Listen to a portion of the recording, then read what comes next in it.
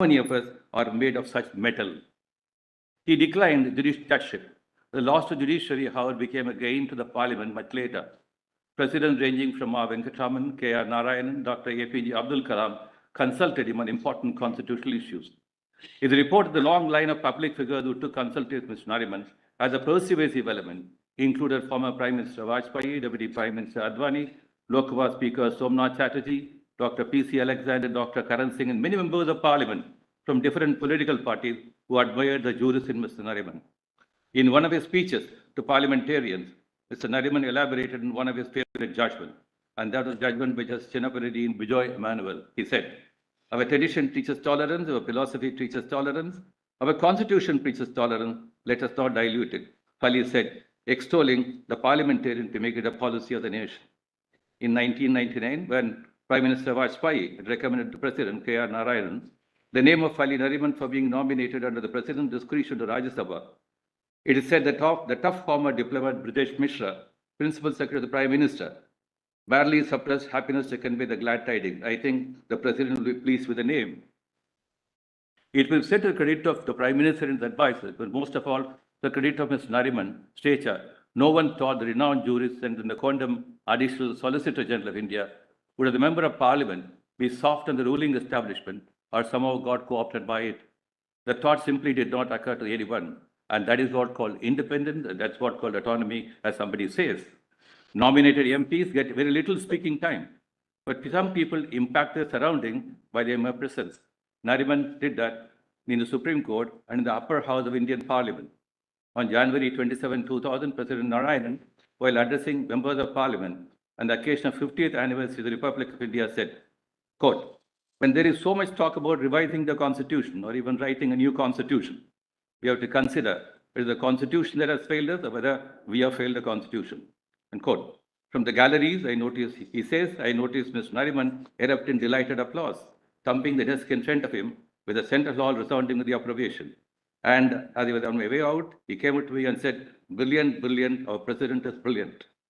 Mr. Nariman, being in Parliament, was akin to a conscience keeper, being in the atrium of India's legislative genius. He represented the Constitution's foundation objectives, his driving force, which was about rights and duties woven into the resplendent short silk of democratic republicanism. During his 6 years as a parliamentarian, the world moved from the 20th century to the 21st, and Mr. Nariman moved from spending time at the bar and before the bench to the red carpeted and maroon upholstered chambers of Parliament. He introduced 4 private member bills in the Rajya Sabha, namely the Disruption of Proceedings of Parliament, Bill 2004, the Judicial Statistics Bill 2004, the Constitution Amendment Bill 2004, to amend Article 217 and 224, and the Representation of People Amendment Bill 2004. He said he received assurance from the government that it would look into matters and 4 questions raised by him relating to budget allocation for elderly persons, prohibition of contract labor, village public telephones, and a general issue relating to Central Vigilance Commission Bill 2003. Some of them have become legislative enactments now. In a country like India, so diverse, so variegated, there is another side to every other side as well, inside every inside. And so be just as one can be, but you will always steal someone out of justice. Mr. Nariman knew this. Nariman called attention to motions relating to the grave situation in Maharashtra due to unprecedented rain and the hike in petrol and diesel price in August 2005. His special mention of Rajya Sabha helped maintain educational autonomy in universities. He also introduced the report of the Committee of Privilege to the Rajya Sabha on December 18, 2000. He has participated in debates on many government legislation and took interest in the lawmaking process. In Mr. Nariman's death, India has lost its tallest spokesman for honesty in public intent and private conduct, probity in public service and private enterprise, and simple decency in public dealing and private equation. He was free of all sanctimony, all pomposity. The brightness of his professional life was so blinding that to miss taking adequate notice of his parliamentary life. He will be failing in our duty if we do not stop and reflect on the life and works of Mr. Nariman as a parliamentarian par excellence. The Indian Parliament is richer today due to its debates, its interventions, and time can never erode the pillars of strength that Mr. Nariman has added to the edifice of Parliament and parliamentary democracy. He led a full life. He has given unto us a great gift in Justice Rohinton Nariman, who has his credit a remarkable professional career and outstanding judicial contribution.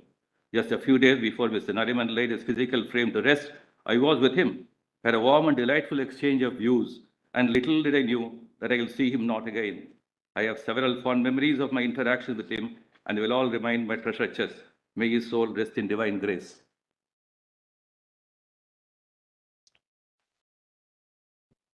Honorable Dr. Chief Justice D.Y. Chantu, Chief Justice of India, other honorable judges of Supreme Court, learned Attorney General for India, Mr. R. Venkatramani, learned Solicitor General for India, Mr. Tushar Mehta, family members of late Mr. Fali S. Nariman, including his noble son, Honorable Mr. Justice Rohinton Fali Nariman, who served as Supreme Court Judge and Solicitor General for India, learned Additional Solicitor General of India, including Mr. Vikramjit Banerjee, Aishwarya Bhatti, and former Additional Solicitor General Mr. C.S. Vaidyanathan and Mr. Viswajit Bhattacharya, former President of Supreme Court Bar Association Mr. Dushyant Dave, and present Vice President Mr. Sukumar Patjoshi, Honorary Secretary Mr. Rohit Pandey, Joint Secretary Mr. Manish Kumar Dubey, Treasurer Yogendra Pawar Jha, Joint Treasurer Mr. Amarendra Kumar Singh, and other distinguished office bearers and members of Supreme Court Bar Association. President Mr. Manoj Kumar Mishra, Vice President Sanyasis Mukherjee, Honorary Secretary Devar, Joint Secretary Ms. Rasmi Malhotra, Treasurer Mr. Puneet Singh Bindra, and Joint Treasurer Mr. Sachin Sharma, and other distinguished office bearers and members of Supreme Court Advocate on Record Association, officers of Registry of Supreme Court, including Secretary General Mr. Atul M. Korhekar, distinguished media persons, my brothers and sisters in legal profession. We have gathered here to pay homage to our most distinguished legal luminary and pure soul, late Mr. Fali S. Nariman, Doyen of the Bar, who passed away in New Delhi on February 21, 23 at the age of 95. In his loss, a void is created among the legal fraternity worldwide. He was a jurist par excellence and a champion of human rights, and he made an indelible imprint in the legal profession. Mr. Fali Nariman started the general practice of law in 1950. Soon, Mr. Nariman built up a large and lucrative practice, particularly in commercial law and civil law. Indeed, he dominated the commercial code. He assisted both Mr. Ashok Sen and Mr. Nani Pal Kiwala in Golaknath case. Mr. Nariman was offered a High Court judgeship in 1996, though he was only 37 years old, and as required in those days, it had the express approval of the Honorable Chief Justice of India, but he respectfully declined that offer. His appearance in an election case for Mr. H.R. Gokhale, later Union Law Minister, felicitated his first independent appearance in the Supreme Court, and he shifted his practice to the Supreme Court. He was designated as senior advocate in 1971.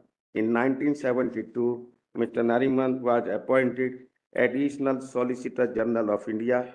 As a champion of human rights, he resigned as Additional Solicitor General of India when emergency was imposed in June 1975.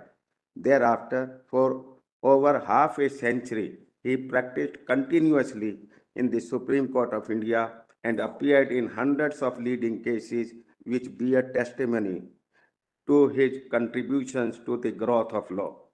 Mr. Nariman had served as Vice President and President of Law Asia. Mr. Nariman was honored with the Padma Bhushan in 2007 and Padma Bhushan in 1991 by Government of India. He has been a mentor to Bar Association of India. He was a nominated member of Rajya Sabha from 1999 to 2005. His advocacy and lucid arguments before the judges are worthy of emulation, particularly by the younger members of the bar. He has inspired generations and has made them believe that one can fulfill every dream with hard work and sincerity. Being the President of Supreme Court Bar Association, I offer condolences to his family and respectfully pay homage to him. Jai Bharat.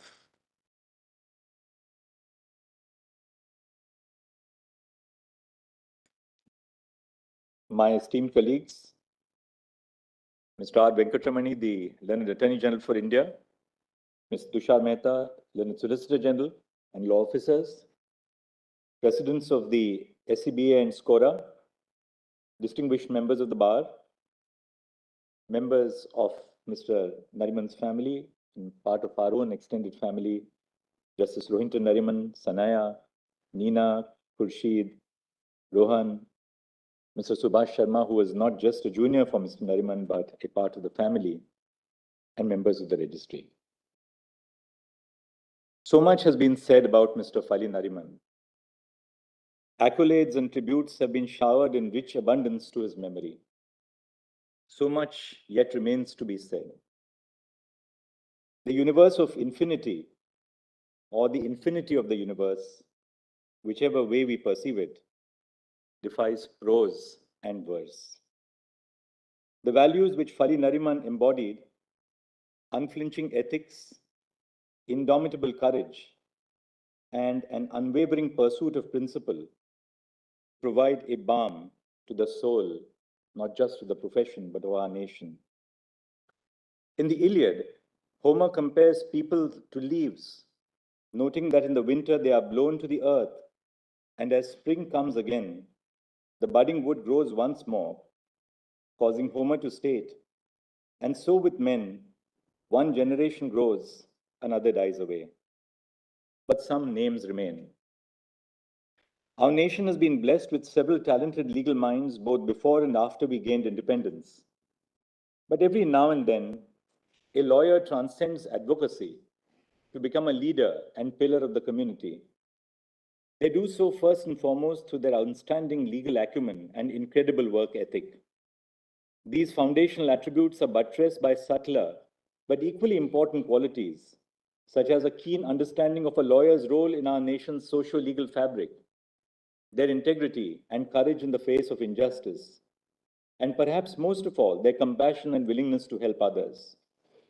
Through their actions, the cases they argue, their written work, and the positions they hold, entire eras of the legal profession come to be associated with their presence. Mr. Nariman was unquestionably a symbol of all this and more. While Mr. Fali Nariman's contribution to the Indian legal profession was the result of his hard work, his very presence in India was the result of unforeseen events, or as some would say, fate. Born on 10 January 1929 in the territory that was then Burma, it was the Japanese invasion of the Indo-Pacific that caused Mr. Nariman's family to migrate to India. The arduous trek in the face of incessant bombing instilled steel in the young child, who by his own admission had until then a rather devoted upbringing.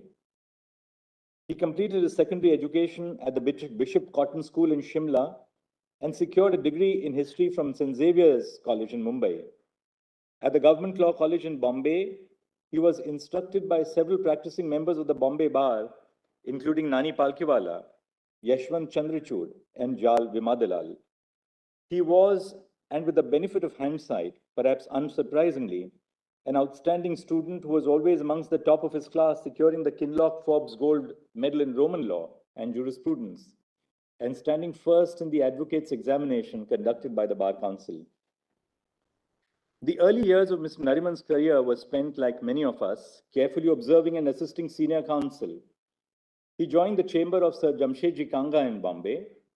The chamber had a veritable assembly line of brilliant juniors, including Marzban Mistri, Rustam Kola, Hormazji Sirbai, Tharseji Bhaba, Soli Sorabji, Jal Vimadalal, and Nani Palkhiwala. Fali Nariman's presence rested easy amongst his peers. He excelled, arguing case after case before distinguished judges, M.C. Chagla, P.B. Gajendra Gadkar, who would be later elevated to the Supreme Court and ultimately hold the position of the Chief Justice of India, S.R. Tendolkar, and J.C. Shah, to name a few. Mr. Nariman always insisted that the more work you'd have, the sharper are your mental faculties. Living by this principle, after a full week arguing in the Bombay High Court, Mr. Nariman often used to travel to Pune to practice in the district court, honing his skills in the art of trial advocacy. Though drawn from the original side, he had no air of superiority or condescension. The phrase, all roads lead to Rome, can aptly be modified for a great many Indian lawyers to say, all roads lead to Delhi. And so it was with Mr. Nariman. Despite his long-standing loyalty to the Bombay Bar, he was gradually pulled in by the gravitational force of this court, which is the ultimate arbiter of constitutional disputes, and the nation was better off for it. While still practicing in Bombay, he began appearing at the Supreme Court, most notably assisting both Ashok Sen and Nani Palkhiwala as they argued the landmark case of Golaknath versus State of Punjab before the 9 judges of this court in 1967. In 1971, he was designated a senior counsel in the Supreme Court. In 1972, he was appointed Additional Solicitor General of India at a time when the Union of India had only 3 law officers, the Attorney General of India, the Solicitor General, and Mr. Nariman, the Additional Solicitor General of India. As Nariman says in his book, Before Memory Fades, a foreigner in Delhi has to establish himself both in integrity and ability. Only then will the Supreme Court bar accept them as one of their own. But once they do so, its members are the most affectionate and loyal of all comrades. Our bar would submit to a decree on admission when I say that Mr. Nariman passed this test with flying colors. He represented the Union of India in this court and at various other fora during his tenure as ASG. He argued seminal cases such as Bennett Coleman versus Union of India. He was a spirited representative of India at international events such as the conferences of Law Asia and the International Law Association. An embodiment of the generous cultured traditions of the Parsi Zoroastrians, he and his gracious spouse Bapsi were full of mirth. They were joyous and spread joy around, complemented in good measure by dhansak and a good tipple. Fali possessed an unending compendium of stories about yesteryear. Bapsi and Fali were never short of his generous chuckle and the glint in the eye. With the imposition of the internal emergency in June 1975, Fali Nariman resigned as Additional Solicitor General. As Martin Luther King once mused, cowardice asks the question, is it safe? Expediency asks the question, is it politic? Vanity asks the question, is it popular? But conscience asks the question, is it right? Mr. Nariman was guided by only one question, the last, is it right? In his later years, Mr. Nariman often described how in the days following his resignation as Additional Solicitor General, visitors to his house dried up to a trickle. However, he continued accomplishments at the Supreme Court are a testament not only to his enduring legal prowess that saw him through turbulent times, but also to that finest tradition of the bar in rising above the disagreements of the day, to unfailingly serve their clients, assist the court, and work towards our nation's betterment. Despite appearing for countless clients of various and diverse backgrounds, creeds, and political dispensations, Mr. Nariman always recognized that his highest duty was to the court and the Constitution. In Air India versus Nargesh Mirza, Mr. Nariman was tasked with defending the national carrier's policy of compelling air hostesses to retire upon their first pregnancy. Recognizing the incongruity between Air India's policy and the prohibition on sex discrimination found in Articles 14 and 15 of the Constitution, Mr. Nariman did not unthinkingly defend the policy, but instead impressed on Air India the need to amend their ways. As Justice Syed Murtaza Fazal Ali recorded in the case, in fact, he says, as a very fair and conscientious counsel, Mr. Nariman realized the inherent weakness and the apparent absurdity of the aforesaid impugned provision. And in the course of his arguments, he stated that he had been able to persuade the management of Air India to amend the rules so as to delete first pregnancy as a ground for termination of the service. The ultimate test of a moral person is their willingness to raise a voice for justice, even when it means rocking the boat. In this case, as he would say, the aircraft. And Mr. Nariman was always willing to speak for what was right and just. Mr. Nariman's distinguished career continued throughout the remainder of the 20th century and into the 21st. His arguments in key cases influenced the very foundations of constitutional and public law. such as his noteworthy contributions to the second, third, and fourth judges' cases on judicial appointments in 1993, 1998, and 2014. His client, as he would say, was the independence of the judiciary. He argued cases on the rights of minority educational institutions under Article 30 of the Constitution, culminating in the seminal TMA Pai Foundation versus the state of Karnataka decision. Away from Delhi, he was also a seasoned lawyer before various tribunals established under the Interstate River Water Disputes Act 1956, representing the state of Karnataka for over 30 years in the Kaveri water sharing dispute. Our time here is too brief to recount even a fraction of his noteworthy arguments in our courts, but I would be remiss to not mention the arguments he advanced in Suresh Kumar Kaushal versus Naz Foundation. Mr. Nariman argued that Section 377 of the Indian Penal Code cannot criminalize sexual acts between consenting adults and urged the court to change with the times. Despite the court upholding the provision, the passage of time and the eventual overruling of Suresh Kaushal in Navtej Singh Johar has since vindicated Mr. Nariman's argument and his constitutional vision of equality and dignity. The hallmark of a great lawyer is not one who wins, but one who fights well, and in doing so furthers the judge's own understanding of the issues. Mr. Nariman was truly amongst the very best. Lawyers are often likened to soldiers, engaged in gladiatorial combat before the bench. But in his own tribute to Motilal Setalvad, Mr. Nariman distinguished between soldiers and grand old lawyers, noting, "Old soldiers never die, they only fade away. Grand old men only die, but they never fade away." Words that have a particular resonance as we are gathered here this morning. Mr. Nariman's contribution to the legal profession transcended the court. He was the president of the Bar Association of India from 1991 to 2010 and a member of the International Commission of Jurists from 1995 to 1998. He served as a vice chairperson of the Court of Arbitration of the International Chamber of Commerce and as a member of the London Court of International Arbitration. Public law became a part of his flesh and blood, but he was at heart a quintessential lawyer who had found his moorings in commercial law. Arbitration was close to his heart. Conferences of the Permanent Court of Arbitration were never complete without his presence. In 1991, he was awarded the Padma Bhushan, and in 2017, the Padma Vibhushan. In his time, he also served as a nominated member of the Rajya Sabha from 1999 to 2005, which the learned Attorney General has recounted. Despite scaling these incredible heights, Nariman always maintained that greatness and modesty go hand in hand. He was a man truly in the mold of his mentor, Sir Jamshedji Kanga, who famously, even at the age of 92, always insisted, "I am still learning." Even after retiring from active practice, he authored numerous articles and books that have inspired countless lawyers, the most recent of which, titled "You Must Know Your Constitution," was published a few months ago. By writing opinion pieces in newspapers on complex legal issues and constitutional doctrine, Mr. Fali Nariman tried to ensure that legal discourse is not limited to lawyers and judges and reaches the wide spectrum of society. A few months ago, I had written to Mr. Nariman requesting him to contribute an essay to a volume on 75 years of the Supreme Court that we will be publishing in a few months. At about noon on the day before his passing, we received an email with his essay with a gracious hand-signed note. I'm also reliably informed that right until the night before his passing, he was meticulously settling the draft of a written submission for an upcoming Constitution bench hearing on arbitration law. His mental agility, dedication to his work, and commitment to the law remained uncompromised till the day he finally rested.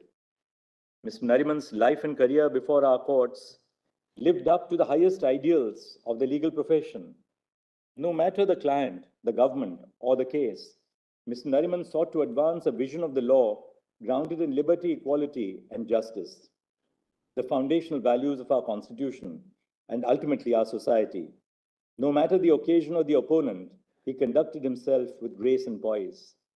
As recently as in 2022, he wrote for the Indian Express that a futuristic court is not just one that is technology-enabled, but also that which is independent. He wrote, "First and foremost, the judiciary as an institution needs to preserve its independence. And to do this, it must strive to maintain the confidence of the public in the established courts. The independence of judges is best safeguarded by the judges themselves through institutions and organizations that the law empowers them to set up. Mr.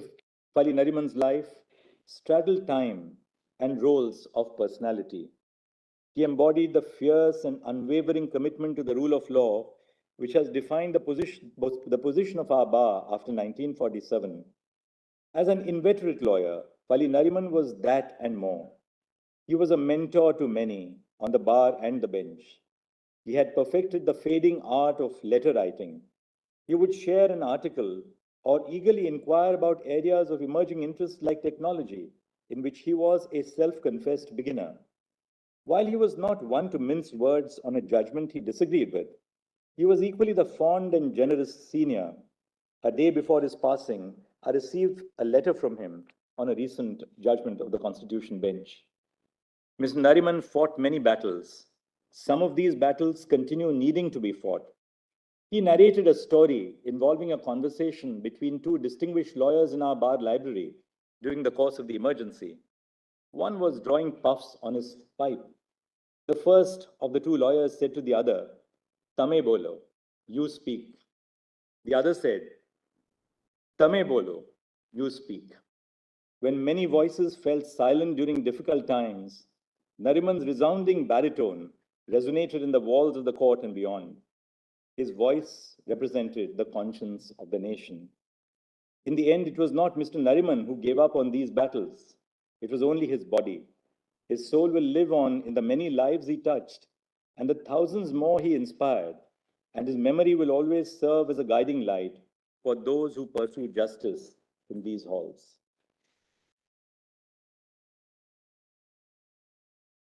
I request you all to stand up and observe 2 minutes silence in memory of late Shri Fali Nariman, Senior.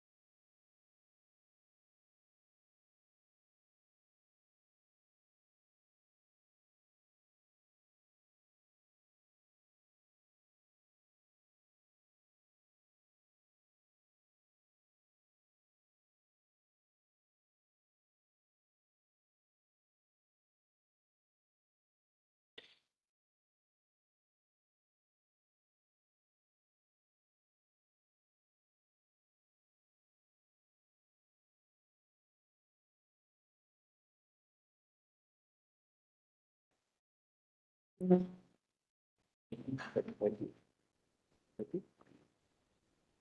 court will sit for normal work at 11:30 a.m. Proceedings of the court.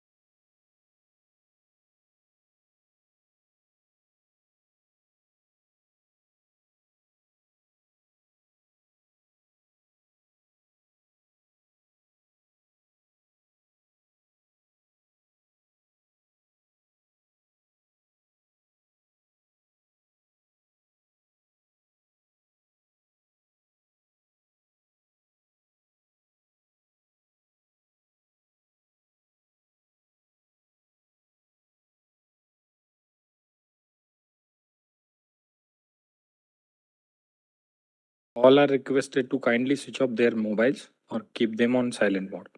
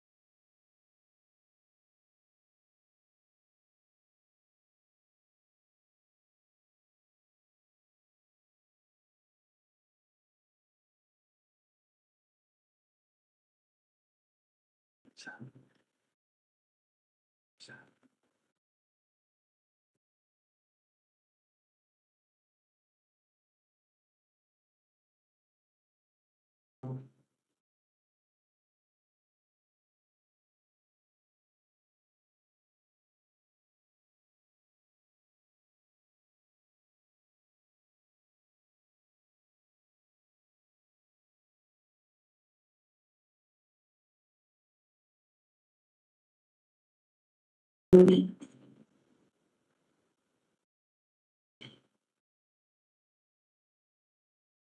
I have your lordship's permission to commence the proceedings of the court?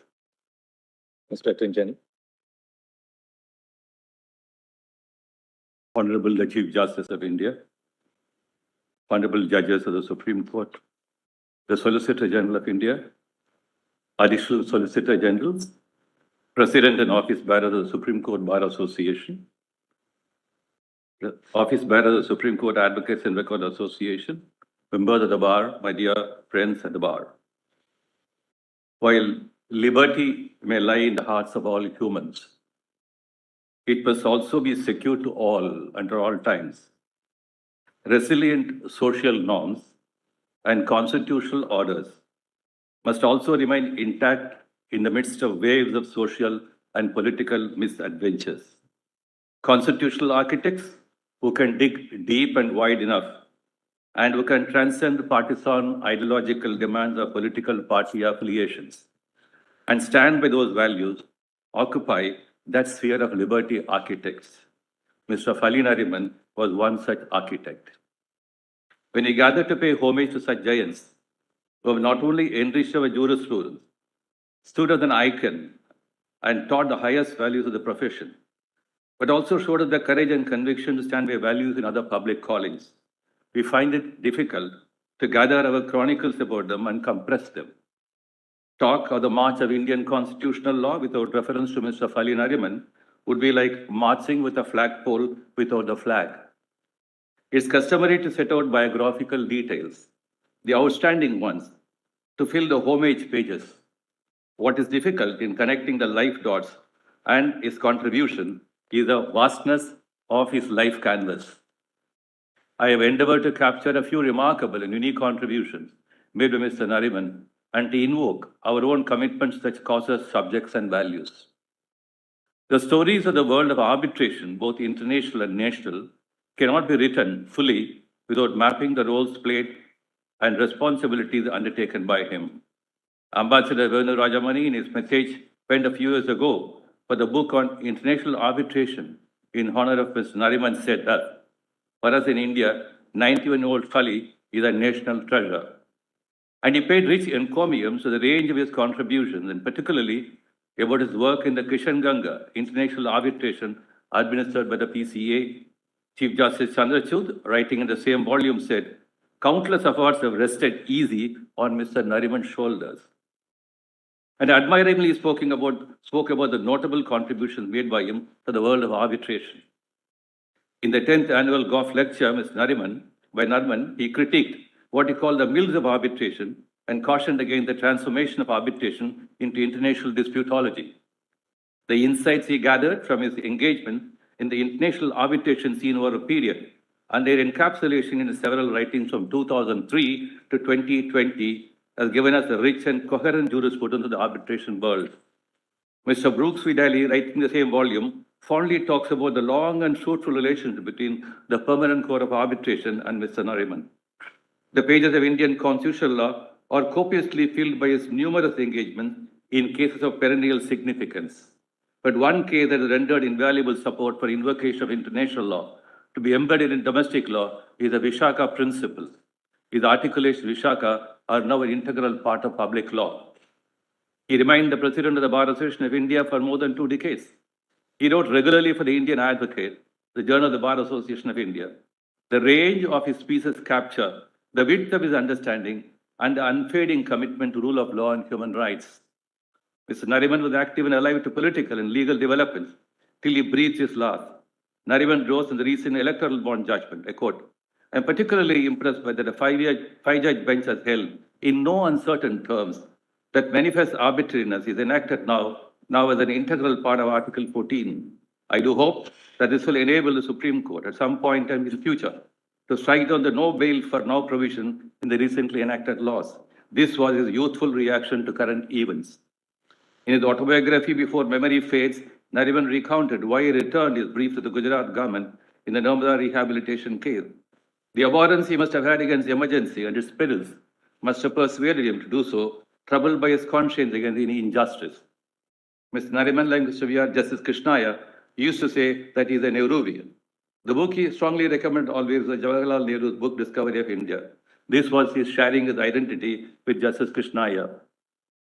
Relying on this book, he commented that acceptance of all diversity is the sole ideology that could hold India together.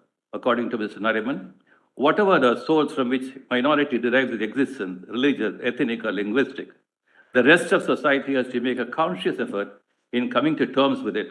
But the fact of life is that the larger the majority community with greater political power, the lesser the inclination to make efforts to build bridges, unquote. Civil liberties, fundamental rights, free speech, press freedom, cultural and educational rights of religious and linguistic minorities, the right to property, among others, were all dear to his heart. They were so dear to him that he always wrote and talked about all of them. Being a foremost lawyer in a corporate matters, as in any other field, Mr. Nariman was a natural choice to represent Union Carbide Corporation in the Bhopal gas tragedy case. Professor Bakshi spoke with Nariman for his role in the Union Carbide case. Bakshi's critical letter and his reply to it faithfully published by Nariman in his autobiography. In a later interview with Karan Thapa, he expressed regret for his decision to appear for the Union Carbide Corporation. How many of us are made of such metal? He declined judgeship. The loss to judiciary, however, became a gain to the parliament much later. Presidents ranging from R. Venkatraman, K.R. Narayanan, Dr. A.P.J. Abdul Kalam consulted him on important constitutional issues. It reported the long line of public figures who took consultation with Mr. Nariman as a persuasive element included former Prime Minister Vajpayee, Deputy Prime Minister Advani, Lok Sabha Speaker Somnath Chatterjee, Dr. P.C. Alexander, Dr. Karan Singh, and many members of parliament from different political parties who admired the jurist in Mr. Nariman. In one of his speeches to parliamentarians, Mr. Nariman elaborated on one of his favorite judgments, and that was judgment by Justice Chinnapareddy in Bijoy Emmanuel. He said, "Our tradition teaches tolerance, our philosophy teaches tolerance, our constitution preaches tolerance, let us not dilute it." Fali said, extolling the parliamentarian to make it a policy of the nation.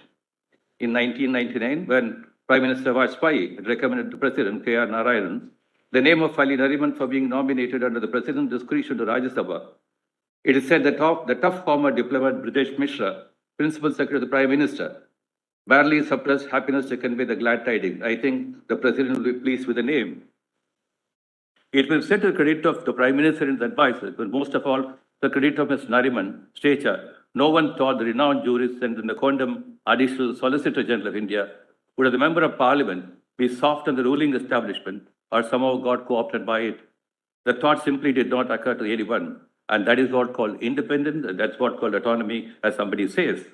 Nominated MPs get very little speaking time, but some people impact their surrounding by their mere presence. Nariman did that in the Supreme Court and in the upper house of Indian Parliament. On January 27, 2000, President Narayanan, while addressing members of Parliament on the occasion of 50th anniversary of the Republic of India, said, quote, when there is so much talk about revising the Constitution or even writing a new Constitution, we have to consider whether the Constitution that has failed us or whether we have failed the Constitution. Unquote. From the galleries, I noticed, he says, I noticed Mr. Nariman erupt in delighted applause, thumping the desk in front of him with the central hall resounding with the approbation. And as he was on my way out, he came up to me and said, brilliant, brilliant, our president is brilliant. Mr. Nariman, being in Parliament, was akin to a conscience keeper, being in the atrium of India's legislative genius. He represented the Constitution's foundation objectives, his driving force, which was about rights and duties woven into the resplendent short silk of democratic republicanism. During his 6 years as a parliamentarian, the world moved from the 20th century to the 21st, and Mr. Nariman moved from spending time at the bar and before the bench to the red carpeted and maroon upholstered chambers of Parliament. He introduced 4 private member bills in the Rajya Sabha, namely the Disruption of Proceedings of Parliament, Bill 2004, the Judicial Status Bill 2004, the Constitution Amendment Bill 2004 to amend Articles 217 and 224, and the Representation of People Amendment Bill 2004. He said he received assurance from the government that it would look into matters and 4 questions raised by him relating to budget allocation for elderly persons, prohibition of contract labor, village public telephones, and a general issue relating to Central Vigilance Commission Bill 2003. Some of them have become legislative enactments now.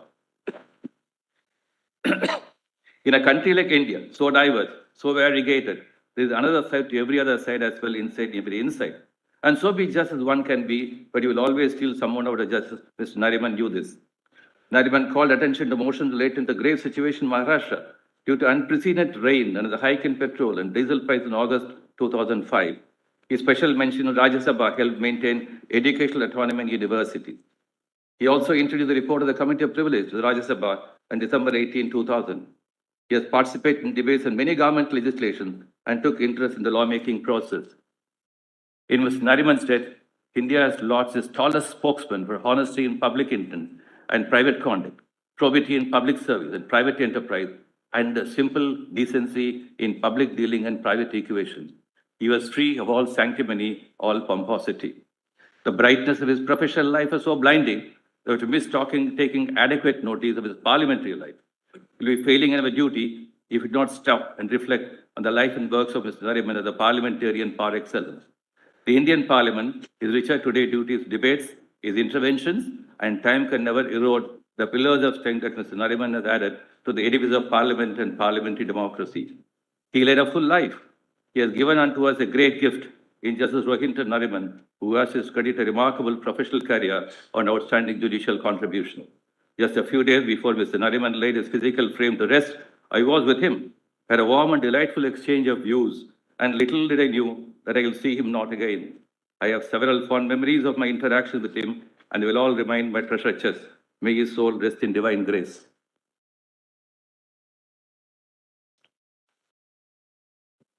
Honorable Dr. Chief Justice D.Y. Chantu, Chief Justice of India, other honorable judges of Supreme Court, learned Attorney General for India, Mr. R. Venkatramani, learned Solicitor General for India, Mr. Tushar Mehta, family members of late Mr. Fali S. Nariman, including his noble son, Honorable Mr. Justice Rohinton Fali Nariman, who served as Supreme Court Judge and Solicitor General for India, learned Additional Solicitor General of India, including Mr. Vikramjit Banerjee, Aishwarya Bhati, and former Additional Solicitor General Mr. C.S. Vaidyanathan and Mr. Viswajit Bhattacharya, former President of Supreme Court Bar Association Mr. Dushyant Dave, and present Vice President Mr. Sukumar Patjoshi, Honorary Secretary Mr. Rohit Pandey, Joint Secretary Mr. Manish Kumar Dubey, Treasurer Yogendra Pawar Jha, Joint Treasurer Mr. Amrendra Kumar Singh, and other distinguished office bearers and members of Supreme Court Bar Association, President Mr. Manoj Kumar Mishra, Vice President Sanyasis Mukherjee, Honorary Secretary Devar, Joint Secretary Ms. Rasmi Malhotra, Treasurer Mr. Puneet Singh Bindra, and Joint Treasurer Mr. Sachin Sharma, and other distinguished office bearers and members of Supreme Court Advocate on Record Association, officers of Registry of Supreme Court, including Secretary General Mr. Atul M. Korhekar, distinguished media persons, my brothers and sisters in legal profession. We have gathered here to pay homage to our most distinguished legal luminary and pure soul, late Mr. Fali S. Nariman, Doyen of the Bar, who passed away in New Delhi on February 21, 23 at the age of 95. In his loss, a void is created among the legal fraternity worldwide. He was a jurist par excellence and a champion of human rights, and he made an indelible imprint in the legal profession. Mr. Fali Nariman started the general practice of law in 1950. Soon, Mr. Nariman built up a large and lucrative practice, particularly in commercial law and civil law. Indeed, he dominated the commercial code.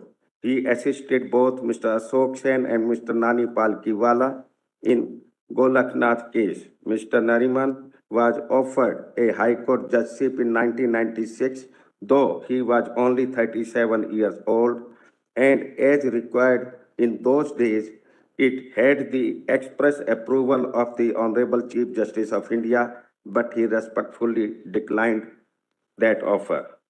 His appearance in an election case for Mr. H.R. Gokhale, later Union Law Minister, felicitated his first independent appearance in the Supreme Court, and he shifted his practice to the Supreme Court.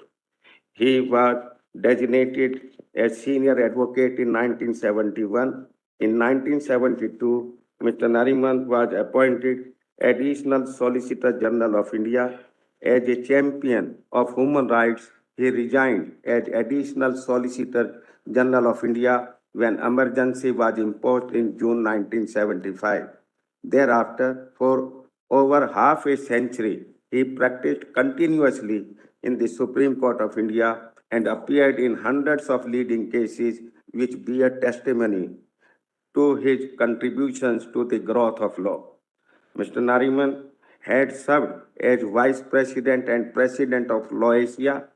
Mr. Nariman was honored with the Padma Bhushan in 2007 and Padma Bhushan in 1991 by Government of India.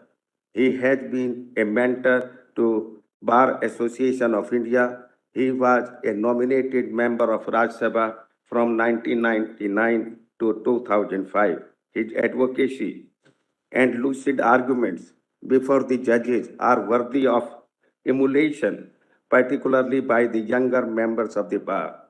He has inspired generations and has made them believe that one can fulfill every dream with hard work and sincerity. Being the president of Supreme Court Bar Association, I offer condolences to his family and respectfully pay homage to him. Jai Bharat.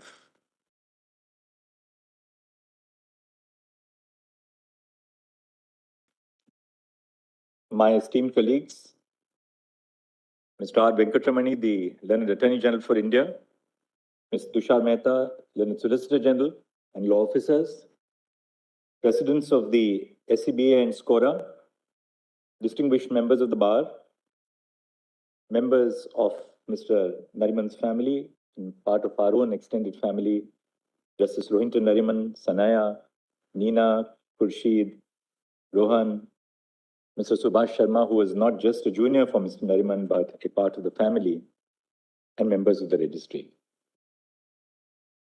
So much has been said about Mr. Fali Nariman. Accolades and tributes have been showered in rich abundance to his memory. So much yet remains to be said. The universe of infinity, or the infinity of the universe, whichever way we perceive it, defies prose and verse. The values which Fali Nariman embodied, unflinching ethics, indomitable courage, and an unwavering pursuit of principle, provide a balm to the soul, not just to the profession, but to our nation. In the Iliad, Homer compares people to leaves, noting that in the winter they are blown to the earth, and as spring comes again, the budding wood grows once more, causing Homer to state, and so with men, one generation grows, another dies away. But some names remain. Our nation has been blessed with several talented legal minds both before and after we gained independence. But every now and then, a lawyer transcends advocacy to become a leader and pillar of the community. They do so first and foremost through their outstanding legal acumen and incredible work ethic. These foundational attributes are buttressed by subtler but equally important qualities, such as a keen understanding of a lawyer's role in our nation's socio-legal fabric, their integrity and courage in the face of injustice, and perhaps most of all, their compassion and willingness to help others. Through their actions, the cases they argue, their written work, and the positions they hold, entire eras of the legal profession come to be associated with their presence.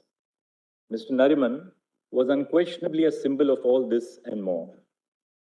While Mr. Fali Nariman's contribution to the Indian legal profession was the result of his hard work, his very presence in India was the result of unforeseen events, or as some would say, fate. Born on 10 January 1929 in the territory that was then Burma, it was the Japanese invasion of the Indo-Pacific that caused Mr. Nariman's family to migrate to India. The arduous trek in the face of incessant bombing instilled steel in the young child, who by his own admission had until then a rather devoted upbringing. He completed his secondary education at the Bishop Cotton School in Shimla and secured a degree in history from St. Xavier's College in Mumbai. At the Government Law College in Bombay, he was instructed by several practicing members of the Bombay Bar, including Nani Palkiwala, Yashwant Chandrachud, and Jal Vimadalal.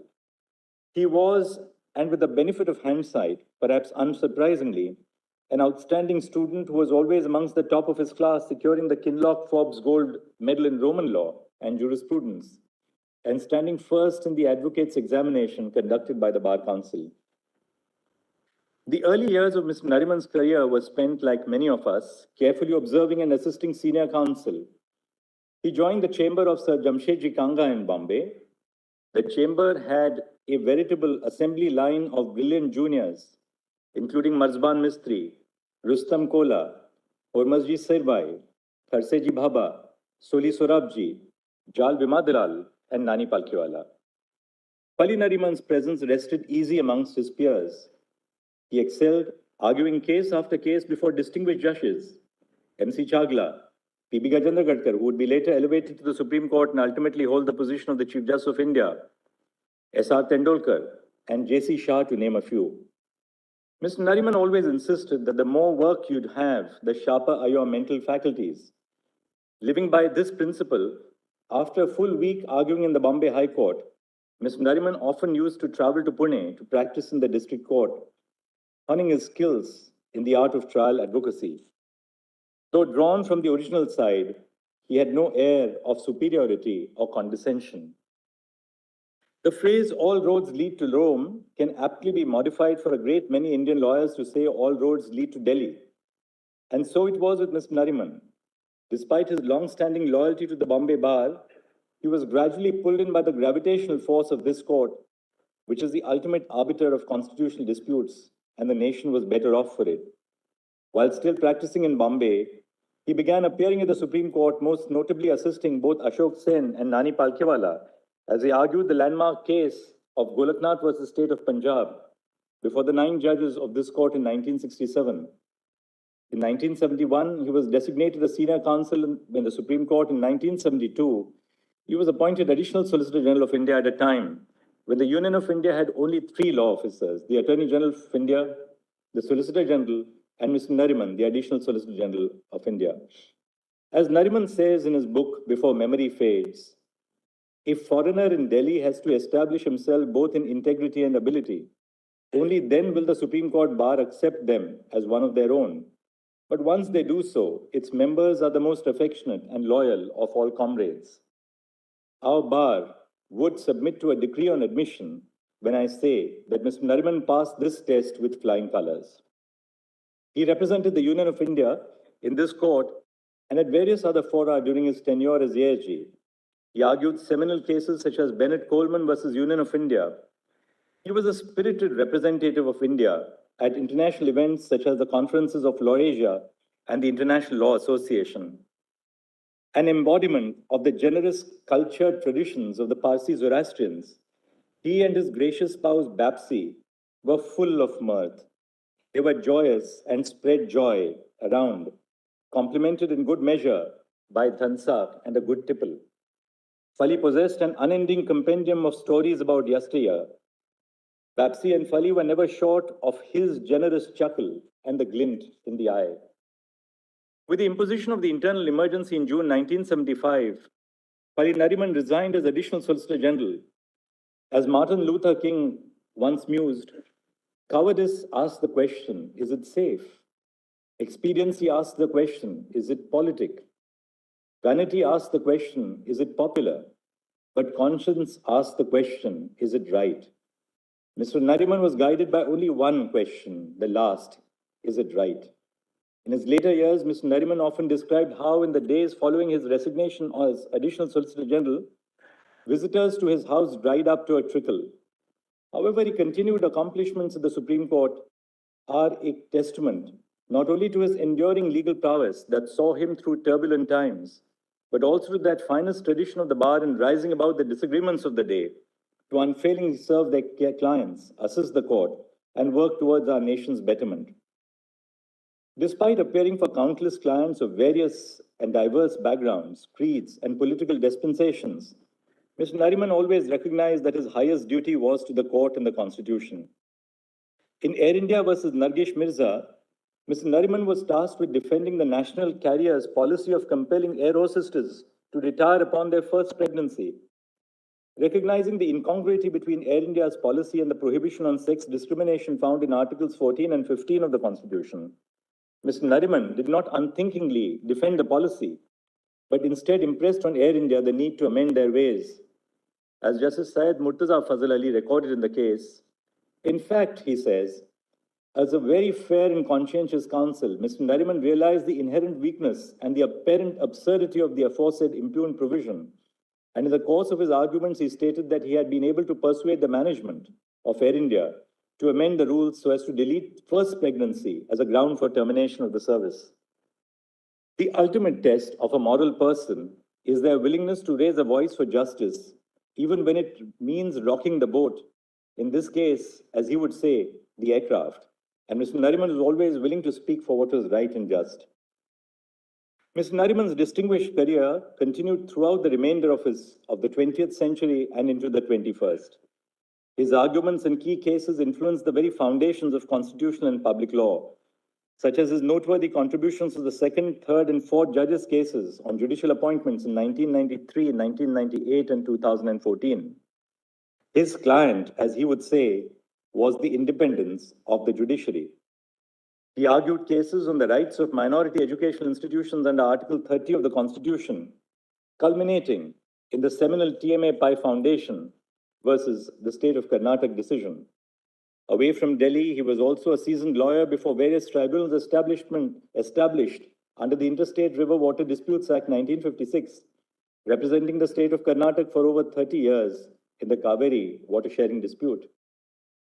Our time here is too brief to recount even a fraction of his noteworthy arguments in our courts, but I would be remiss to not mention the arguments he advanced in Suresh Kumar Kaushal versus Naz Foundation. Mr. Nariman argued that Section 377 of the Indian Penal Code cannot criminalize sexual acts between consenting adults and urged the court to change with the times. Despite the court upholding the provision, the passage of time and the eventual overruling of Suresh Kaushal in Navtej Singh Johar has since vindicated Mr. Nariman's argument and his constitutional vision of equality and dignity. The hallmark of a great lawyer is not one who wins, but one who fights well, and in doing so, furthers the judge's own understanding of the issues. Mr. Nariman was truly amongst the very best.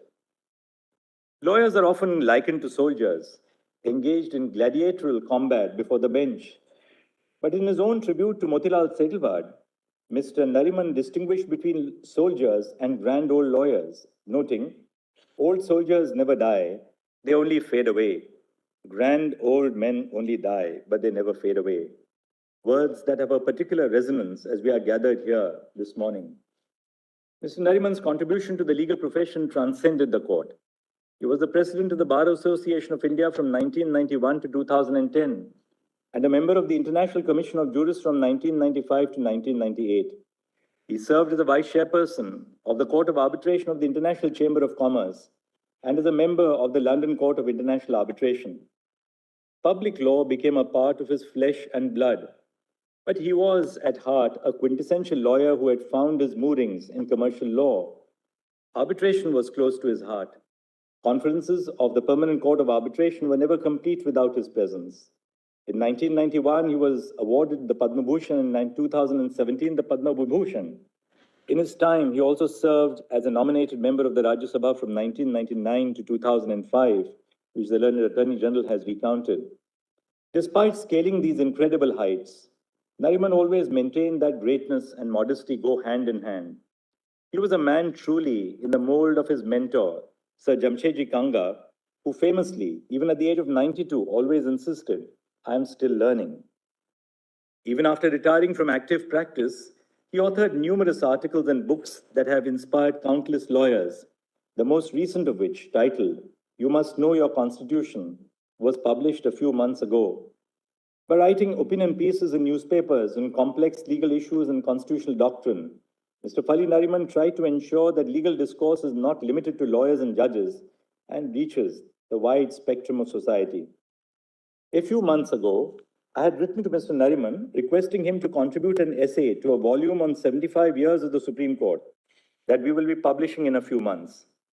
At about noon on the day before his passing, we received an email with his essay with a gracious hand-signed note. I'm also reliably informed that right until the night before his passing, he was meticulously settling the draft of a written submission for an upcoming Constitution bench hearing on arbitration law. His mental agility, dedication to his work, and commitment to the law remained uncompromised till the day he finally rested. Mr. Nariman's life and career before our courts lived up to the highest ideals of the legal profession.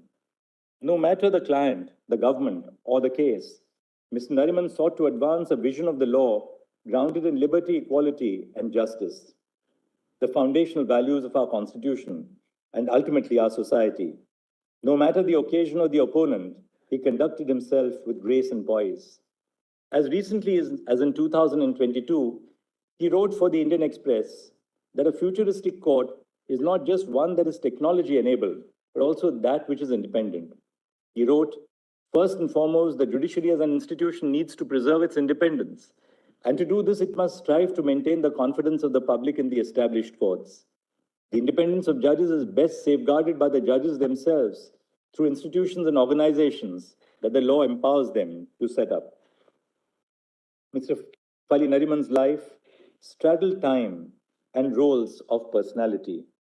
He embodied the fierce and unwavering commitment to the rule of law, which has defined the position of our bar after 1947.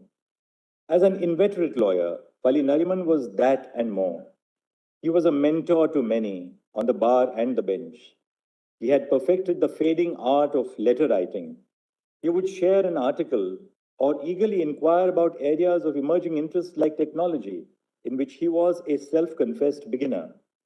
While he was not one to mince words on a judgment he disagreed with, he was equally the fond and generous senior. A day before his passing, I received a letter from him on a recent judgment of the Constitution bench. Mr. Nariman fought many battles. Some of these battles continue needing to be fought. He narrated a story involving a conversation between two distinguished lawyers in our bar library during the course of the emergency. One was drawing puffs on his pipe. The first of the two lawyers said to the other, Tame bolo, you speak. The other said, Tame bolo, you speak. When many voices fell silent during difficult times, Nariman's resounding baritone resonated in the walls of the court and beyond. His voice represented the conscience of the nation. In the end, it was not Mr. Nariman who gave up on these battles. It was only his body. His soul will live on in the many lives he touched and the thousands more he inspired, and his memory will always serve as a guiding light for those who pursue justice in these halls.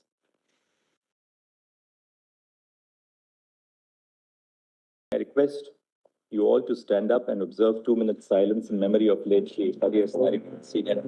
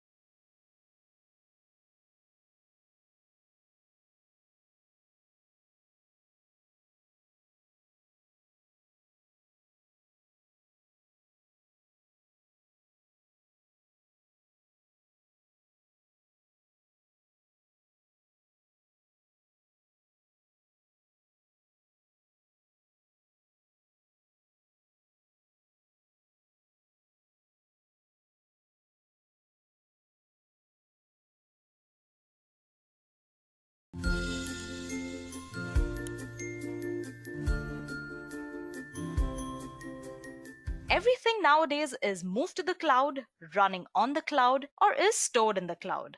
Hence, the demand for certified cloud practitioners is increasing across all sectors of the economy, and it has now become an essential skill that you need to make it in the web development industry. Hi all, I welcome you to this Edureka session, which will serve as a roadmap to the AWS Cloud Practitioner certification. The main objective here is to be able to prove that you can work with cloud computing and with AWS. So you're going to have a lot more job opportunities available to you. So before we begin, let's address a few questions that you all might have about the CCP or the Certified Cloud Practitioner to determine whether it's the right certification for you. So the CCP is all about the foundational knowledge, and what that means is that it can show stakeholders that you know your way around the AWS console. You know the general offerings from AWS, and it's like a light version of the Solutions Architect Associate, which is another certification offered by AWS. But CCP has some very unique offerings which no other certification on AWS platform have, which is that it has a strong focus on billing and business-centric concepts. And that is why it makes a lot of sense why a lot of people who try to obtain the CCP are in sales or management, because it's going to give them the knowledge to help inform stakeholders and business leaders the reasons as to why they should use AWS. So the next thing that probably might confuse a few people is that why should they get this certification? Firstly, it's one of the easiest AWS certifications out there. So if not anything, it should definitely give you a confidence boost. It basically adds to your certification count superficially if that's something your companies care about, and that is why you don't see a lot of developers doing this certification. The second thing is it gets you familiar with your test and its environment. Now, if you're somebody that aspires to take the Solutions Architect Associate exam, you wouldn't want that to be your first exam, because it could prove to be pretty hard in an unfamiliar environment. But like we discussed before, this is a way simpler exam to approach. After succeeding in the CCP, you could definitely proceed to prepare for the Solutions Architect Associate or any other advanced certification. Moving on, let's discuss how long would you take to prepare for this exam. Now, if you are a developer, you're already working in the industry, you can pass this exam in less than a week. You need about 8 hours of structured practice, and that should do it for you. If you are a bootcamp graduate, we'd recommend about 15 hours, which is equivalent to a week and a half of studying and practice, and you shall be good to go. Finally, if you're from the sales and management background, you probably do not have a lot of developer experience or experience with the cloud infrastructure. So we're looking at about 20 hours of study, but once you get a grasp of the concepts, it should be fairly easy for you to crack this examination. And it's not really a huge time requirement.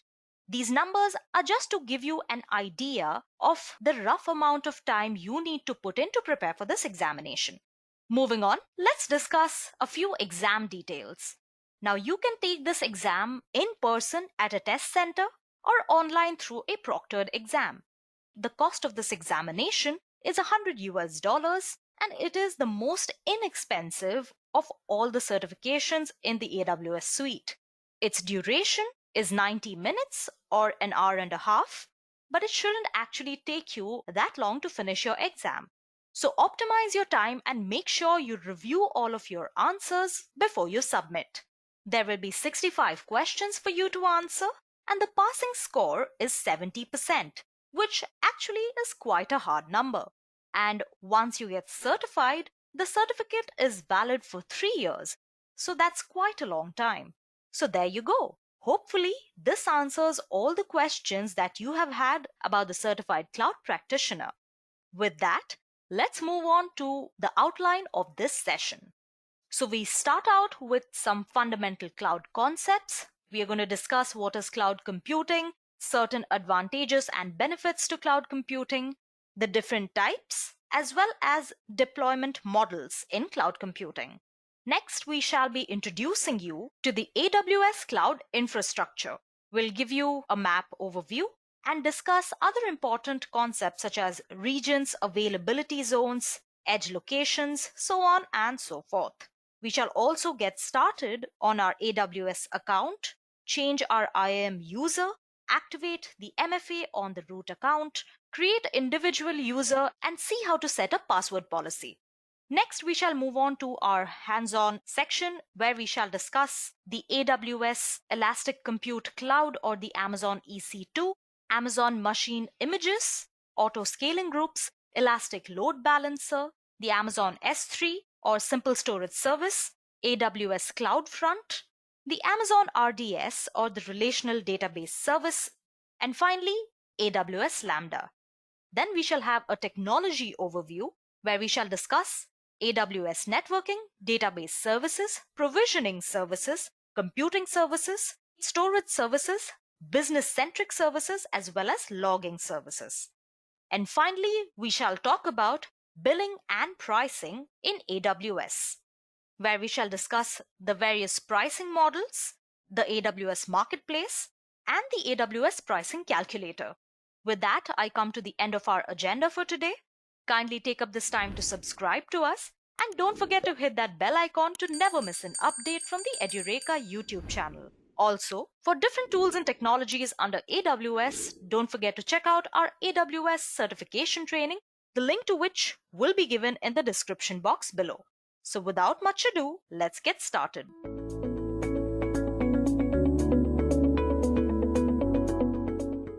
Firstly, let's understand why cloud. To understand this, we need to understand the situation that existed before cloud came into existence. So what happened back then? Well, firstly, in order to host a website, you had to buy a stack of servers. And we all know that servers are very costly. So that meant we ended up paying a lot of money. Next was the issue of traffic. Now, as we all know, if we are hosting a website, we are dealing with traffic that is not constant throughout the day. And that meant more pain. We would understand that as we move further. And the other thing was monitoring and maintaining your servers. Yes, this is a very big problem. Now, all these issues, they led to certain disadvantages. What are those? As I mentioned, servers are very costly. Yes, the setup was again costly, and thus you ended up paying a lot of money. And there were other factors contributing to this point. Let's discuss those as well. One, troubleshooting was a big issue. Since you're dealing with a business, your prime focus is on taking good decisions so that your business does well. But if you end up troubleshooting problems or you focus more on infrastructure related issues, then you cannot focus more on your business, and that was a problem. So either you had to do multitasking or you had to hire more people to focus on those issues. Thus, again, you ended up paying more money. As I've discussed, the traffic on a website is never constant. And since it varies, you are not certain about its patterns. Say, for example, I need to host a website. And for that, what I decide is I'm reserving 2 petabytes of total memory for my usage based on the traffic.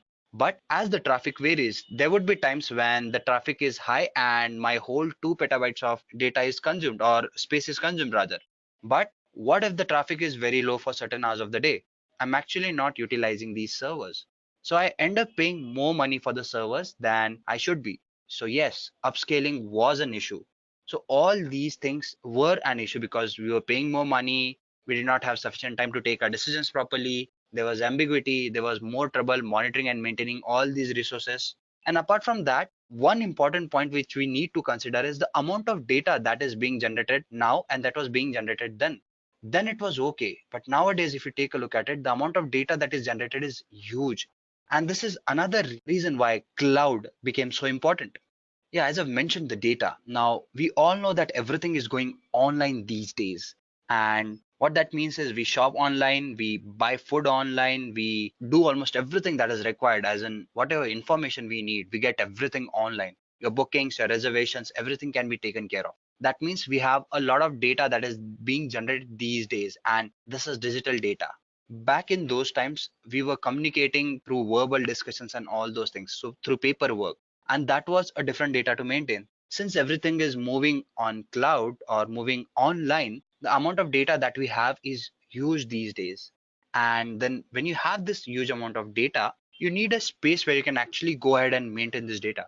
So yes, again, there was a need of this space.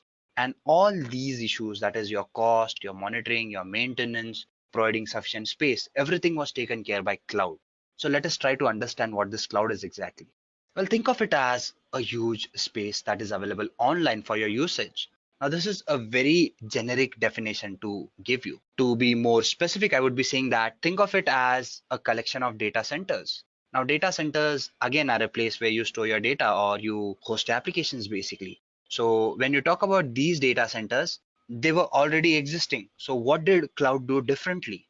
Well, what cloud did was it made sure that you are able to orchestrate your various functionings, your applications, managing your resources properly by combining all these data centers together through a network and then providing you the control to use these resources and to manage them properly.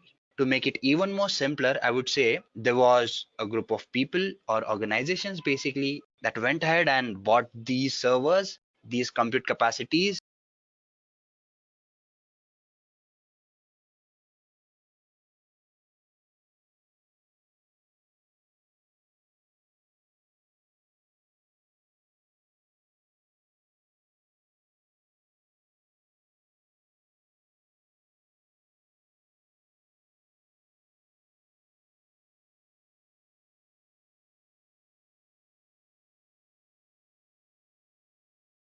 Is not alcoholic liquor for human consumption, but can be used as raw material input after processing and substantial dilution in the production of whiskey, gin, country liquor, etc. Entry 8 relates to production also. My lord, why should ethyl alcohol at 95%, which is one of the raw materials, or which is used as a base for preparing different varieties of Indian-made foreign liquor or country liquor for that matter, where only there is a dilution by addition of water, why should it fall outside the purview of alcoholic liquor for human consumption as mentioned in entry 8?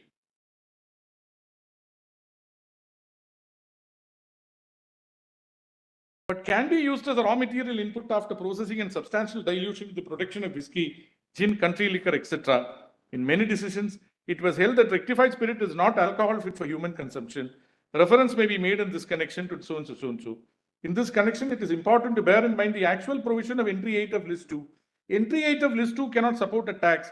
The above entry contains the word intoxicating liquor. The meaning of the expression intoxicating liquor has been rightly interpreted by the Bombay High Court in Balsara. The decision of the Bombay High Court is reported in so and so. In that light, perhaps, the observation of Justice Fazal Ali in Balsara's case requires reconsideration. It appears that in the light of the new experience and development, it is necessary to state that intoxicating liquor must mean liquor which is consumable by human being as it is and as such. When the word liquor was used by Justice Fazal Ali, they did not have the awareness of full use of alcohol as industrial alcohol. The point is not that, the boot is on the other foot. Can it be used as potable liquor? It is true that alcohol was used for industrial purposes then also, but the full potentiality of that user was not then comprehended or understood. With the passage of time, meanings do not change, but new experiences give new color to the meaning. In Harshankar's case, a bench of 5 judges have surveyed the previous authorities. That case dealt with the auction of the right to sell potable liquor. The position laid down in that case was that the state had the exclusive privilege or right of manufacturing and selling liquor, and it had the power to hold public auctions for granting the right or privilege to sell liquor, and that traditionally intoxicating liquors were the subject matters of state monopoly, and that there was no fundamental right in the citizen to carry on trade or business in liquor. All the authorities from Kuvarji Barucha to Harshankar dealt with the problems or disputes arising in connection with the sale, auction, licensing or use of potable liquor. Now, my lord, in para 77,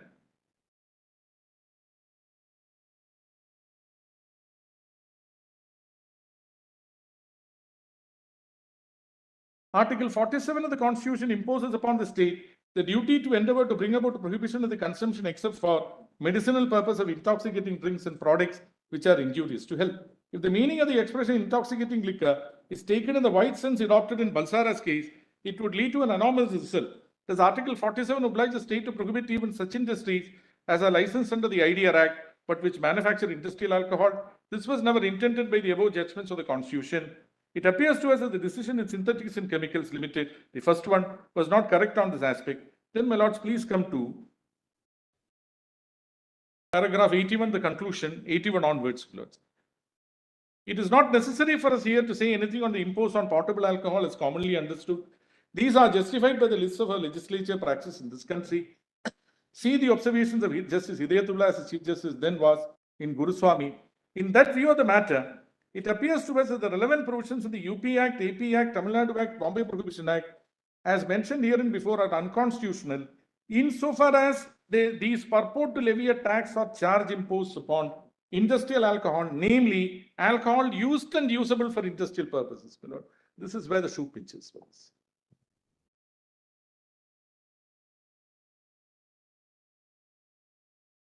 In our respectful submission, this would be correct. Para 82 could be affirmed if instead of industrial alcohol, it is used as denatured spirit.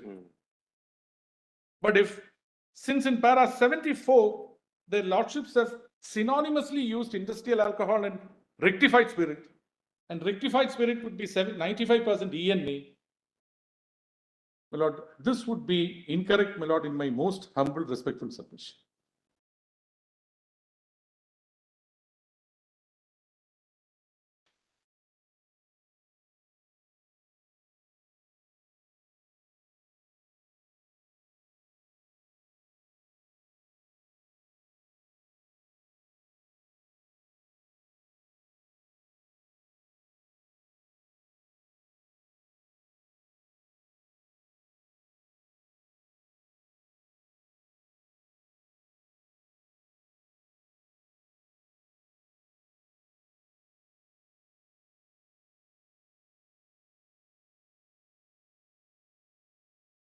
While arriving at this conclusion in paragraph 82, Milords. there must have been a discussion on the content of entry 8, list 2. There was. On the scope and ambit of that. Para 41, my lord, contains that. It's at the bottom of 74. Para 74. At the bottom. I have read. I have read para 74. 67. Yes, my lord. Could your lordships have a look at para 41 and then 67? There's a reference to para 41. There is a reference to it in para 41. That is a PDF page 37.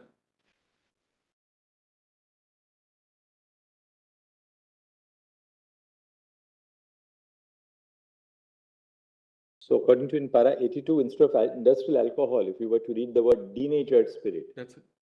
that would solve That the would suffice. That would suffice. Lord, your ladyship was asking about the Which discussion. para were you saying, Mr. Giri? 44, is it? 41. 41. 41 at PDF page 37.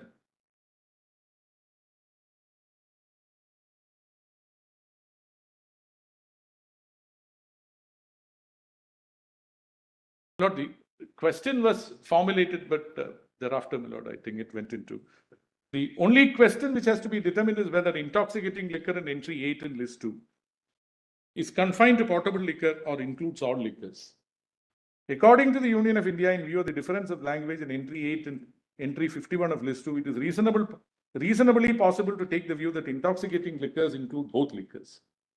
It was submitted by the Union of India that there are no grounds for overruling Balsara, decided in 51 after 38 years, particularly when it has been followed and applied in later decisions. In that case, it upheld the power of the states to completely prohibit, manufacture, sell, etc. potable liquor. It struck down the provisions of the Bombay Act insofar as it imposed restrictions on medicinal and toilet preparations as violative of 19(1)(f) of the Constitution. It is stated that this decision had proceeded on the basis that there could not be a complete prohibition in regard to medicinal preparations containing alcohol. Hence, it was submitted that so far as alcohol not fit for human consumption is concerned, it cannot be held that trade in such an article cannot be considered to be a noxious trade. It will be a noxious trade only when it is produced or manufactured for purposes of human consumption. It is submitted that Indian mica and micanite industries versus state of Bihar. This court was dealing with denatured spirit and had held that Bihar Odisha Excise Act, insofar as it related to denatured spirit, was regulating trade and business in public interest, and that entry 8 of list 2 comprehends all liquors containing alcohol. The state's privilege to completely prohibit or farm out liquor containing alcohol for human consumption does not comprehend, according to the Union of India, a similar right of a state with regard to other intoxicating liquids containing alcohol. According to the Union of India, to so prohibit or collect fee for farming out would be unconstitutional under 19(1)(g) of the Constitution, on the same principle on which the provisions of the Bombay Act were struck down in Balsara. It was further stated on behalf of the Union of India that Parliament has legislative competence with regard to power alcohol, providing for levy of central excise duty. See the central excise, but the discussion remains unconclusive in 41. Mr. Dwivedi says 67, 74 I have already read. 74 I have already read out to your options. In my respectful submission, alcohol fit for in entry 8.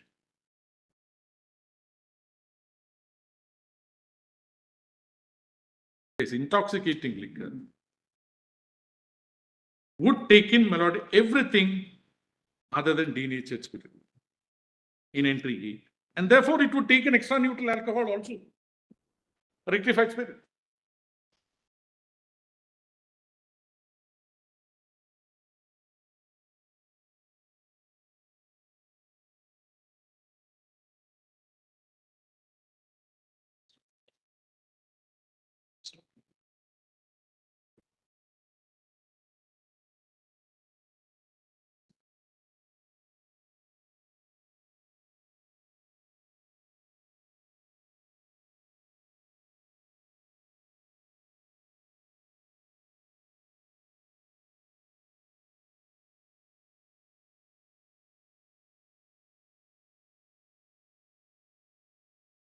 Yes.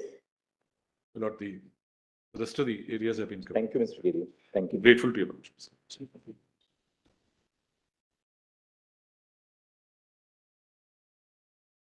Deeply grateful.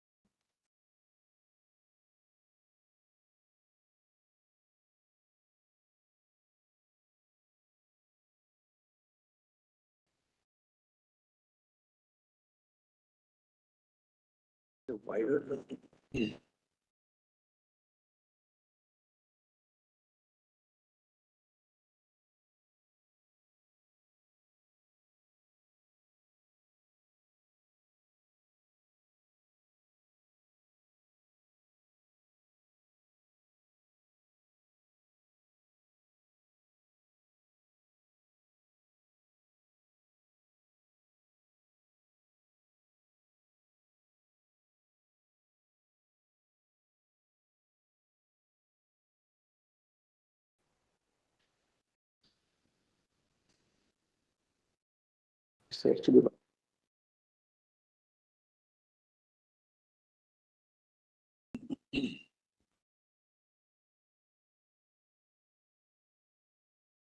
Yeah, please. President, appearing for state of Maharashtra. We have to only do it on the basis of understanding.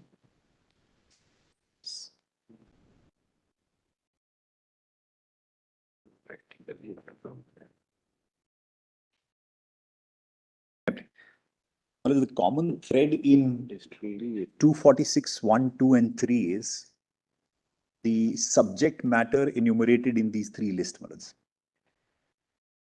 If the subject matter is not same so far as the list 1 and list 2 are concerned, then there is no fight between these two entries, and state and union can respectively enact the laws based on the subject matters enumerated therein.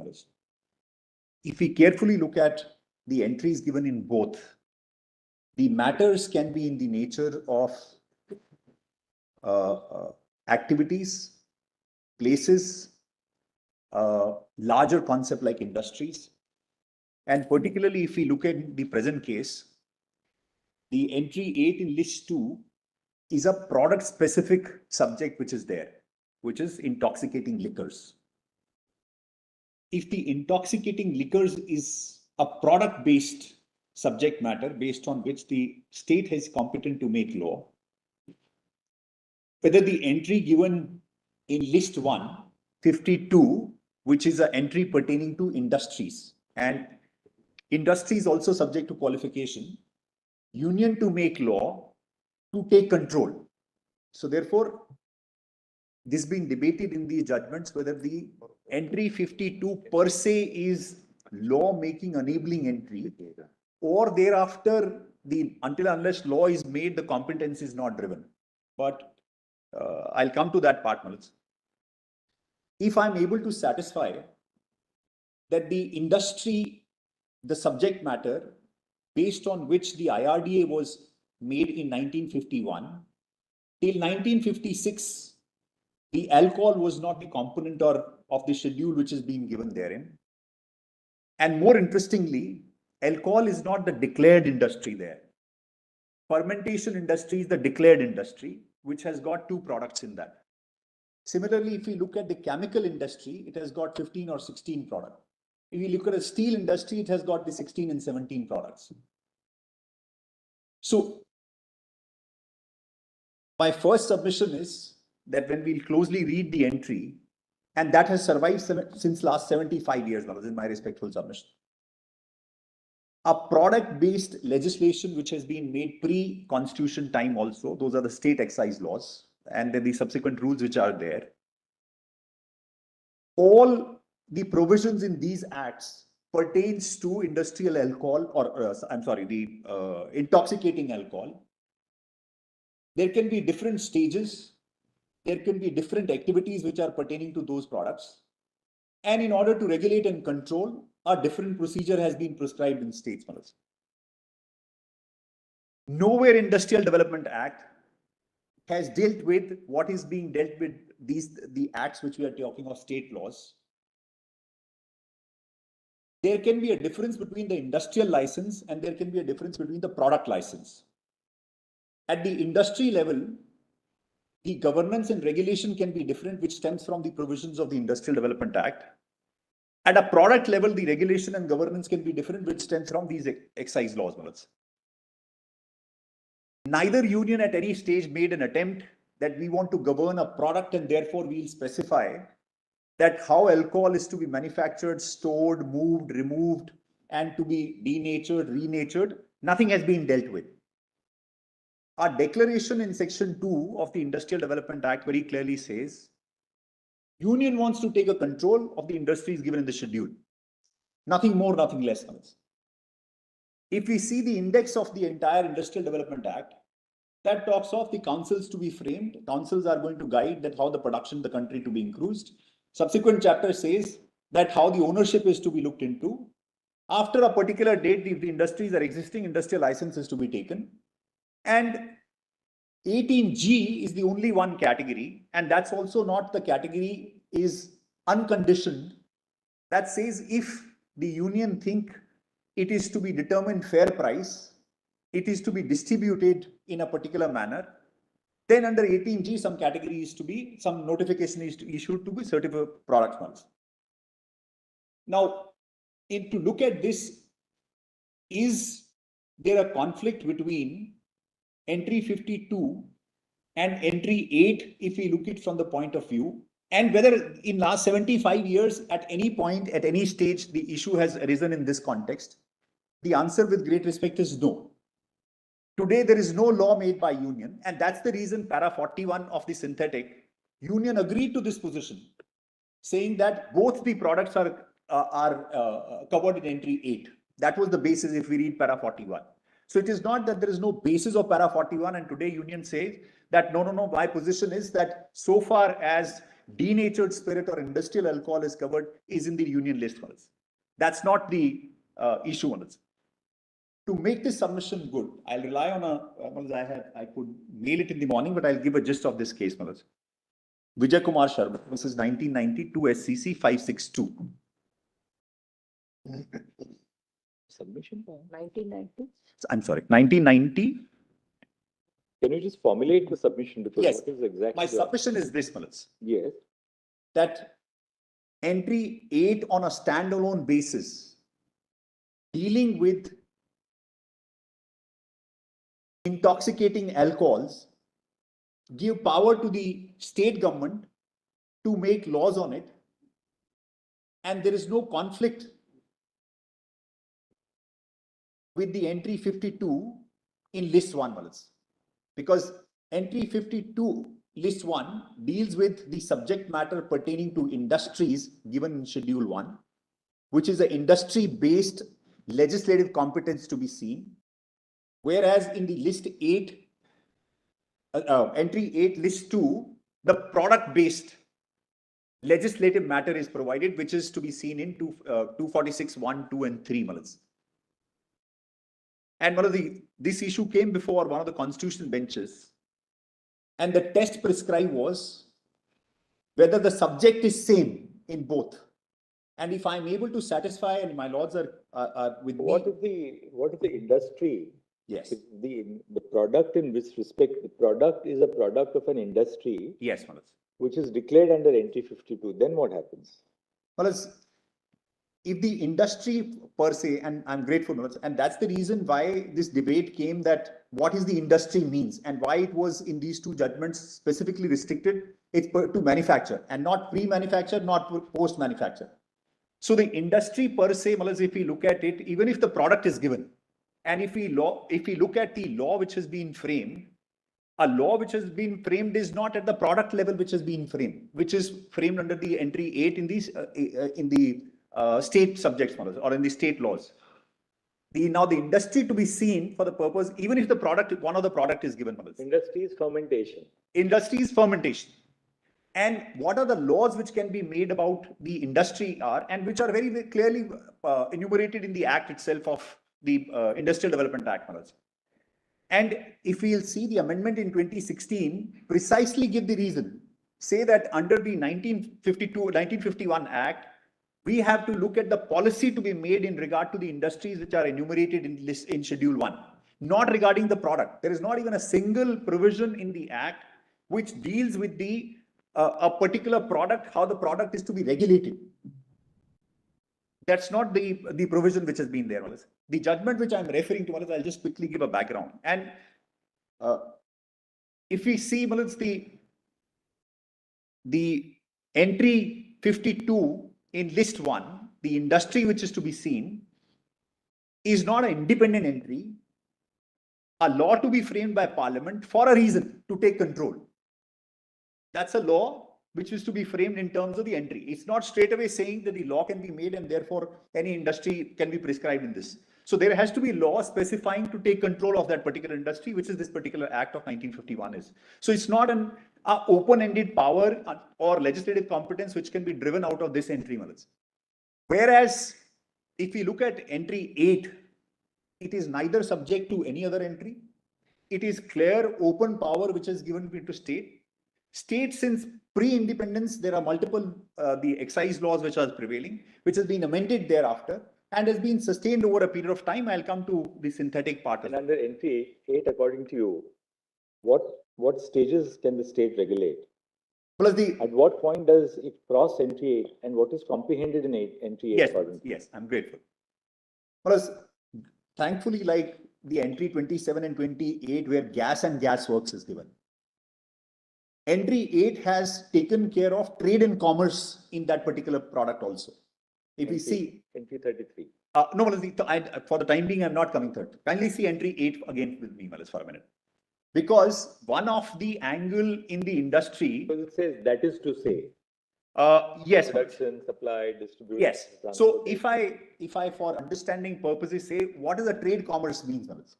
Trade commerce potentially can mean the production, manufacture, possession, transport, purchase, and sale. And purchase is an interesting entry in entry 8 itself of list 2, Malas. Kindly see intoxicating liquors. That is to say, production, manufacture, possession, transport, purchase, and sale of intoxicating liquor. Any activity which pertains to this particular product, and there is a reason behind it why this has been prescribed like this. My lords are aware, and is being debated in last 2 days. Industries are primarily given under entry 24 in list 2. That's the principal entry for industries. There are 2 slices in that. The first slice was the one which I'm talking of, entry 8, on the same day when the constitution was made. Second slice which has been made is out of leftover entry of 24, and the entry 51 was carved out thereafter. And so far as this very product, intoxicating liquor, is concerned, that was sliced out in the beginning itself in the form of entry 8. This was not available in 24 anymore. And therefore, till 1956, till the time the fermentation industry was not the part of the industry declared there, and the alcohol being there, this was not a debate. And that is the reason when we see, I'll show the provision of both the acts, the State Act as well as the Union Act, and the declaration which has been given. That slice which has been carved out in entry 8 is not available in entry 51 is my respectful submission, and that's a discussion. In one of the McDowell judgment, this was precisely the argument Sorabji made before the court, which was accepted by the court. I'll show that argument first. Sorry, 52 minutes. 52. So that's the, once that position is taken, and do we really need to trace the originals? And today we are seeing in the capacity of resolving a dispute. I'll urge and request my lords to see that if it is to be framed today, why will intoxicating liquor in your submission include denatured alcohol also? Yes, Malas, I'll give my reasons to that also. First of all, I can straight come to that, Malas. And why do we need to split it? 8 is intoxicating liquors.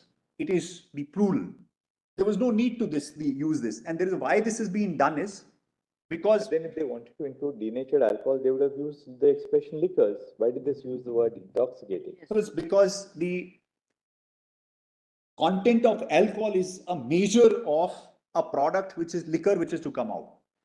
That what is the alcoholic strength of a particular product is going to be determinative factor that whether it is intoxicating or not. Intoxication, a percentage can vary, the composition of a product can vary, and therefore the intoxicating word is used because the liquor primarily, that's what the understanding is in my respectful submission. There is some debate on this. And why this the other product which is denatured is not carved out of this is because all the stages. What is meant by intoxicating? Well, the intoxicating certainly means that if it has ability to manipulate the senses of a consumer. Right. So in that case, and that can be in how it is consumed, at what stage consumed can be debatable. But to get into a scientific measure to determine that the intoxication, not in the common understanding to be seen and we need to derive with great respect, may not be the reason. The answer seems to be in the entry itself. Denatured spirit may arise at some stage of all the activities which are given therein. It may be at a production stage, it may be a manufacturer stage, it may be a possession stage, a transportation stage. Wherever the makers thought it fit, that we have to give a taxing power, it linked with the human consumption. Like in opium, if we see, opium regulation is given in the union list, but taxing entry is given in the state list. So, in a federal structure, the understanding was that these units can operate on their own. The states can operate on their own from the terms of the financial resources, from the law and order situation, and therefore these were carved out. That the regulatory requirements so far as the anything coming out of entry 8, which may have a law and order situation, because of alcohol, because we have seen the numerous cases and some coded distillery and all they have raised, that is the social issue and so on and so forth. And there is some requirement of a society order to be maintained. The governance has been given to the state. And union has been given to power because there's a revenue calculation for whatever may be the reason. For human consumption, excise duty is there. Sales tax, entry tax, GST, today's state can do that. But after 101st Amendment, there is no restraint except the restraint on the excise duty. That part is there. Now to say that we'll read entry 52 and where the law has been framed to take control, it is not an open-ended entry to say that 52 means the union can do anything with a particular industry. It is only with the objective that the control is to be taken. And that's what we see section 11 and 12 of Industrial Development Regulation Act. They say after this, the particular date, the industrial license is to be taken because union wants to, today, how much FDI to come into it. That's the precise reason given in their objective, saying that how much of production of this particular product should be carried out in India, what should be the land size, what should be the capital size, a foreign investment permitted or not, who should be the owner, which industry can be taken control of. That can be very one. As a matter of fact, that has been done by that law.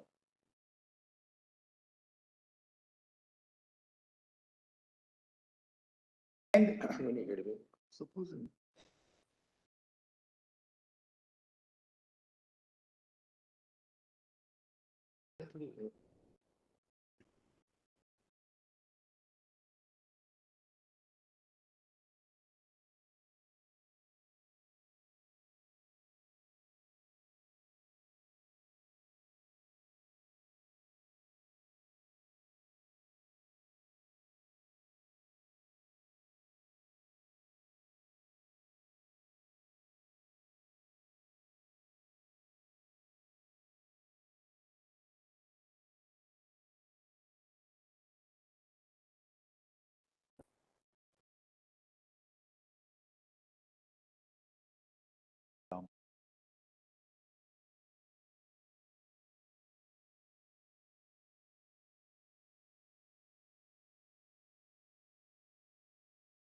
please, Melissa.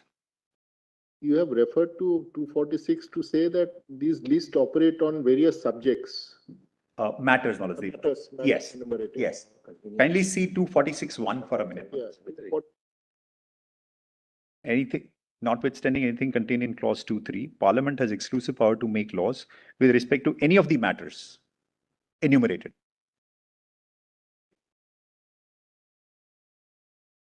As far as entry 8 is concerned, Yes. it is a product-based enumeration. Yes, Melissa.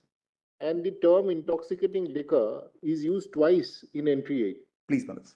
So there has to be given some meaning and understanding that it's a product-based entry. Please, Melissa. And so far as the industry itself is concerned, Yes. you are talking about the IDEA Act, Yes. where it talks about that it is expedient in public interest that union should take under its control industry specified in the first schedule. Absolutely. So you are trying to make a distinction that when you take over industries, Yes. it may have nothing to do with a particular product unless it is said that this particular industry and this particular product. Of Yes. course, the schedule to some extent gives a Yes, it gives a pointer, and then 18G, Melissa. 18G specifically says wherever a particular product for some reason is to be regulated, 18G is a power which is being given to the state. It's not that merely because a product related regulation has been given in entry 8, that by virtue of the law framed by virtue of entry 52 state union is denuded. No, 18G is a power which can be given. And why I'm saying is today we have experience of 75 years. If we see what the law says with the Industrial Development Act says, wherever it has been, and 18G also is not independent. When we read, there is a reason behind 18G.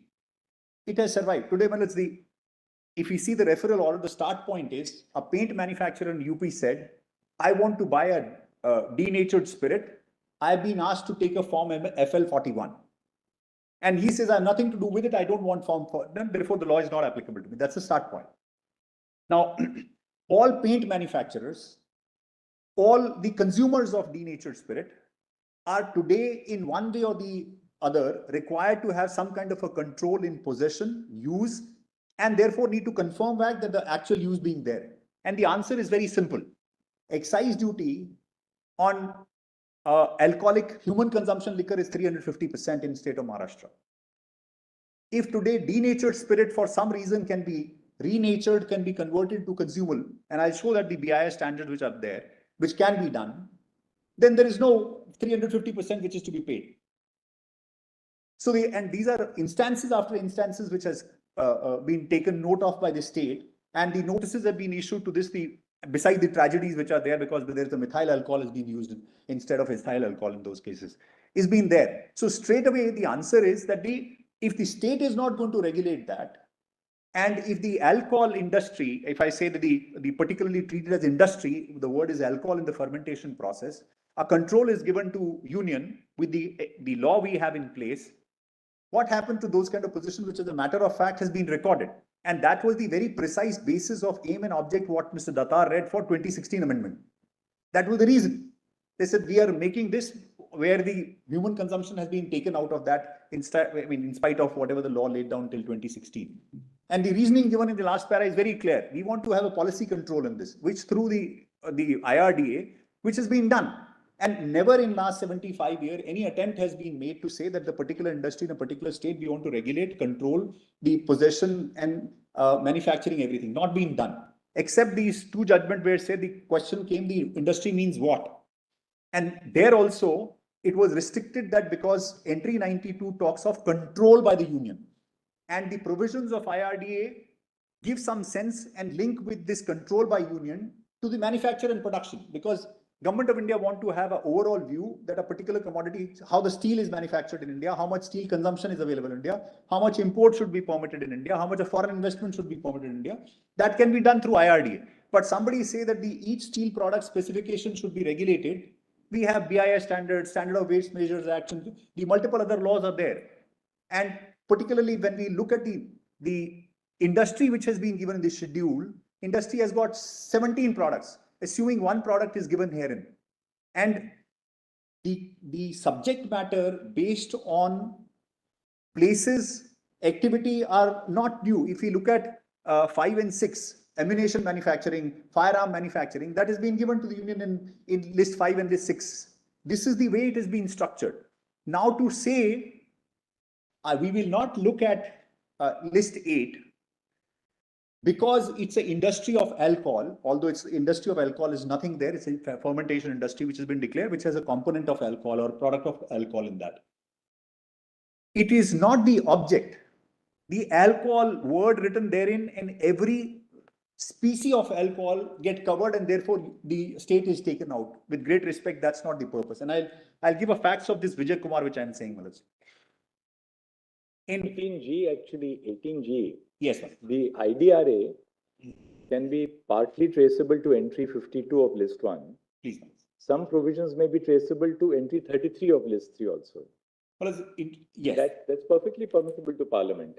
So when Parliament says you must have a registration of the establishment, licensing, power to take over management, that is Parliament's power of control, which you find in the first few sections of the Act. If you just look at, if you look at the index to the Act, yes, it'll say Chapter 3, Regulation of Scheduled Industries, registration. Yes.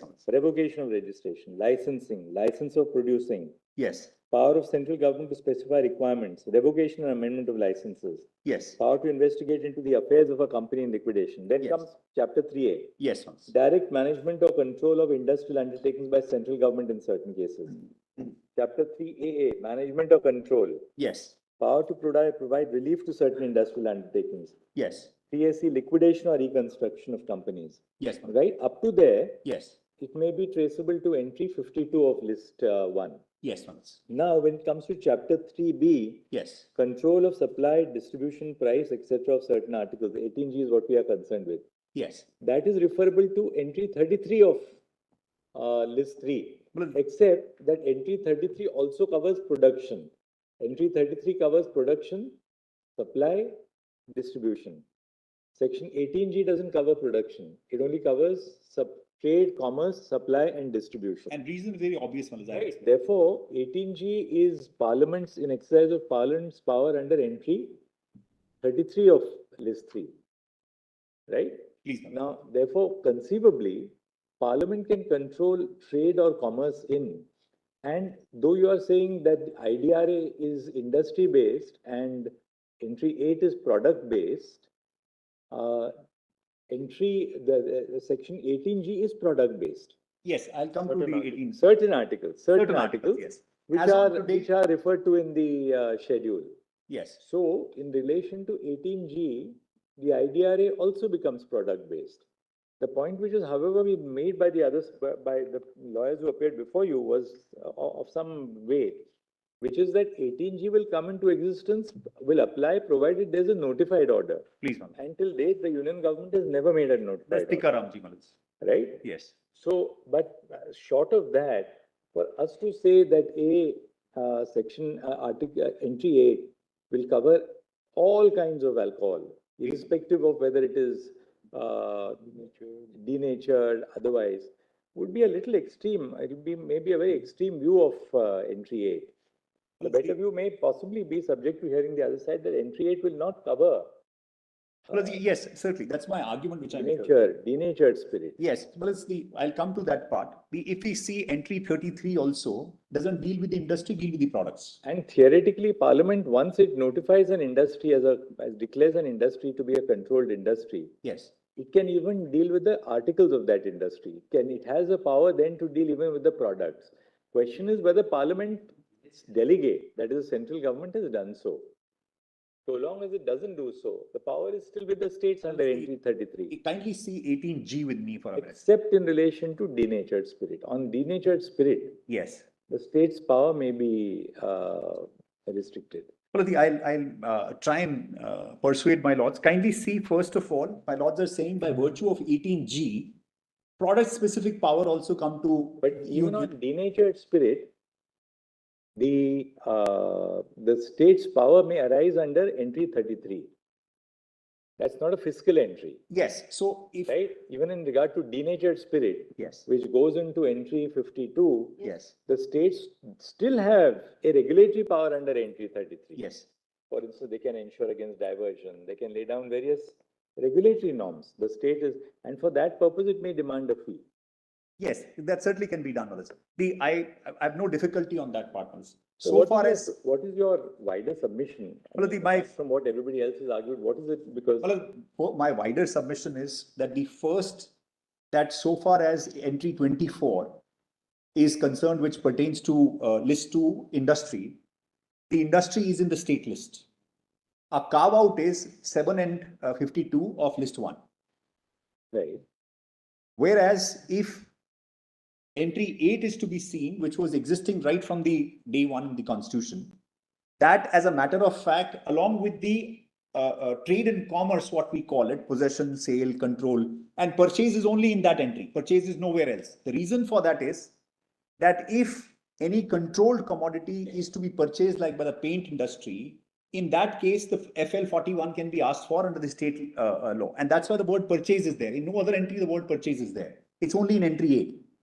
But having said that, that's one thing. I mean, what is Maharashtra's? What's the submission actually? Well, my submission is one: the state, as a state of Maharashtra, we are competent to make the law which we have made and which we, as on today, are exercising. That the denatured spirit is covered under the entry 8 of list 2. That's my submission, and the reason for that is twofold. One is a standalone list 8 gives the state power. And IRDA, by virtue of entry 52, is not overstepping that domain. That's my first argument. Second argument is, even if state can make law On denatured spirits? Yes, Manoj. By virtue of same being part of intoxicating liquors, Manoj.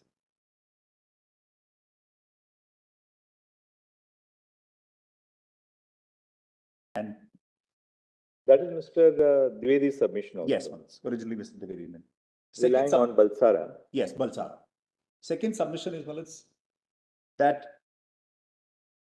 entry 51, entry 52 of list 1 is not a unblocked entry. It is blocked and a specific purpose controlled by union of an industry. A law is to be made, which is the IRDA. Not what do you? I'm sorry. Not an unblocked entry. What do you mean? Yes, unblocked means it's not an unbridled power that in regard to any industry, the union can make. That power is in 24.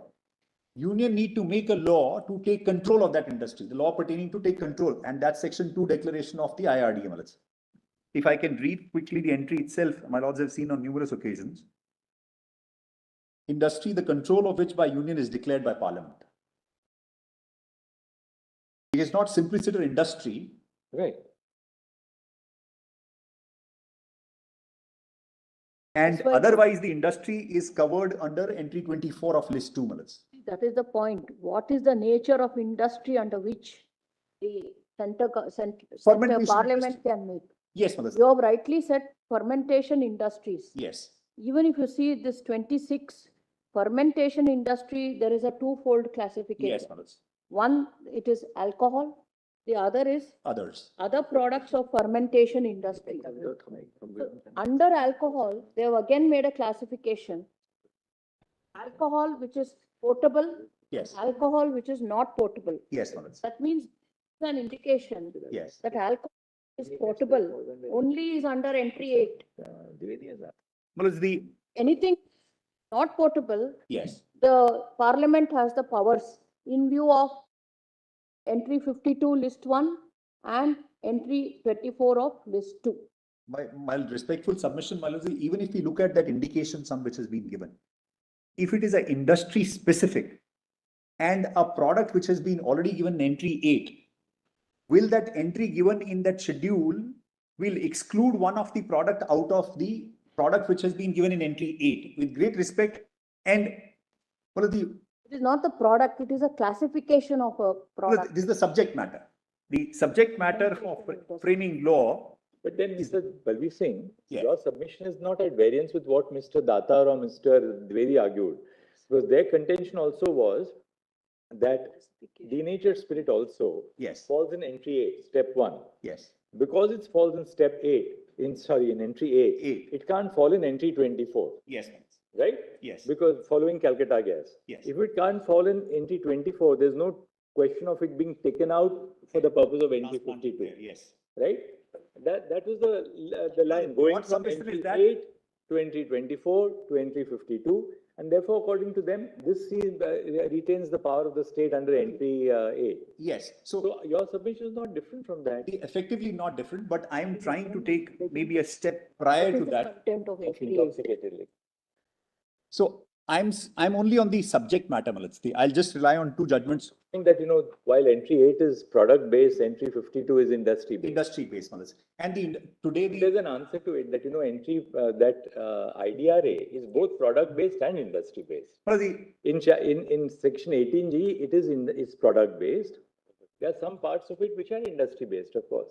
Today, when we look at the declaration which is given in section 2, the similar declaration, I can quickly tell the facts of this case before in Karnataka, the contract carriage was nationalized. In 1976, law was framed and all private contract carriage was taken control of by the government by a law. This was in 1976, went to Supreme Court. Supreme Court identified 7 judges before this court, and court said that state is competent, identified the entry with the acquisition and requisition entry in entry 42 in concurrent list. Not tracing to industry, but tracing to saying that the acquisition of property or acquisition of property in 42 is there. 1988 Motor Vehicle Act came in. One of the parties went to the state authority RTO saying that now the 1988 Motor Vehicle Act has come, please give me the registration or license. This issue came to the Honorable Court again. There the issue came that 1988 a Central Act has come in, and therefore these provisions are in conflict. looking at this provision, and the Motor Vehicle Act was also traced to entry 35 of concurrent list. So both the conflicting entries were in the state list. This honorable court said that just to explain, the entry 35 was pertaining to mechanical vehicles. So therefore, two conflicting entries were requisition and acquisition of property and mechanical vehicle mills. These were two conflicting entry for Motor Vehicle Act of 1988 and 1970, the acquisition law mills. This honorable court said, if the subject matter is not the same, even if there is an overlap, then they independently they can prevail. Today, to oust the jurisdiction of the state by carving out the denatured alcohol out of entry 8, relying on a schedule, a product given a schedule with respect, this is an independent subject. There, the industry has been defined. That's what the argument is. No, I think we'll conclude at this point. We'll take Mr. Faraswat. Yes, Mr. Faraswat. Thank you, Mr. Baldi. Well, just one part I want to read. From the IS, Mr. Giri argued that so far as the state of Kerala is concerned, that the denatured cannot be converted to renatured colors. BIS standard, which in para 74, which we looked into in synthetics, simply said anything over 95% is industrial alcohol, although it should be denatured. This was taken note of by BIS standards. I have placed on record. I'll give the page numbers also. They clearly noted that there can be a complete denaturing, there can be a special denaturing. As a matter of fact, where the government has faced a problem is special denaturing, which can be again converted into renaturing, because this was specified for some 25 industries. And there are live experiences that has been converted and sold in the market as a country liquor. Based on that finding, it has been given that the BIS standard which are given is in straight conflict with para 74. That's been a forward which has been by BIS which has been given. So therefore, Mr. Datar pointed out, in the case of a special denaturing, yes, capable of being used again, is capable of being renatured. Yes, and it's only boiling point is to be changed. They note that it's a very simple process, and they specify also industry. If my laws permit, I can quickly show that BIS standards which are prescribed this. And as a matter of fact, they said it's been happening, and they specified even what is the boiling point and what the change is going to take place. I just quickly show only one page, and then I'm done with that.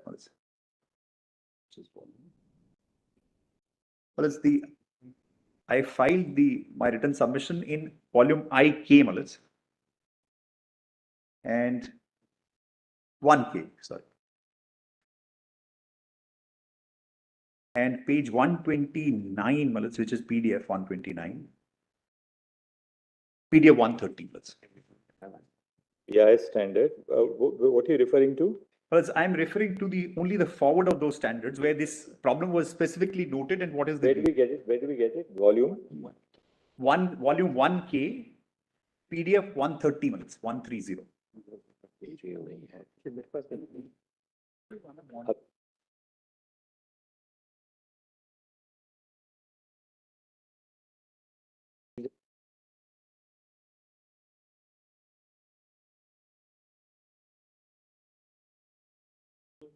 Say, now it's not there.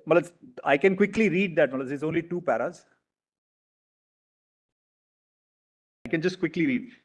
The third para is completely denatured alcohol, which is CD, and specially denatured alcohol ST formulations are set out in this standard with a specific composition. Both CD and ST formulations are made from the spirit in accordance with the international trade practices. These resulting products are not fit for human consumption. Instead, the products are intended for industrial use.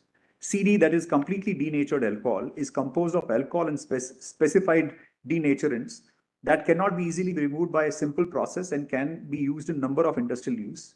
As the denaturants cannot be easily or economically removed, CD is considered to be low risk of diversion or abuse. ST, which is the specifically denatured alcohol, is composed of alcohol and specified denaturants that are more readily removed by simple chemical process, while specifically denatured spirit is not fit for human consumption by virtue of denaturants used to denature the product. It can, through certain recovery process, be made potable. As a result, its use and control through the registration of users, like the paint industry. Otherwise, everybody user is going to go out. Today, there is no mechanism by virtue of which the user industry, what they do with the denatured spirit which they procure. There is no control except the state laws which are controlling, like through licensing, returns filed by them. There is no law which prevails. And just one more page on this, Malas, how the formula of these two are given, and look at the extent by which these two type of categories of product, PDF 139, Malas.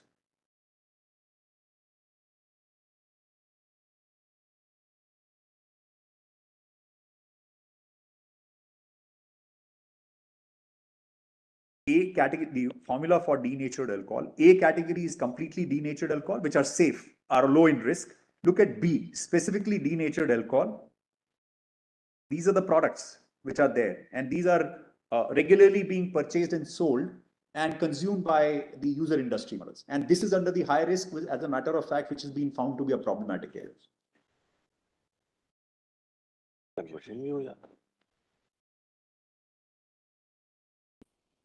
Genuinity in making what is non-portable portable.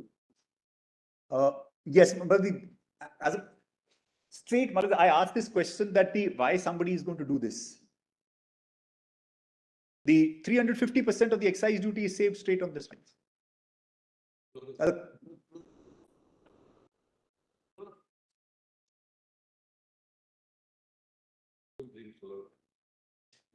Intoxicating. Even plastic soda.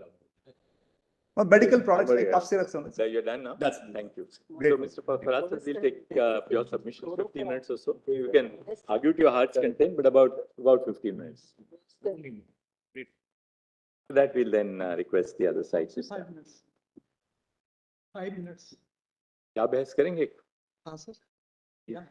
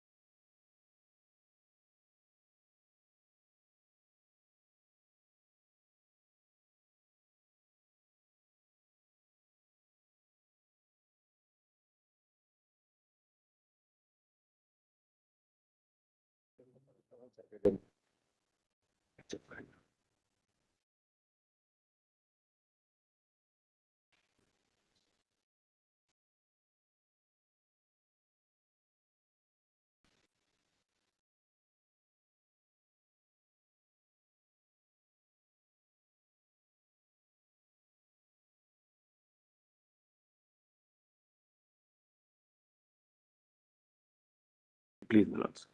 Because I appear for the state of Punjab, and my lords, I have one submission, and that is that the semantic meaning of intoxicating liquor, which existed at the time of the Constitution coming into force, includes the entire universe of alcoholic fluids. And that is the meaning your lordships to give to the phrase intoxicating liquor.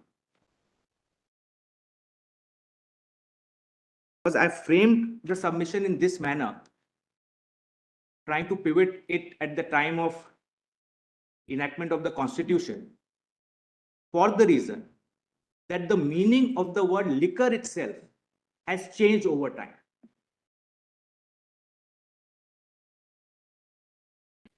Liquor, what it meant, my lords, 30, 40 years back, certainly at the time of introduction of the Constitution, is not the meaning which is there in common parlance or the predominant meaning today. So, my lords, my respectful submission to the court is... One thing is very clear, coffee has not still become liquor. That's true. That is true. Well, Again, it depends on who did. There are many liquor substitutes, but it's not liquor under the Constitution. Otherwise, then we'll have to review what we said about the Attorney General. I try to make good my point. well, in fact, my submission will be that liquor definitionally includes all fluids. All fluids. That's one of the primary meanings at the relevant time. And I'll take your lordship to the dictionary meaning. So how your lordships interpret intoxicating liquor will first depend on how your lordships interpret liquor itself. Intoxicating liquor is a species of liquor. That's right. I'm grateful to the court. So, my lords, intoxicating is a word which qualifies the word liquor. So, and in my respectful submission, a great deal will depend on that. Because if your lordships take the view that liquor is all possible fluids, then it is certainly possible for us to argue that intoxicating liquor includes all liquors which have alcohol in them. That is, which have the capability to intoxicate, whether they are drinkable by humans or not. But if your lordships take the view that liquor itself means only alcoholic fluids, then attachment of intoxicating to it will certainly have a different meaning, which may indicate that it has to be fit for human consumption. And my lords, in my respectful submission, there are two broad cleavages: pre-synthetics 1990, that is pre-synthetics 2, and post 1990. And what is pre-1990, the meaning of liquor was what I'm suggesting the court to adopt, which is also the meaning in Balsara. That is, it's all fluids, and therefore intoxicating only qualifies it to make all fluids which contain alcohol in any form. And synthetic breaks that meaning and form, and post-synthetic, some judgments have already been placed before the court, the meaning changes. And this, my lords, error begins in para 70, if I may respectfully say, error of synthetics is in para 74 of the judgment, which is at PDF page 55. My lords will just have it. It's been shown. We just saw it in the morning. Yes. The bottom part, I'll just read it. Lordships will not go to it. The above entry contains words intoxicating liquor. The meaning of the expression intoxicating liquor has been rightly interpreted by the Bombay High Court in Balsara. So, the Supreme Court here goes with the Bombay High Court view in Balsara, not the Supreme Court view. And what does it say about the Supreme Court view, which is Justice Fazal Ali's view? The decision of the Bombay High Court is repeated in so and so. Consideration. it appears that in light of new experience and development, it is necessary to state that intoxicating liquor must mean liquor which is consumable by human being as it is. And as such, when the word liquor was used by Fazal Ali J, they did not have the awareness of full use of alcohol as industrial alcohol. Well, just if your lordship will just come to that page 47, there's something which turns on that. I want to just. That is para 74, page 54, right? Page 55 PDF begins at 54 at 55 PDF. No, Balsara dealt with a case of prohibition. That's correct. But prohibition for human consumption. But alcohol for human consumption was prohibited. Then it was challenged on the basis of Article 19(1)(g), because if you have a complete prohibition, then such product is not available as a raw material for toilet preparation and for another medicinal. Therefore, they struck it down on that basis. Plus the words liquor and intoxicating liquor both were interpreted in that. And for Mr. Balsara to have prohibition would have been blasphemous, absolutely, you see. That is another main aspect. Of course, Balsara. Plus the Bombay Act, if I may answer, the Bombay Act contained the entire universe, including spirits of all kinds, was varnish everything. So the Bombay Act in that sense was the entire scheme of liquor, not just. That's true. It arose in the context, right? That's true. It arose in that context, but the interpretation was of the entire act.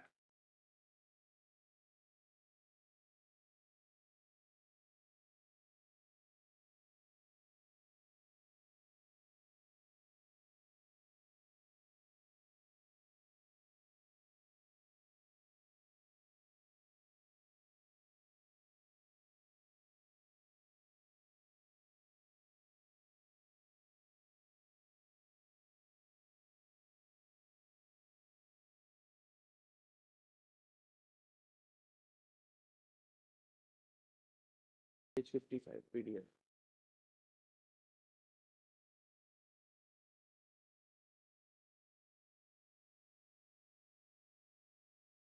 Page 55 PDF.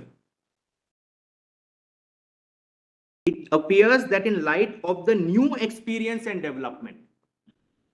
So But can you just now, okay, this we have seen. Yes.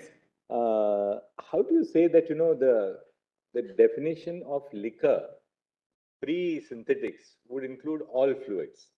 Of course, one is, of course, what, common sense. We always say liquor in coffee. Would you like to have just the liquor, or would you like the liquor with some warm water? They ask you all the time when you go down to Bangalore or when you go to Chennai. But they'll ask even the Attorney General whether he'll have some liquor, you see. But is there something more substantial we are missing to show that liquor would mean all fluids? Well, I mean, that was the conventional meaning. So, forget Balsara. So your lordships will have volume 1I. I have put all the dictionary meanings of all the dictionaries of the relevant time. The ones I could find. 1I. Page? It's page 1. PDF page 2. The first one is the Law Lexicon of British India 1940. What was prevalent in British India at the time? So I've taken the liberty of putting it all in one place. Liquor, a liquid or fluid substance.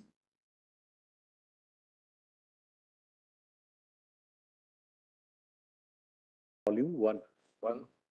1I. I for India. 1I.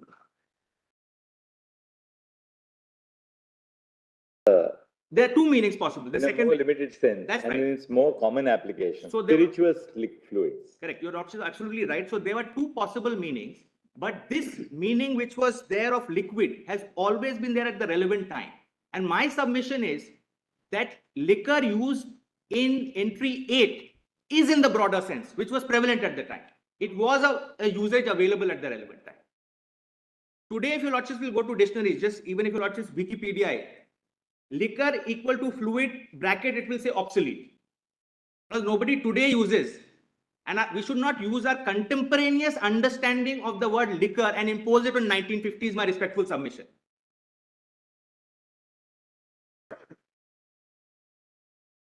He talks about spirituous. Also. Not virtuous. Virtuous, I also say exactly what it struck me. That's right. So spirituous and not virtuous. Let's kindly have Webster's number 2. Liquor, a liquid substance, and then again, the examples are, it's also used in the second context of a alcoholic drinkable fluid, but it's also used as a fluid per se. And if you watch this, we'll go down to the etymology of it. Liquor effectively is from Greek, which means fluid. Sorry, Latin, which is essentially fluid. That's the true pure meaning of liquor. Now, obviously that meaning has evolved, but my respectful submission to the court is at the relevant time, one of the predominant meanings, possibly the predominant meaning was any fluid. But then do we interpret the Constitution in terms of its original understanding, or have we understand it? I'm so grateful. So that's why I began by framing my argument as the semantic meaning. Your lordships will examine the semantic meaning. I'm not proposing an originalist understanding of the Constitution. That's never been our jurisprudence anyways. But to begin with, your lordships will always examine the semantic meaning as it existed. Then your lordships, after having determined what the original semantic meaning was, expand it if necessary, change it if necessary. What synthetics does, it mixes up, it says language has changed, therefore I'll now superimpose that on 1950. For instance, sex does not include sexual orientation. Your lordships have included it. But your lordships did not say sex originally included sexual orientation through expansionist process. Your lordships did not change the semantic meaning. It remains intact. Your lordship says situation has changed, society has changed, therefore we will now bring this into. What the synthetics code does, it changes the semantic meaning. That's what I was reading at 74. It says experience has changed, liquor today means this, therefore this is what it is. But that, in my respectful submission, is not permissible. It is nobody's case that something has changed. So the liquor original meaning is any fluid. The Constitutional originally envisaged any fluid, and today's situation has changed so that we need to bring in something else. That's not the way. They said the language has changed. And I'll place something on that. Well, there's a very good article by a Yale law professor, because in US, in Article 4 of their Constitution, they use the word domestic violence. Domestic violence.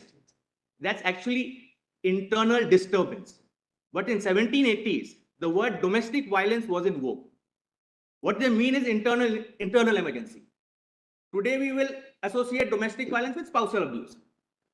So the meaning of the word, your lordships will first determine what liquor meant then, what intoxicating liquor meant then, and then after that semantic meaning is clear, your lordships will interpret it further if necessary. That the synthetics court has not done. By the way, Mr. Parasat, where did you get all these dictionaries as of 1950 from? I am grateful to the court. Actually, I use the judges' court library. Nowadays, they permit us. So, yes, last 2 days, my colleagues went to the library and we could access it from there. So, I'm really grateful to the court for that. So, your lordships will see. So, the meanings 3 and 4 are also there. Then what, if your lordships will stay on this, kindly have page 3. PDF page 4. Borrowing from justice. I passed.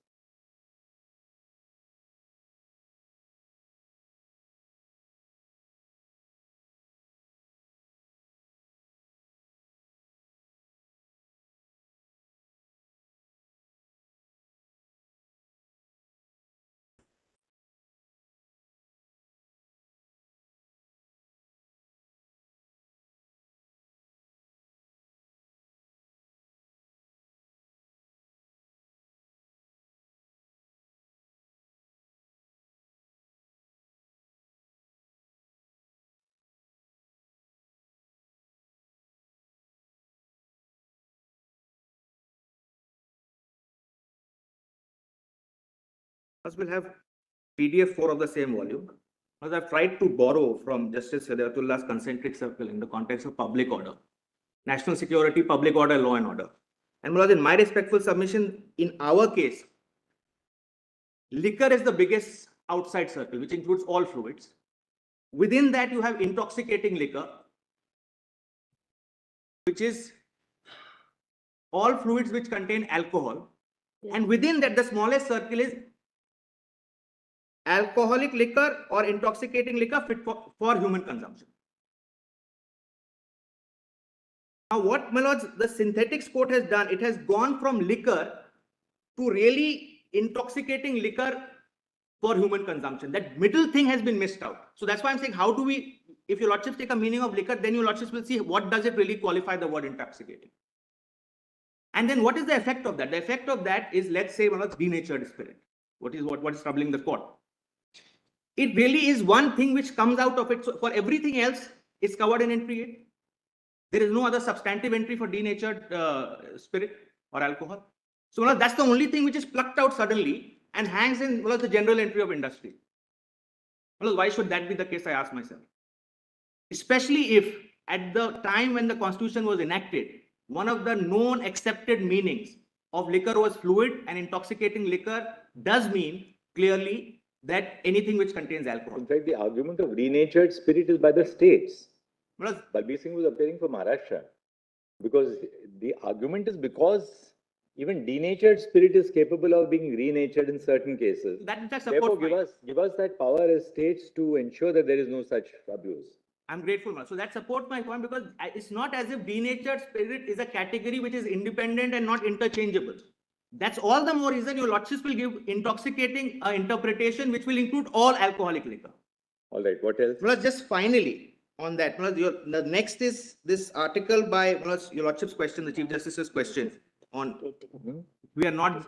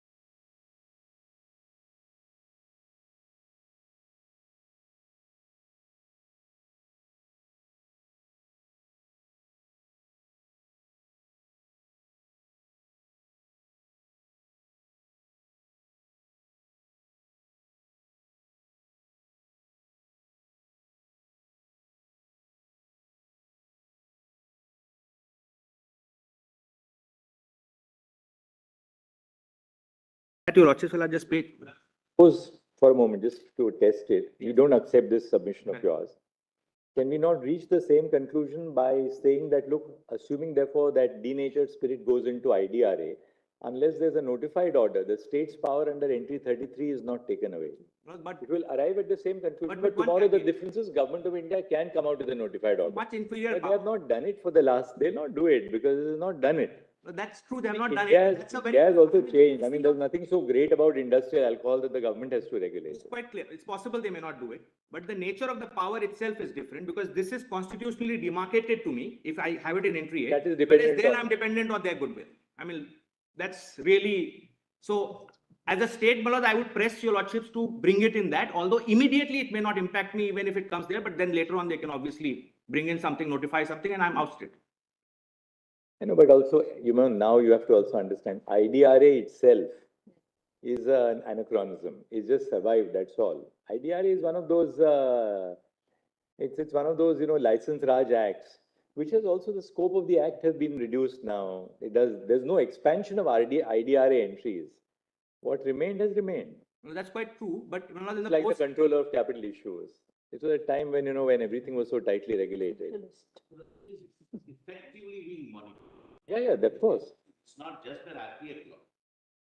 There is a separate ministry. Under Ministry of Commerce. Separate. Well, I will only. But Mr. Solicitor, what we are saying is IDRA is now not. We are not today in a stage of the economy where IDRA is being progressively expanded.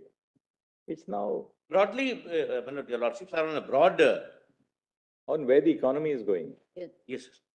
I'll just say one thing in response to that, that when I was in the post-GST era, for the states, any available spaces Are important. are important. So that's why we would press in entry, because most of those spaces have been given up. All right, thank you. Well, just one on that, just so that to elaborate, your lordships will have the article at page 4. And I'm just going to read one page out of it. This is by a Yale professor, Jack M. Balkin, constitutional law professor. It actually just states what our legal position in India, any event is. I mean, of course, in US, originalism is very expansive. We don't subscribe to it at all in that sense. But we do subscribe to it in the way he frames it, is my respectful submission. And your lordships will kindly have PDF page 8. Which volume is it? Well, this is 1I. Same volume.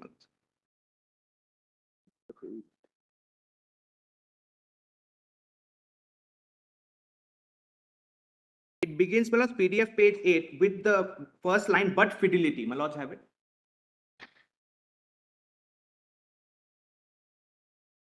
Regular page 7, PDF page 8. But fidelity to original meaning does not require fidelity to original expected application. Original expected application is merely evidence of how to apply text and principle.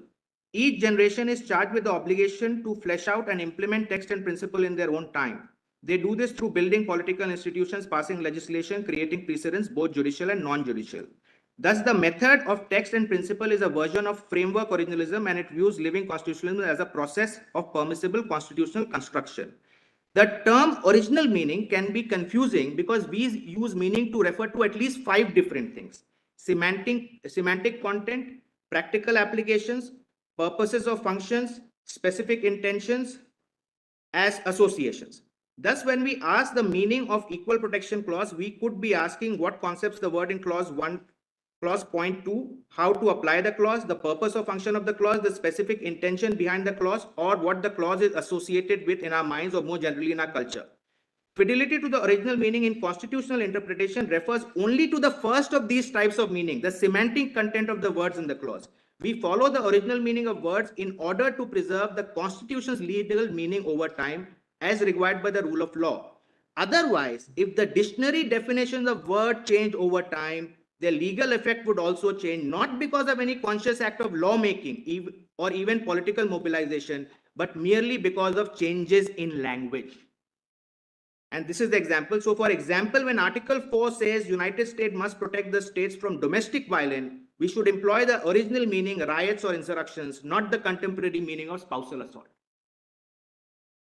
So, I will conclude by saying that your lordships will examine first what the original meaning of liquor in 1950 was, and then we'll see what is the qualification which intoxicating offers. In our respectful submission, it contains the entire universe, and not just until 1990, right from 1873, when the first Bombay Act was passed. That's the earliest act. Till 1990, even denatured alcohol is clearly included in intoxicating. Really? Till 1990, synthetic judgment. Plus, denatured alcohol is in effect included in intoxicating liquor. It's only synthetics definition which takes it a changed view based on the change in what intoxicating liquor means in society. So it is not as if it's something new to us. That was the meaning which prevailed from 1873. All Mr. Dwivedi showed your lordships from all those acts. The meanings was quite clear. It included everything, including denatured alcohol. Thank you. I'm extremely grateful. Thanks.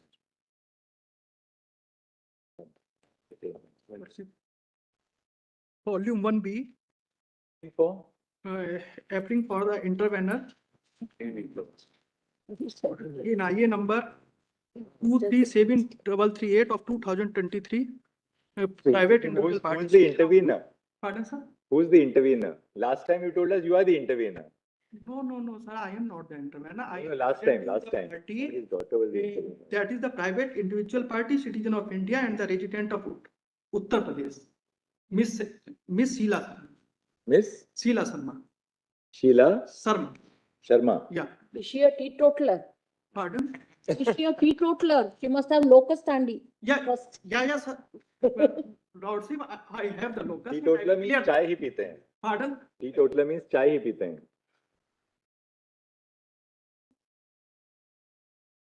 Sir, can I start? Yes. How she is affected by the issue involved? Pardon, sir? How she is affected by the issue involved? Yes, sir. We are talking about the industrial alcohol. And this industrial alcohol is many times for the direct human consumption. And I give the example, like in the cosmetic industry, the nail polish. People drink nail polish. No, sir. Human consumption, when we using the nail polish, then it comes in the direct contact of the skin, and it is also the human consumption. We are wearing this cloth, it is also the human consumption. How can we say if we eat or drink anything, then it is the human consumption? The constitutional entry mention the word only the human consumption. That is not saying that we should eat, we should drink. So that's why, sir. Can I start? Thought you were done and you made the point. No, Learned Council, I thought you have completed. No, sir. So human Only I am explaining my locus. So human consumption doesn't necessarily mean that you have to eat or drink the Yeah, sir, Then- absolutely. So Yes. can I start? Yes. Started. The main issue is the interpretation of the section 18G of the Industry Development and Regulation Act 1951 with regard to state legislative power for the industrial alcohol. This is the main issue in this matter. So on the last page of my written submission, the last paragraph, I will read only four lines, and after that I will say anything. Mere existence of section 18G of 1951 IDR Act in the statute cannot out the competence of the state legislature to enact the legislation in respect of the matters falling under entry 33 of the list 3 of the 7th schedule to the Constitution. States' power to regulate the use of alcohol, which would include the power to make the provision to prevent or check industrial alcohol being used as intoxicant liquor, should be recognized. So, sir, we are talking here, this is the industrial alcohol. This is the non-industrial alcohol. But there is no way the clear-cut division. Denatured alcohol, intoxicating liquor, as I said previously, is also for the human consumption. Like, sir, Lordship, in this courtroom, we use the spit polish. We use the spit polish on the wooden walls. In this spit polish, when we sit on the dais, we direct, you can say, in the skin. So that's why, how can we say many products of the denatured spit indirectly in the human consumption and some indirectly in the human consumption. That is the way. And also, What is your pardon? What is your name? Dr. Vivek Sharma, sir. So Dr. Vivek Sharma, you are saying that ये जो liquor की बात हो रही है, इसके lips के साथ कोई संबंध नहीं है ना? यही कहना चाहते हैं, कंजम्पशन माने लिप्स के साथ संबंध नहीं है. Absolutely, sir. है ना? Absolutely. समझ गया हम लोग. The things are overlapping, not the clear-cut division of the human consumption. Sharmaji, is the intervener also related to you or no? No, sir. Just the name is the same. Yes, absolutely. That's the idea.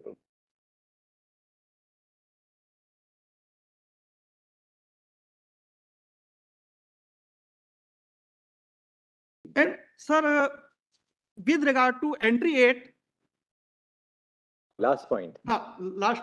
With regard to entry 8, when we are talking about the intoxicating liquor, many times before 70s and 80s, we can see in the labs the spit lamp in the laboratories are used, and also nowadays also in the schools going children can use that. Many lecturers of that time and the students directly drink that. Directly drink what? The intoxicating liquid denatured spit, which are using to light the spit lamp. So that's why there can be no clear-cut demarcation. All the things are overlapping.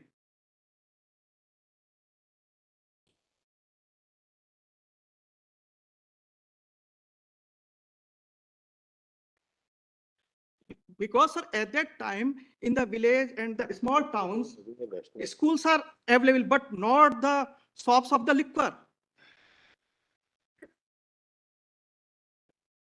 Yes.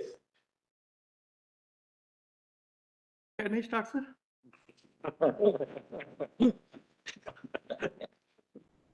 It's not a hop, skip and start, you know. You came to the last para of your Yeah, yeah. submissions now. It is over. Now we have completed. Now, thank you.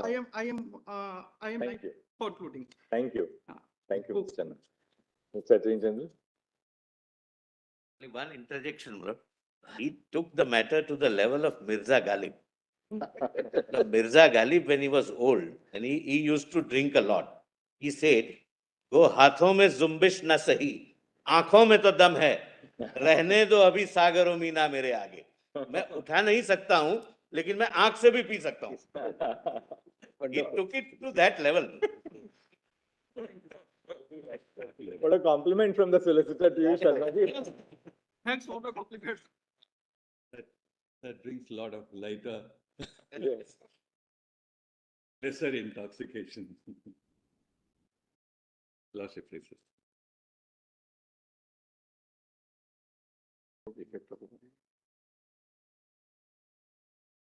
If we place some broad reflections on why the principle of controlled industry may have different implications at different points of time in a nation's history. If you switch over from a completely controlled economy to a relatively free economy, I suppose even in those circumstances, the need for controlling an industry will always be there, depending upon the implications which an industry may have or may not have on the people of the country. Today, there may be considerations of defense or national That's security, which will That's require a controlled industry. So what I was listening to him is old 1932, the ice company case in New York Ice, State Ice Company was a Lehman. So what is charged with the public purpose and public interest? So a process, an industry, a thing, a material, an object, any one of them, if they're charged with a public purpose or a public interest, then state will have an interest in dealing with it in such manner as the state may like to do. For entry 52(1 may have to be seen from that point of view. While we have moved away from a license charge, but I said the importance of control of an industry or a process or a thing or a material would always remain in the contemplation of the state, and particularly because Parliament will decide for the entire nation.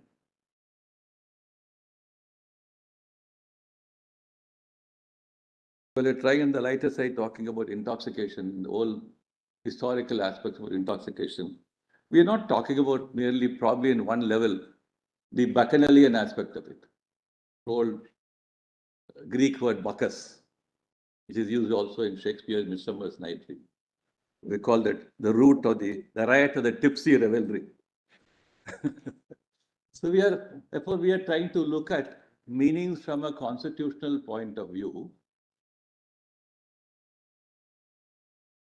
which may make sense for understanding the distribution of powers and authorities.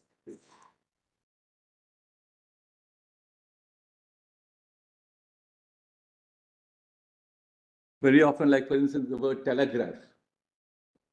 When the word telegraph was invented, they did not know telephone. But courts interpret telegraph to mean telephone. There you are supplying a meaning to the word by reason of an additional invention which has come into the world of science and technology, and human experience comprehends it, and therefore says, I'll give this meaning to the word telegraph. Like Article 25, I give a meaning to life and liberty. But it comes to terms and expressions which have scientific and technical meaning. The court will not supply a meaning in the abstract. It can learn a meaning or pick up meaning only from the experience of technology and industry. So regardless of the fact that all liquids containing alcohol may be brought within the broad term of a liquor, the constitution makers would have thought that why don't we use the expression liquor? Why resort to intoxicating liquor? Liquor would have been the most easiest expression because that's how common sense, industry, everybody understood it. But an intoxicating element was brought into it. One must ascribe some relevance to that addition to the word liquor. I'll come to it a little later, trying to break some broad reflection. How do you go about it?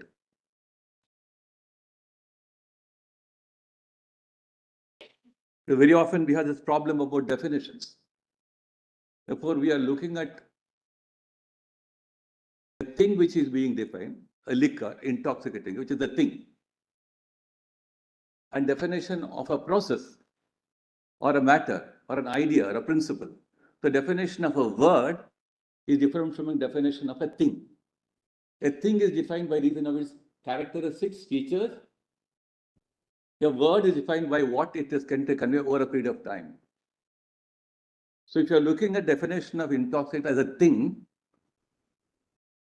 we eventually try to probably expand this, saying that the reliance on gas and gas works picked up from out of industry. Intoxicant as another illustration of picked up from industry. It will be valid up to a point, but not beyond a point. And if you're looking at the entire distribution of powers, we understand that the legislative entries are not exhaustive of what Parliament or a state legislature can do. Whatever came into the imagination of lawmakers at a given point of time were brought into these broad enumerations. So today we don't have a public, for instance, public premises was not an entry under any one of the lists. And Parliament had to amend the Parliamentarian Salaries and Allowances Act to bring in pension, because the entry is only about allowances and salaries. So the mere fact that certain entry or a matter is not specifically enumerated in any of the lists would not come in the way of the respective legislatures to go about legislating and acting in terms of out of a necessity to deal with the matter. Therefore, we don't say that list 7 schedule is completely exhaustive of everything, and something which is not there will fall here or there.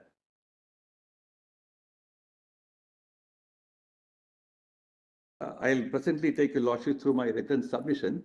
Before I thought I'll do that. Therefore, this whole way of understanding the 7th schedule will be on the basis of what a state out of a necessity would be persuaded to legislate or embark on a course of action.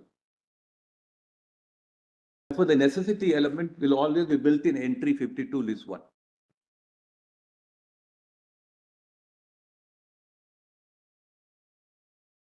Entry 33 could not have been brought in list 3. If Parliament thought that by bringing in the concept of a industry under union control was sufficient to deal with all matters relating to union control, then it could have ended so. So is there a purpose in saying that both Parliament and the state will have a concurrent competence under entry 33? And if so, what purpose will it serve? Either it must serve a new purpose or serve a purpose already in existence and expand its use or its exercise. But, entry 33, Mr. Attorney, is a clear example or a clear indicator that even while giving to Parliament the power to declare an industry, the control over which by the union is in public interest, the framers did not want to oust the jurisdiction of the states completely. Because I don't propose to say that. Yeah. The very fact is the concurrence. They felt that no, notwithstanding the fact that the industry is declared as a controlled industry, production, supply, distribution, trade and commerce will be the subject of a concurrent power.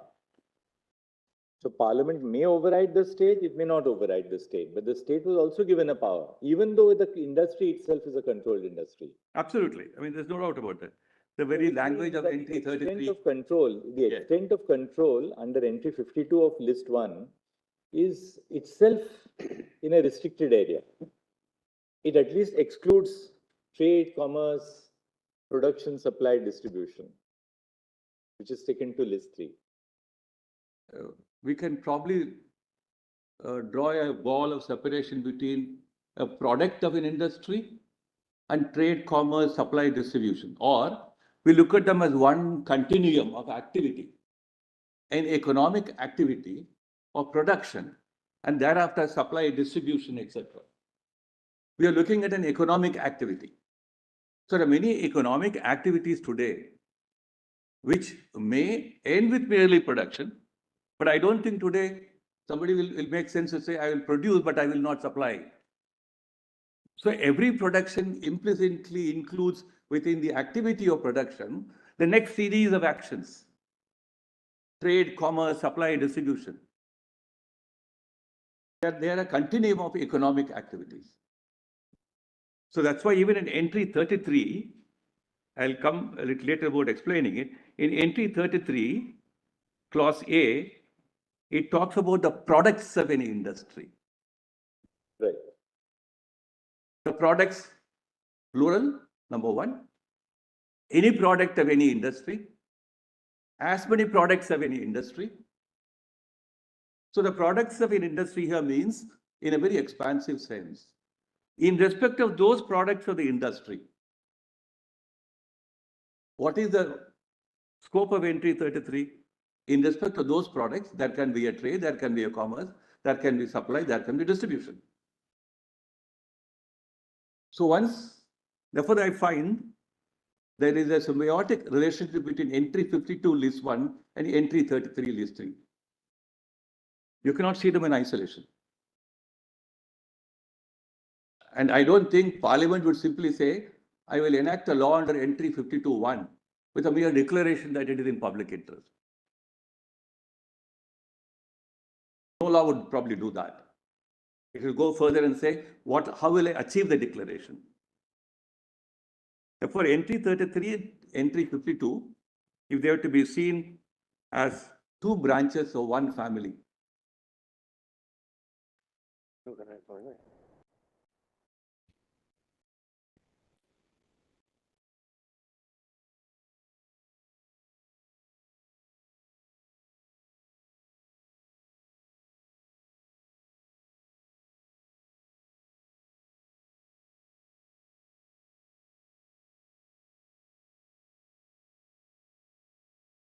There's another way of looking at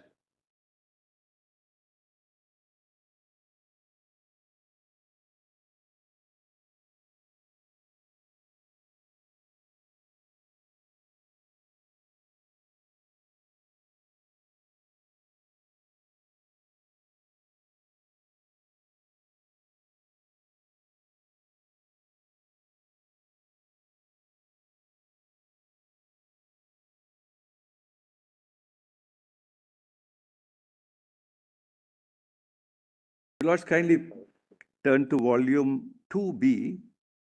Submissions? Of my written submissions. Volume 2B, oh, like this. Where is this article?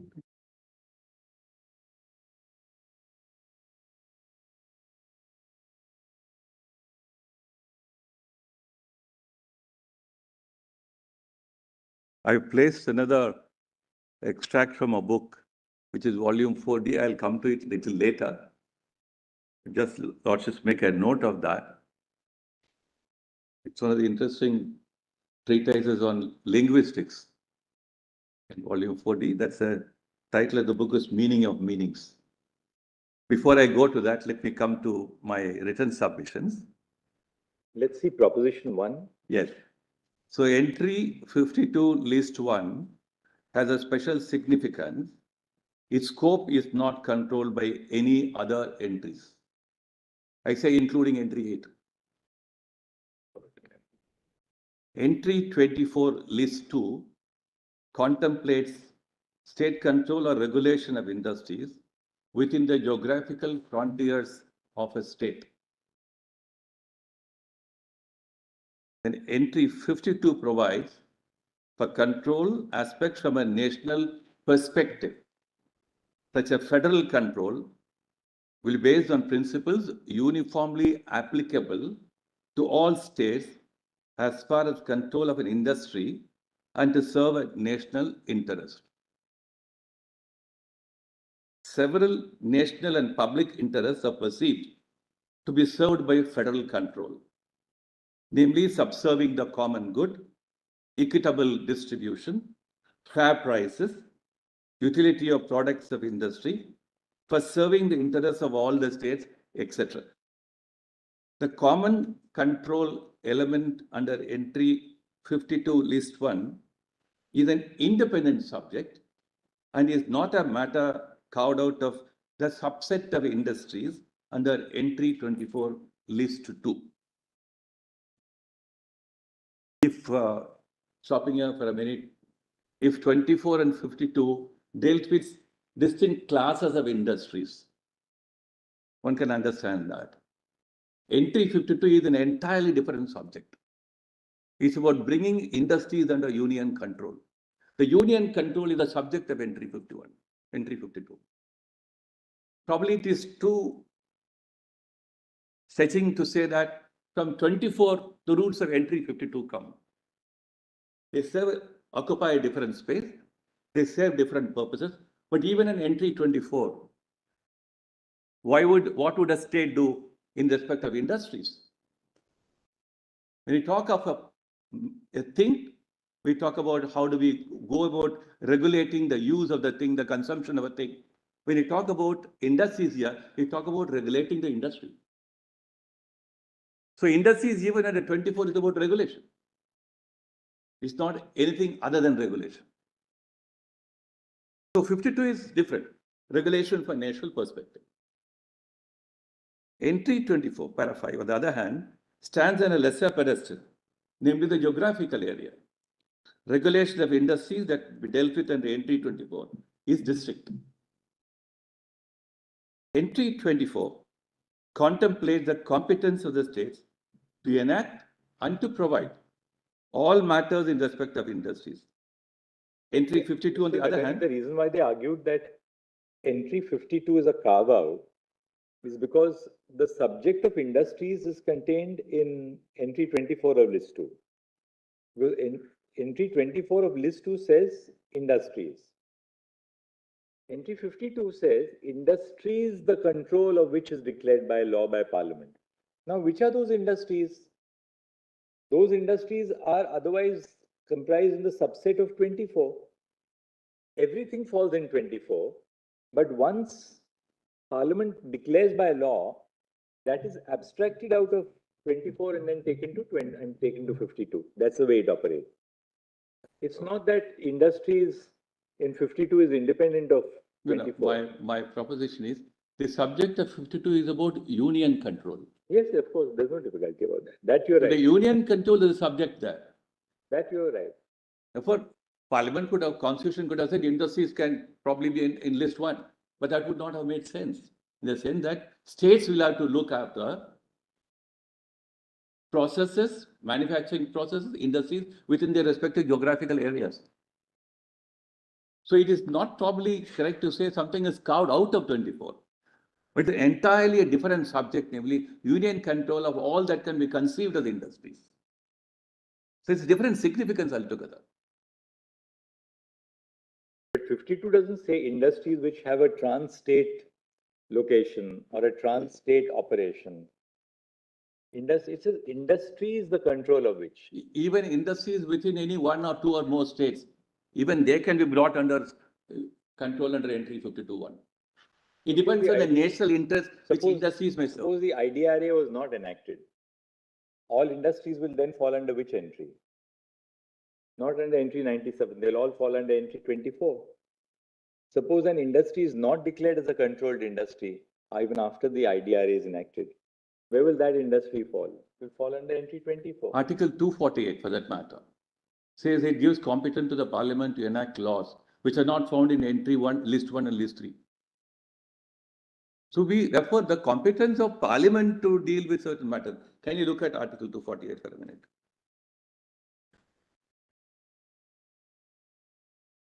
Article 248 is on the same lines as entry 97.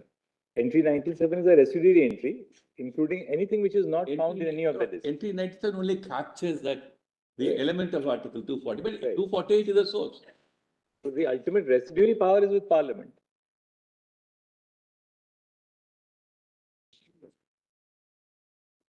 But it's nobody's case that Parliament is using a residuary power here. It's a specific power in the entry 52.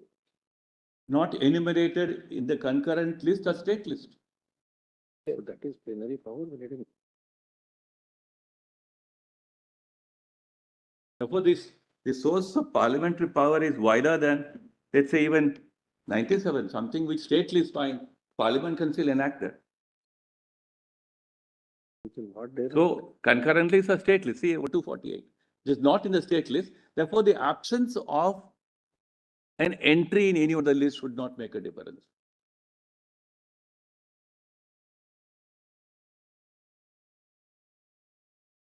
As a corollary, if the lists have a certain meaning and also, let's say, a connotation,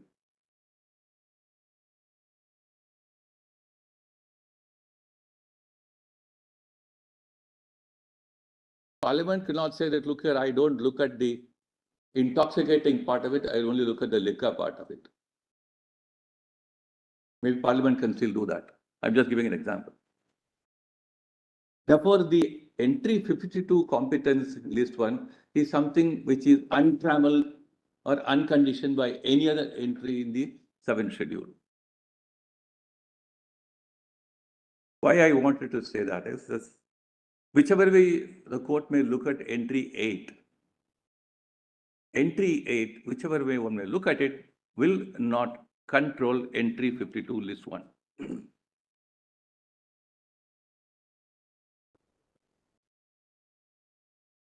There is no question of control. The Calcutta Gas Company judgment has been relied upon to show that we have 3 entries in list 2.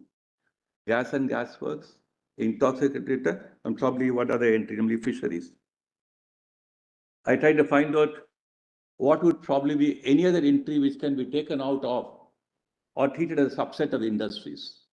We find these 3 entries there. One probably would think that the reason for a gas or gas works or fisheries or intoxicating liquor to be treated as a separate entry, one of the reasons can possibly be that a special and attention will be required to be bestowed on these things and on aspects, which otherwise, under the general entry 24, the state can easily achieve the same object. If industries means regulation, control, supervision of trade, commerce, supply, distribution, you can't probably give a narrow meaning to the word industries in entry 24.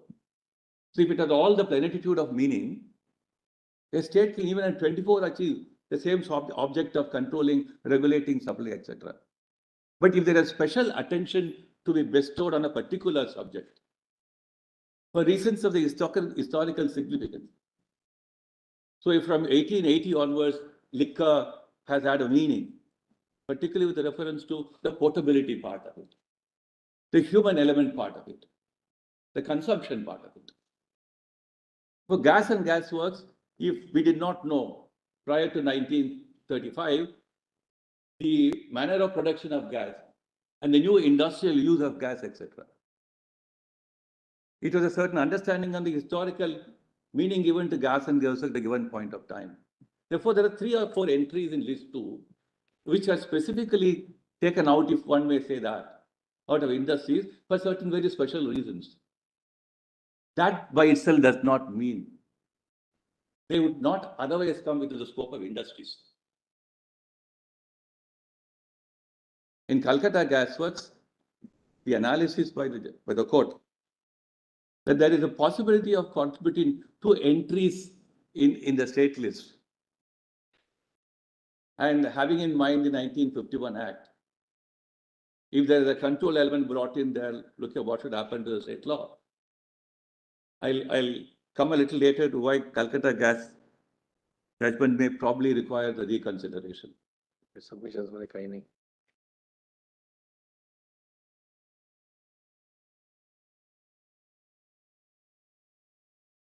May just go to my second proposition, number 2.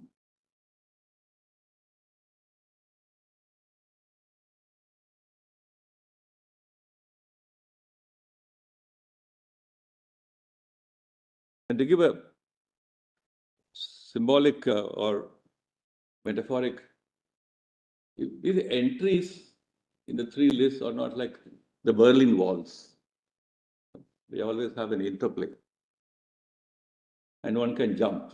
But suppose no declaration is issued by Parliament in a law under entry 52 Yes. in relation to an industry. Under what list will that industry fall? So it need not fall under any particular entry anywhere. No, it has That's to fall what I'm saying. somewhere. That's It has what to fall there's an somewhere. industry. Today there's an industry which is not in any other list or even or So not. suppose there's no declaration issued by Parliament in respect of a particular industry A. Yeah. Where will it fall? No, that inquiry, from my understanding, that inquiry may or may not be relevant wherever it falls. No, I'll just come to it. relevancy we'll decide later, but suppose a declaration is not issued by Parliament. If a declaration is not made under entry 52 list 1, then entry 24 will certainly operate. Right. That's not the problem. But the question is, entry 24 operating ex proprio vigor, right? In the absence of a law under entry 52 list 1, that may have no relevance to what the Parliament can do in entry 52 list 1. It may be an industry under 24, whatever be the industry. But 52 occupies an entirely different, issue altogether, subject altogether. So whatever be the industry, can Parliament not control it? It is not it is the nature of the industry, as I said, the various purposes that will be served by controlling the industry. The moment you enter into discussions on what are the other entries in state list, which may have a bearing, a relationship or otherwise with entry 24, and therefore will it control entry 52 list 1? I think that's a long line of inquiry. We begin from the wrong side. This is untrampled, as I said. If tomorrow Parliament says, I don't need an Industrial Development Regulation Act, and so be it. But as long as the law occupies the field, and Parliament has continued to say, well, I will insert various industries in the schedule, it evinces an intention to have a union control principle in position and to bring in from time to time industries within the schedule. Please come to page 3 then. Proposition number 2. Certain entries in Schedule 7 constitute a family of entries in as much as an element of interconnectedness between them exists. Entries falling within such a family cannot be seen in isolation, and in a sense they are complementary. Entry 52 list 1 and entry 33 list 2, 3 should be, is such a family of special class.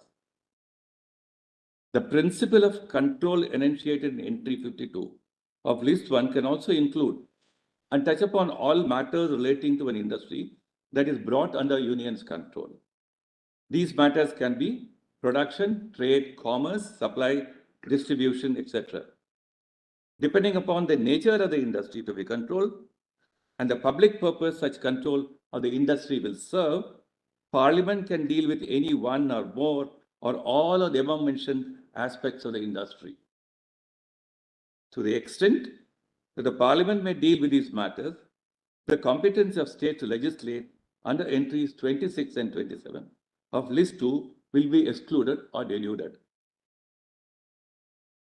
Entry 33 of list 3, however, is a coordinating branch of the principle of control. Trade, commerce, production, supply, and distribution of commodities or products are interconnected aspects of an industry. Entry 33 contemplates that Parliament will have the primary competence of legislating in relation to any one or more or all of the above matters as may be deemed necessary towards the control of an industry. The primary competence dimension flows from the control aspect, the foundation for any further legislative exercise. Depending on the scope and extent of parliamentary legislation providing for control, the subjects which are not occupied by parliamentary law will be available to be dealt with by the states. When I say the primary competence of legislating, therefore, entry 52 flows into entry 33. Then, para 5, the view taken in paragraphs 14 and 15 of CLS Union of India, suggesting that a division between entry 52 list 1 and entry 33 list 3 does not offer a correct view on the reading of the above said entries.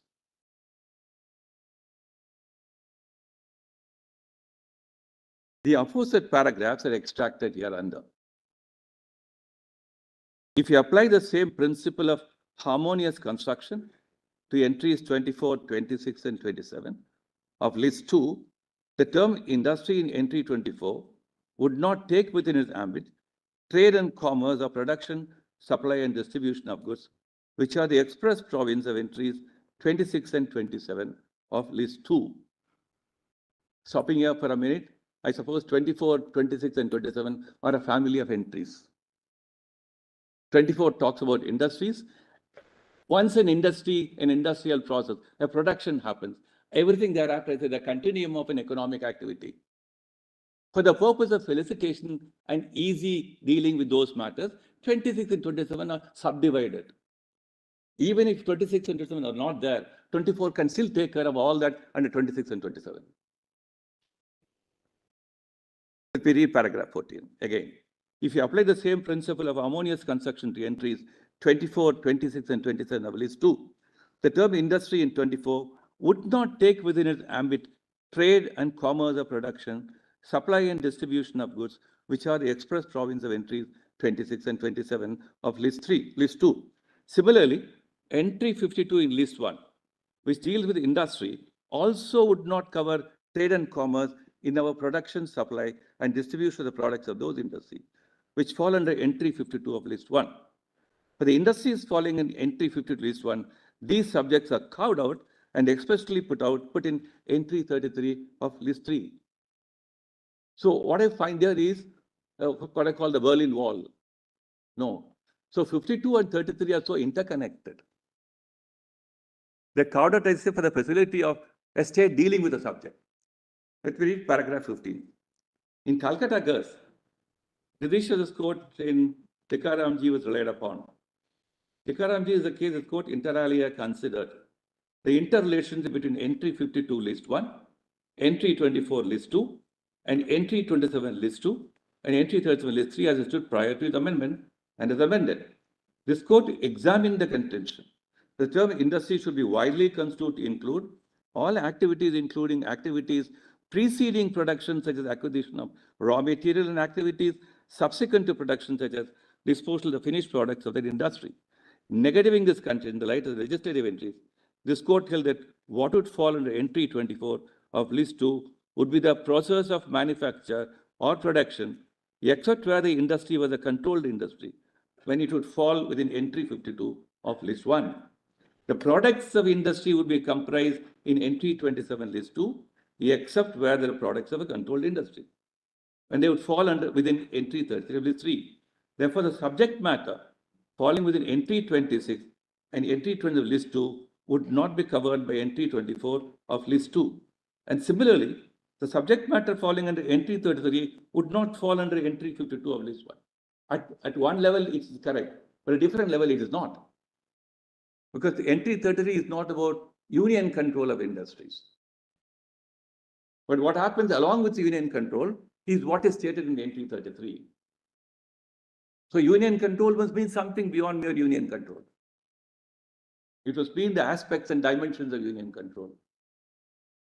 Therefore, I find in this reasoning in CL some kind of a wall of separation, which probably is not the adequate way of reading entries within the same list. Since I would like to make some submissions with regards what happened in Calcutta Gas. So if entry 24, 26 and 27, they all fall in list 2. So there is no need or a necessity for suggesting a conflict between these entries. They may overlap or there may be some distinction between these entries.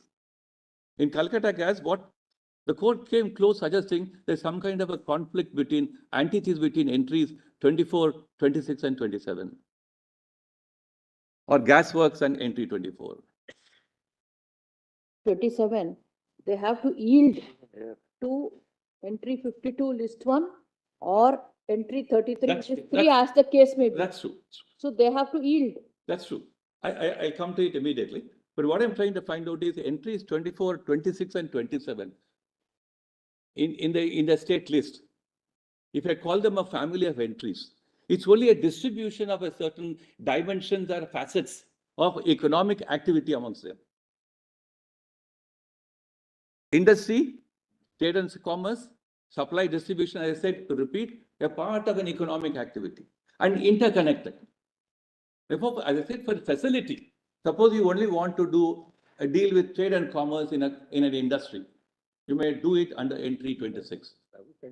You want to deal with supply and distribution, you may deal with it under entry 27. Should be declared first. The entry 52. That's right. As far as they are being subject to entry 33 is a different issue altogether. Because I had some difficulty in going ahead with the reasoning in CL. Therefore, I'll come back to it a little later. 33 list 3 is also with regard to a declared industry. That is the common thread. That's right. That's right. Let me now continue to read at page 5, PDF page 5, paragraph 6. The reliance in the above judgment on Tikaramji for his conclusion does not seem to be correct. As stated above, entry 52 list 1 and entry 33 list 3 are two branches of one tree and they reinforce each other. On this understanding, the further conclusion that can be drawn is that it is open to the Parliament to enact in respect of matters relating to trade and commerce, production, supply and distribution, and also deal with the necessary elements of control and regulation touching upon the above subjects. The Industry Development and Regulation Act 1951 has enacted in respect of and provided for aspects of control and regulation touching upon trade, commerce, production, supply and distribution. For the purposes of exclusion of competence of states from entering into any one of the above matters, namely production, etc., it is sufficient that the 1951 Act has touched upon the area and the nature of control and regulation vis-a-vis the scheduled industry. Then a law is said to be complete and made insofar as it contains all the essential features of a legislation, including provisions in relation to delegated legislation. The mere fact that the details of the working of the legislation may be dealt with by way of rules, regulations, notifications,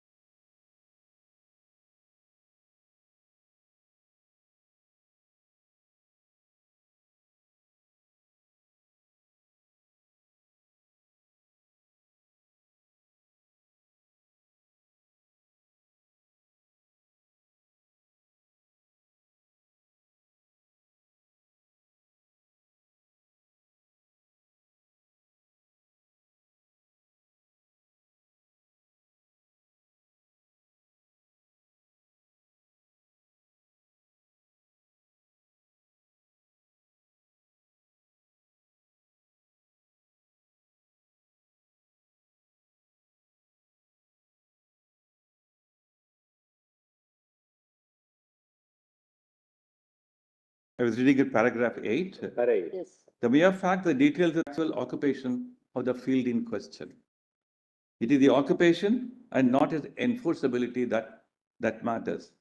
Not speaking at all or silence on a subject is different from the absence of measures towards enforceability of the statute. And Tikaramji was a case dealing with raw materials not falling within the scope of the scheduled industry.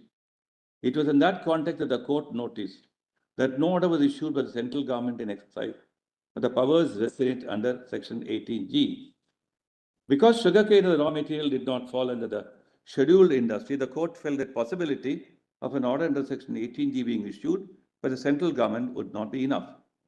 The case on hand is no parallel to Tikaramji. The entire fermentation industry has become a scheduled industry. After the amendment in 2016, one part of the fermentation industry, namely so-and-so, continues to be a scheduled industry. As a result, the subject matter of the fermentation industry as a whole or otherwise stands within the scope of the 1951 Act and within the details of Section 18G. It's submitted Tikaramji principle cannot be said to be a principle of universal application.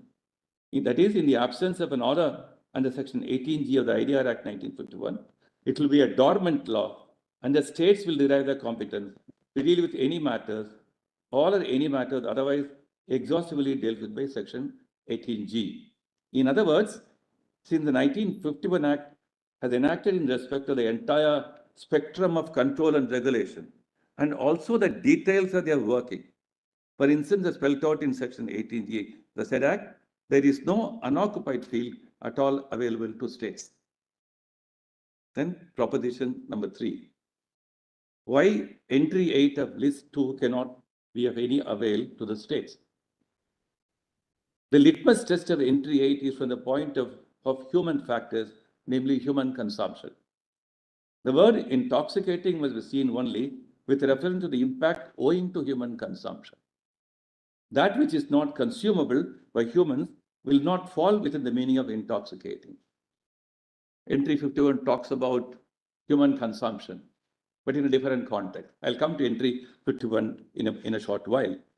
So notwithstanding the long history of definitions of liquor to include liquids with alcohol content, it cannot be canvassed that a human consumption part can be kept aside. All uses of liquids containing alcohol, other than meant for human consumption, would all fall under one heading of non-potable alcohol. Even entry 51 of list 2 talks about alcoholic liquors for human consumption. It's immaterial that there is no entry in the 7th schedule specifically designed as industrial alcohol. The 2016 amendment by way of substitution of entry 26 of the first schedule to IDR Act 1951 must be taken to clarify this position. The reason for focus on intoxication and human consumption is not far to seek. The manifold increase in the uses of alcohol-based products was neither known nor contemplated while legislating with reference to liquor, save prior to and at the time of enactment of the Constitution. The focus was on temperance, regulation of trade and commerce in humanly consumable alcoholic preparations.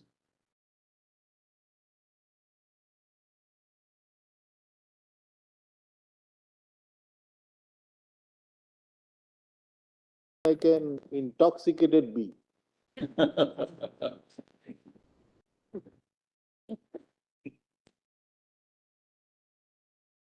It's part of some fireworks in the meanwhile. Think of the bee and nothing else.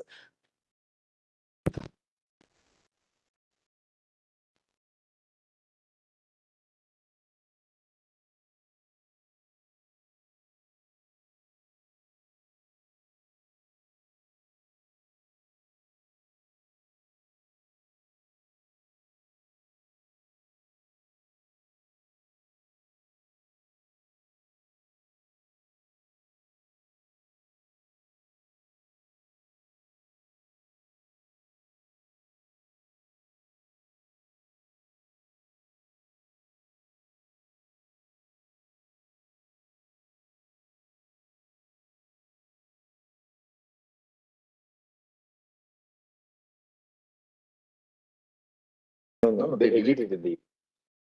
These are like some footnotes.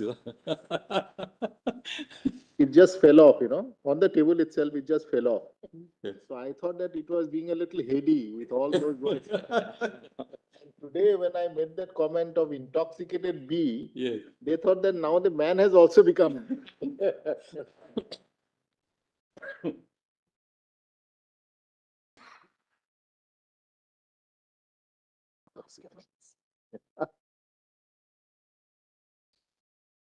Intoxicated by your arguments. I think that is the intellectual stimulus rather than intoxication. So you go heady sometimes by reason of the home state, the fire in the theater. Right? You get intoxicated by some thought or an idea. So paragraph 4, the last line, the focus was on temperance, regulation of trade and commerce, and humanly consumable alcohol preparations.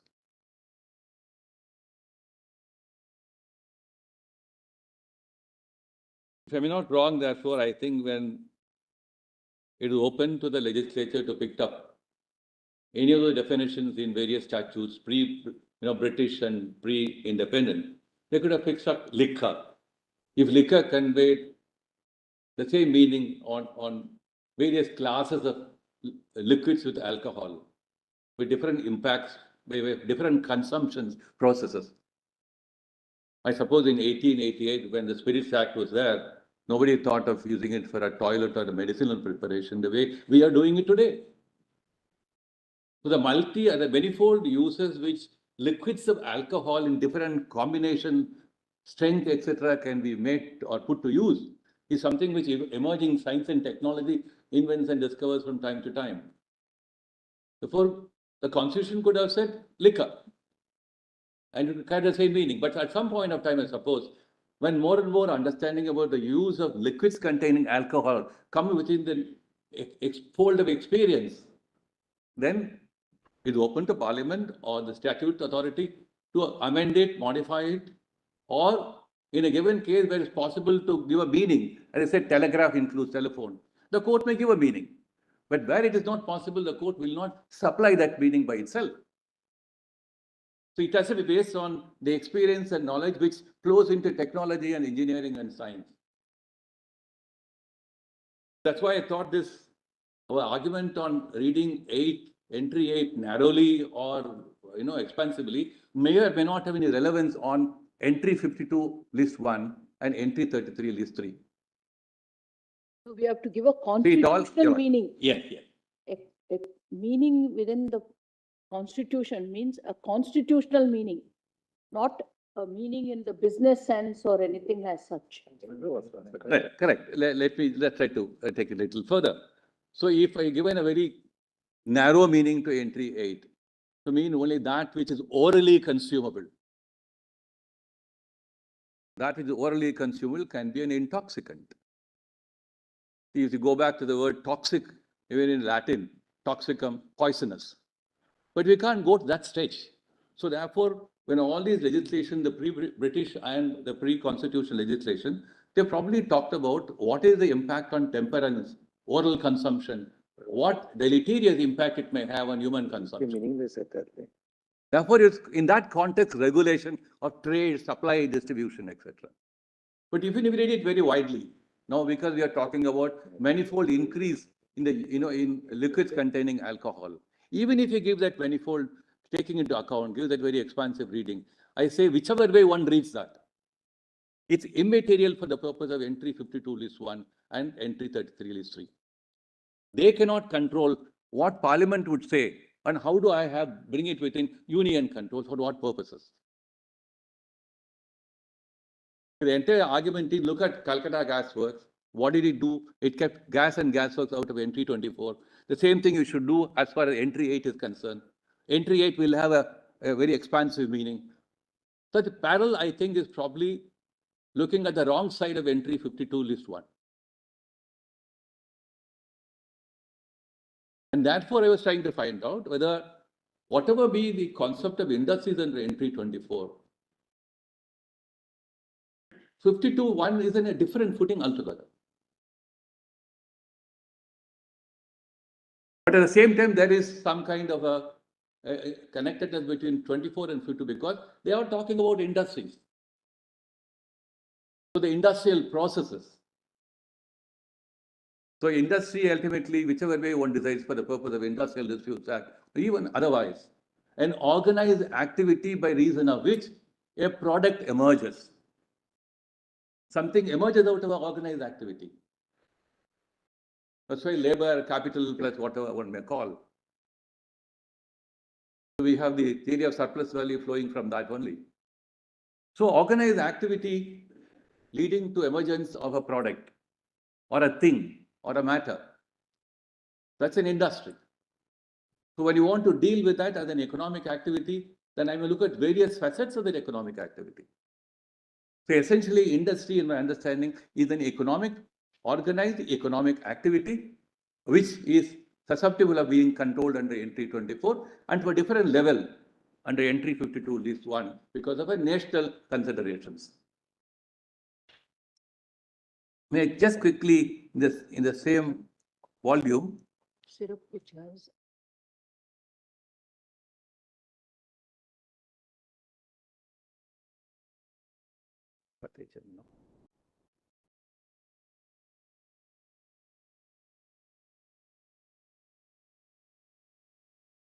even yesterday, sorry,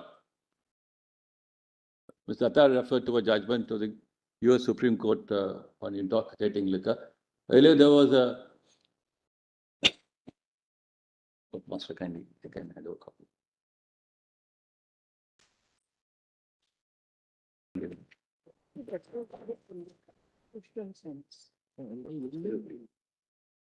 The 18th Amendment was enforced between 1919 to 1933. You were copying that.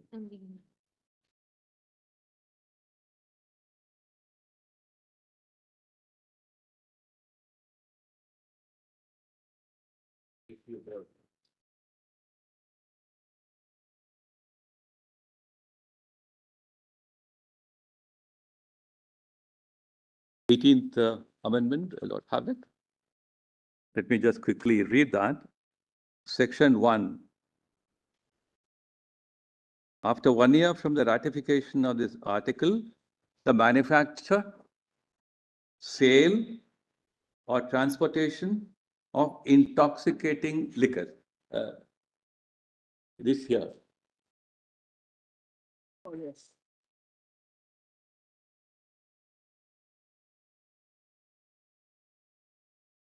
Manufacture, sale, or transportation of intoxicating liquors within the importation thereof into or the exportation thereof from the United States and all territory subject to the jurisdiction thereof for beverage purposes is hereby prohibited. The Congress and several states shall have concurrent power to enforce the article by appropriate legislation. That is what entry 8 is about. Then on the right hand side, now we have the 21st Amendment. Some slight changes here. The 21st Amendment reads like this. The 18th article of amendment to the Constitution of the United States hereby repealed. Section 2. The transportation or importation into any state, territory, or possession of the United States for delivery or use therein of intoxicating liquor in violation of the laws thereof is hereby prohibited. So what the 21st Amendment thought was the relevance to beverages may or may not be relevant because it's talking about intoxicating liquor as the one common element both in the 18th Amendment and the 21st Amendment. I've looked into all those case law under the 21st Amendment. They all talked about various interstate movement of intoxicating liquor as beverages from one state to state. So the beverage idea is oral consumption of a liquor, wherever that oral consumption by an industrial process or by any human process makes it possible.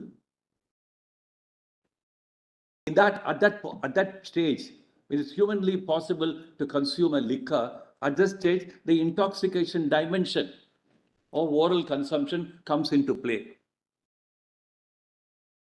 Otherwise, why would you talk about intoxication at all? So something which is used for industrial use cannot be a beverage, though it may be consumed otherwise.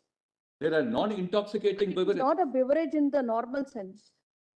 So we are not talking about non-intoxicating beverage, but in beverage, the moment it has an impact on human frame, mind, body, whatever you may call that. Therefore, the intoxication element is the only necessary and essential element of looking at entry 8. But as I said, Beverage. even if we give a very broad and expansive meaning to intoxicating liquor, taking into account the various classes of liquids containing alcohol, denatured, industrial alcohol, what if we give a very broad meaning, even thereafter, entry 8 will not be a springboard for the state to argue entry 52.1 cannot indirectly come and enter into a field in state list. Then we will employ pick and substance, entrenchment, etc., etc. I don't think that's the way of looking at entry 52 list 1 at all.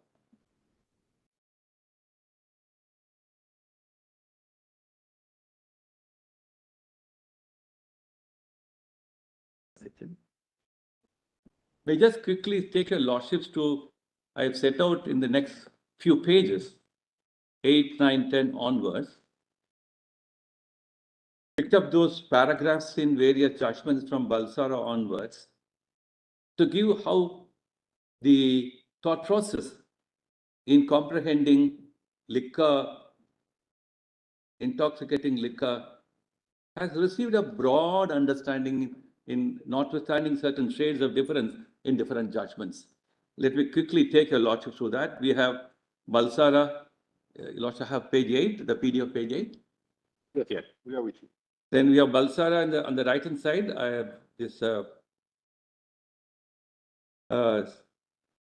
after examining various definitions in various provincial acts, concluded the framers of the Government of India Act 1935 could not have been entirely ignorant of the accepted sense in which the word liquor has been used in various excise acts of the country, and accordingly it was concluded the word liquor covered not only those alcoholic drinks which are generally used for beverage purposes and produce intoxication, but also all liquids containing alcohol. That's the broadest meaning possible. I mean, I'll skip synthetic and chemicals now. I'll come back to it later. Then if you come to serial number 3, which is subsequent to synthetics, State of VP versus Modi Distillery. Look at what this judgment says. So it says, in the light of experience and development, it was necessary to state that intoxicating liquor meant only that liquor which was consumable by human beings as it was.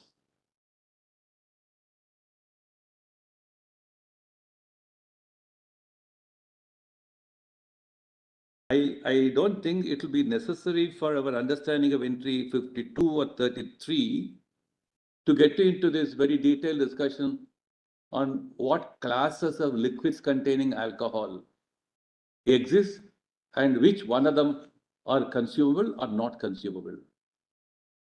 But if the court were to give that meaning which entry 8 would necessarily carry, having regard to the use of the word intoxicating, probably the court would be asked to stretching entry 8 to such an extent that the court would like to efface out the word intoxicating altogether.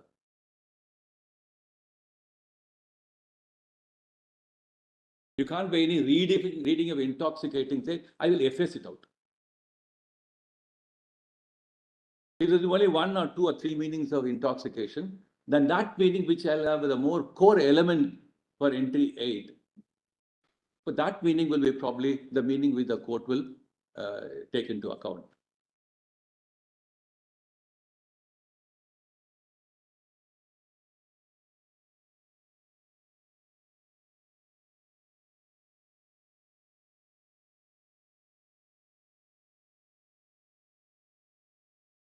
Kindly now come to page 14.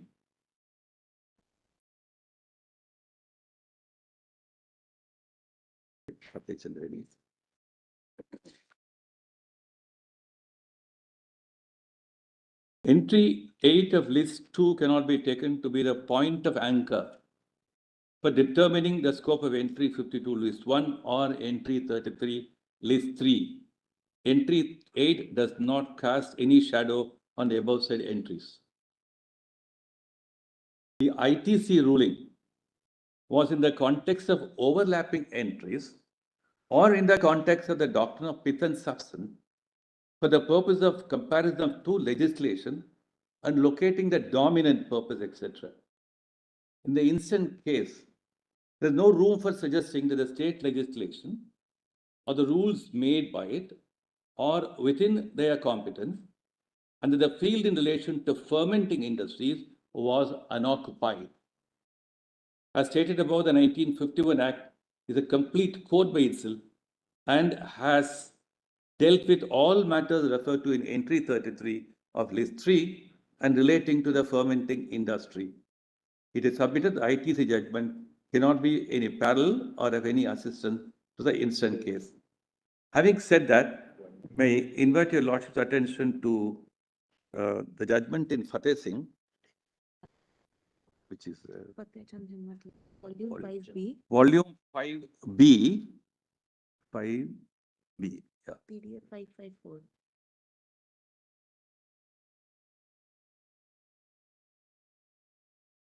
PDF 554.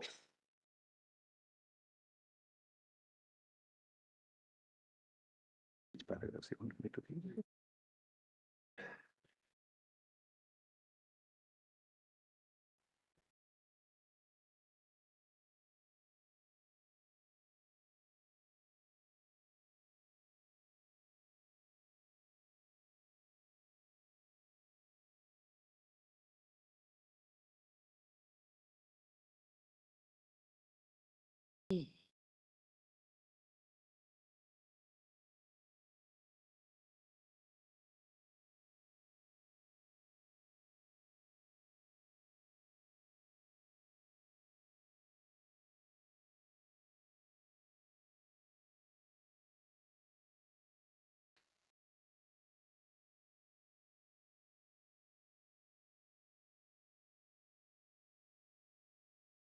When Sorry. article 10 is also an indication how intoxicating drinks which are injurious to health. Naturally, it means something which is natural drink. Intoxic. It can't be an alcohol. The possibility of an intoxicating liquor Not an industrial having injurious elements. Yes. But it should be a beverage So that mischief is based for on maybe. human consumption. That's it. That mischief will be the subject of the law. So if it is a non-intoxication element of a liquor, it can be controlled under industries. So therefore, the connection between 8 and 24. 8 is not simply something which is taken out of 24 as an industrial process, but as a subject by itself, as a thing. Liquor is a thing to be dealt with.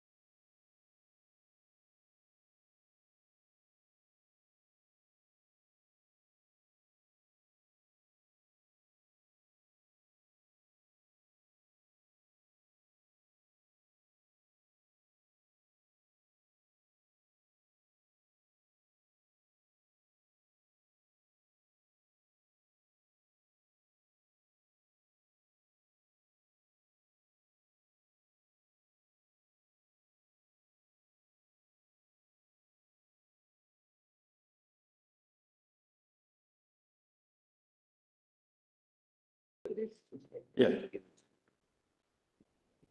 This is the PDF 544. 554, 5B. volume 5B.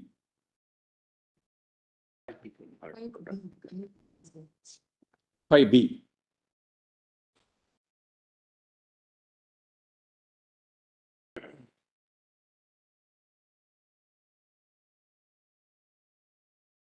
The discussion was about Gold Control Act, versus the Maharashtra Debt Relief Act. Justice Krishna.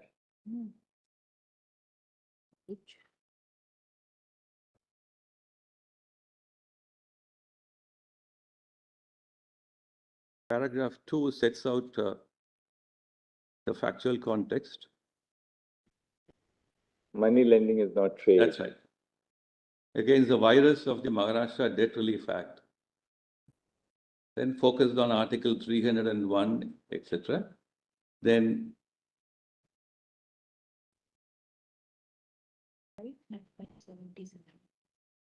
at paragraph 5, and then after at page 558,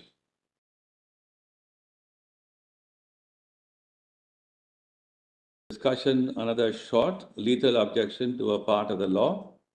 There was legislative incompetency for the state legislature because it had forfeited the power to legislate on money lending where gold loans were involved, since the parliament had occupied the field under entry 52 list 1 by enacting the Gold Control Act 1965 and thereby elbowed out the state legislature from that field. We'll talk more about the elbowing out as we look into 33 and 52. Now, next. 77. Page 577.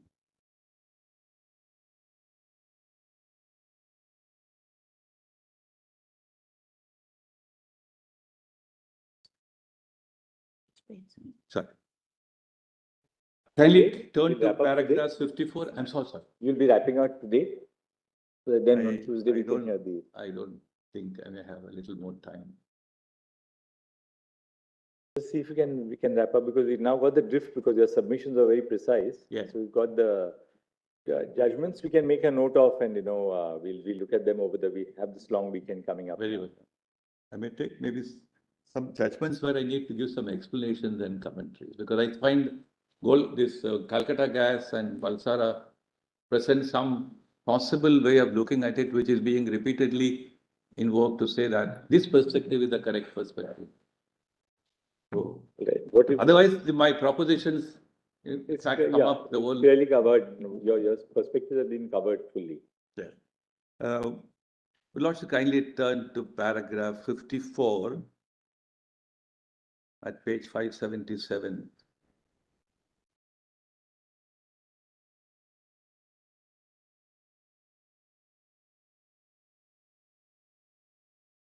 What then is the incompetence of the state legislature?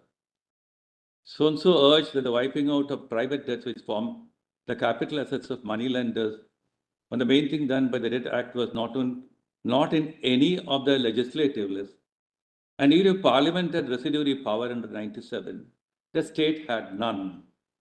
Entry 30 in list 2 is money lending and money lenders, relief of agricultural indebtedness.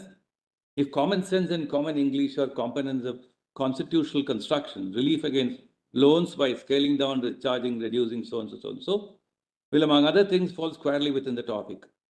And that in a country of hereditary indebtedness and a colossal scale, is a commonplace to state legislative heads must receive large and liberal meanings, and the sweep of the sense of the rubrics of must embrace the widest range. Even incidental cognate matters come within their purview. That's what we normally say.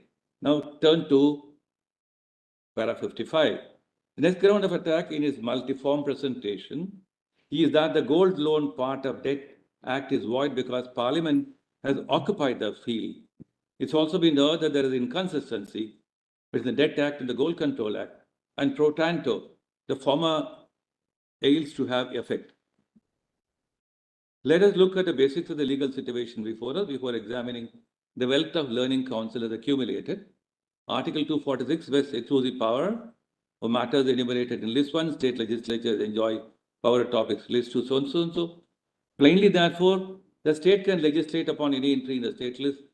We may visualize situations where parliamentary occupation may exclude state legislature, where, for instance, Parliament, while enacting on a matter in the union list, makes as it is entitled to make necessary incidental provision to effectuate the principal legislation.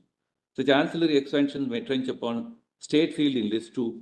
In such a case, if the state makes a law on an entry in its exclusive list, and such law covers and runs counter to what's already been occupied by Parliament through incidental provisions, we argue that the state law stands pushed out on account of the superior potency of parliamentary power in our constitutional scheme. Again, there are certain telltale heads of legislation in the list where one may possibly invoke the doctrine of occupied field. All that is stated here. Now, skipping entry 52 list 1, Parliament in the Industries Development and Regulation Act has made the necessary declaration contemplated in entry 52 and has occupied the field of gold industry, as is evident from reading section 2 of the first schedule therein. This expression of parliamentary intent to legislate upon the gold industry is enough to expel from the field the state legislature. This is Nariman's contention. But what's the sequitur? Assuming the appropriation by Parliament the power to legislate gold, what follows? It can make laws directly on the industry and ancillary and every allied area, but effective exercise of the parliamentary power necessitates. So much so, business in gold, licensing of gold merchants, regulation of making of pledging gold ornaments, keeping of jewelry, disclosure of gold possession, and the like are incidental to the parliamentary power and purpose of the Gold Control Act and the rules made thereunder. Several sections of the Act, some rules and a few rulings, were read before us to drive home the point that gold loans are already within the ken of the law made under entry 52 list 1, if so what. That is spelled death sentence on the debt act or maintain it or leave it intact. Here we turn to entry 24, the list 2, which runs industry subject to so and so. This means that the state legislature loses its power to make laws regarding gold industry, since entry 24 list 2 is expressly subject to the provision of entry 52 list 1. This does not mean that other entries in the state list become impotent even regarding gold.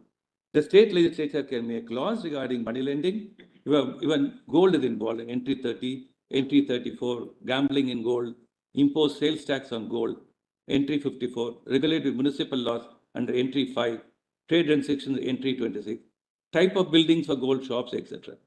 To multiply instances is easy. This part goes against you, actually. This part goes against you, Mr. Attorney General. I'll just. That once there's a declaration under entry 52, it is abstracted from entry 24. But the state can still legislate under other entries which are not subject to. But it may also depend on whether the law controlling it is fully occupied a space or not. That's a different exercise altogether.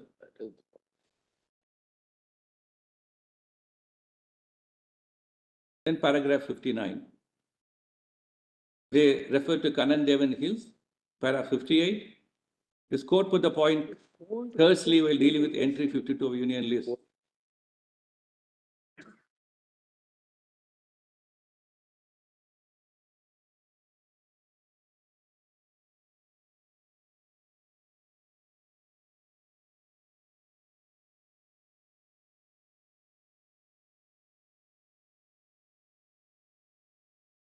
How possibly the federal structure is balanced this judgment is an authority. So if you look at how the court looked at any other aspect which may have a relation to gold, but not gold as an industry, that is in paragraph 59.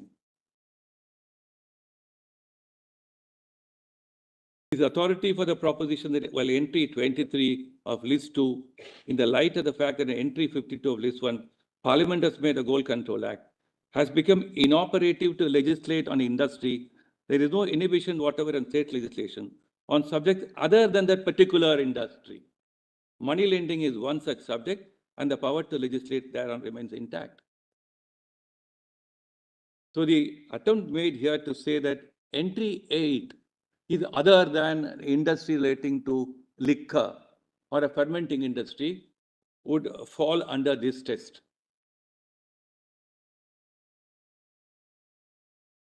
Also 60. Paragraph 60, the next one. 60.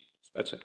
We are free to agree that the word industry as a legislative topic has to be interpreted in the widest amplitude.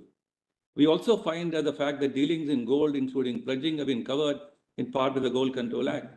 Even so, nothing prevents the state from making the impugned act. That's because about money lending. Correct. In Paresh Chandra Chatterjee, so dealt with an apparent continuity in the Central Act, the Tea Act, and the state legislation, the Assam Land Acquisition and Acquisition Act 1948. After examining the scheme of the two laws, the learned judge concluded a comparative study of both the acts makes it clear two acts deal with different matters and were passed for different purposes. So, what is the purpose that will be served by the state acting under entry 8? Entry 51 in list 2, which enables the state to impose excise duty or any other taxes. So we are not concerned with that aspect of the matter. That aspect of regulation of an economic activity stands in an entirely different field. But any other aspect of regulation. So the entry 8 would probably enable the state to deal with any other aspect of regulation. They are in the realms of trade, commerce, supply, distribution. And they're so important because it keeps in mind, as I said, the impact on human consumption of liquor that may have an intoxicating effect. Whatever be that liquor, it is immaterial. That case, there is no conflicting entry, like entry 8 of list 2.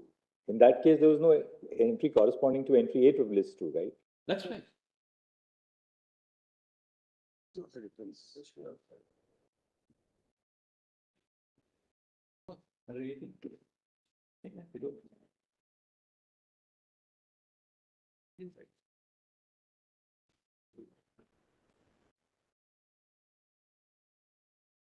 Who is this that now that we are rising, Your maybe you can give us for the remaining judgments Calcutta Gas and the other judgments, just a half-page note each, and you can tender it. I only want to read a couple of judgments and to have some commentaries on it.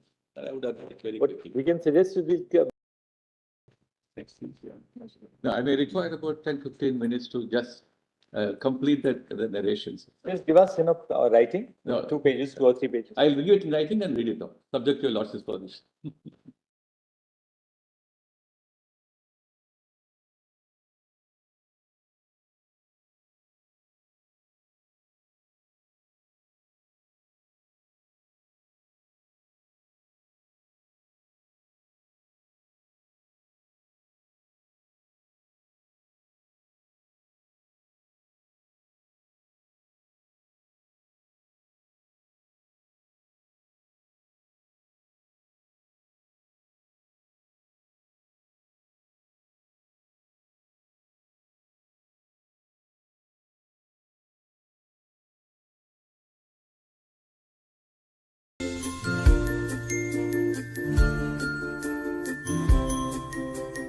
As organizations increasingly rely on data and technology to drive their operations and make informed decisions, the need for professionals who can help bridge the gap between technology and business has grown.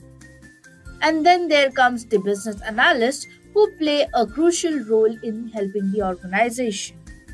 As a result, the demand for business analysts with the right mix of technical and business skills is high and is likely to remain so in the future. Hello everyone and welcome to this session. You are currently watching an Edureka Business Analytics full course video.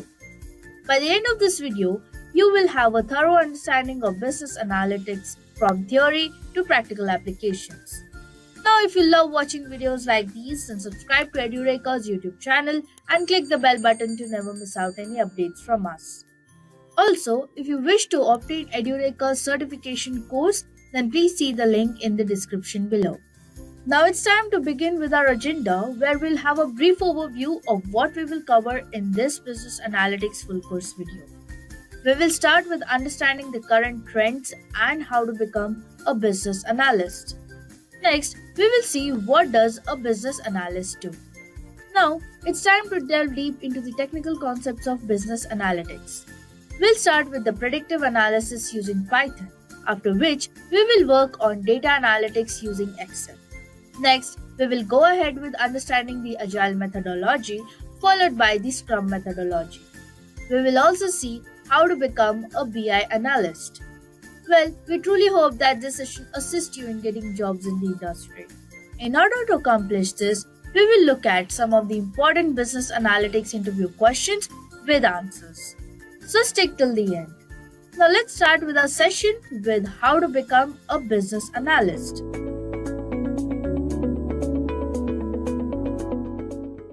Now, getting started with why become a business analyst. Now, first and foremost aspect of becoming a business analyst is looking for job opportunities. So, when it comes to job opportunities, comes with no surprise that there are ample amount of job opportunities all across the world. But having numbers will always help us, right? So, with that, the first number we're going to consider here is for India, which is around 13,000 vacant jobs, while in US there are about 100,000 vacant jobs. Now this includes both for freshers or even experience. Of course, this data is being taken from LinkedIn and Glassdoor, and similarly, which is known as the Silicon Hub in India, Bangalore itself has around 2,000 vacant jobs merely for business analysts, which includes experienced and entry level jobs. And Silicon Hub of the world, perhaps California, has around 4,000 vacant jobs. Again, data as taken by LinkedIn and Glassdoor. Now, similarly, your next question with respect to why you should become a business analyst should be salaries.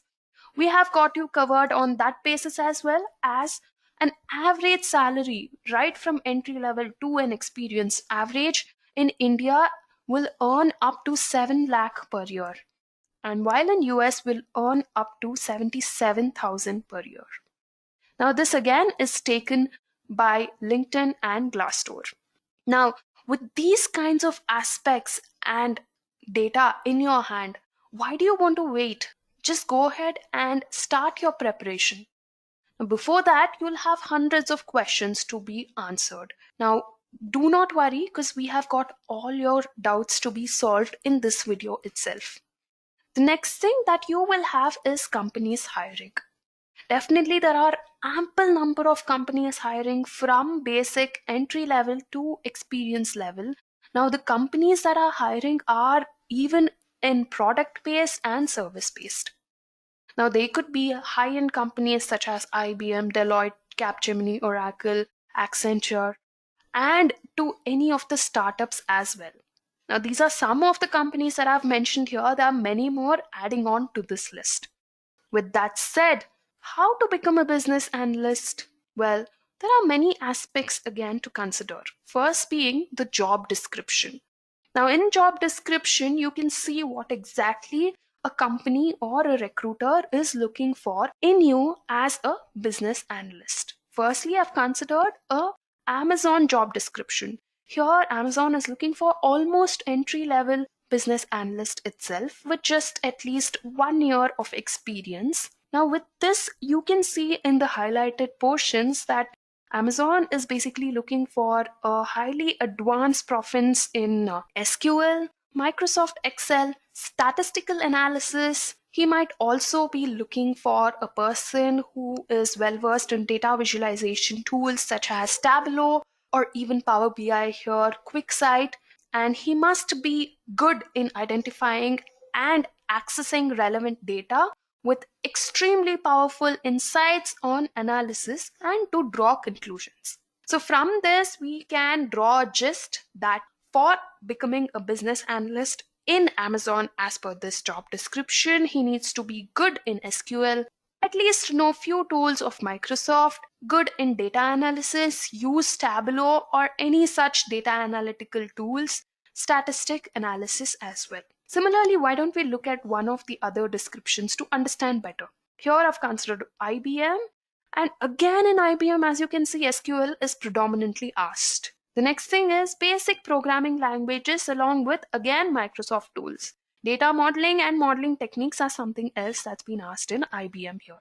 Drawing conclusions out of this is again SQL, Microsoft tools, data modeling, programming languages here. Now, if you can see, in the first statement, daily scrum handling is also an important job of a business analyst. We'll come to that later in this session today. The next thing that we're going to do is we'll look at one more final job description to draw another conclusion so that we have clear-cut idea of as to what a business analyst should be well versed in. Here I've considered Oracle, where they are looking for a project accounting, project setup maintenance, analyzing data, support, and closely work with project team. Everything is related with a project. Now you can analyze here that a business analyst is a business analyst with respect to a project and with respect to a business. Now that depends on what company is hiring you. So here, considering a project, the skills that one needs here is project management, Microsoft tools, and data analysis. Again, common are Microsoft tools and data analysis. Now with all these skills kept in mind, we can draw some conclusions which are the skills required to become a business analyst. Now here in this slide, that's what we are going to focus on.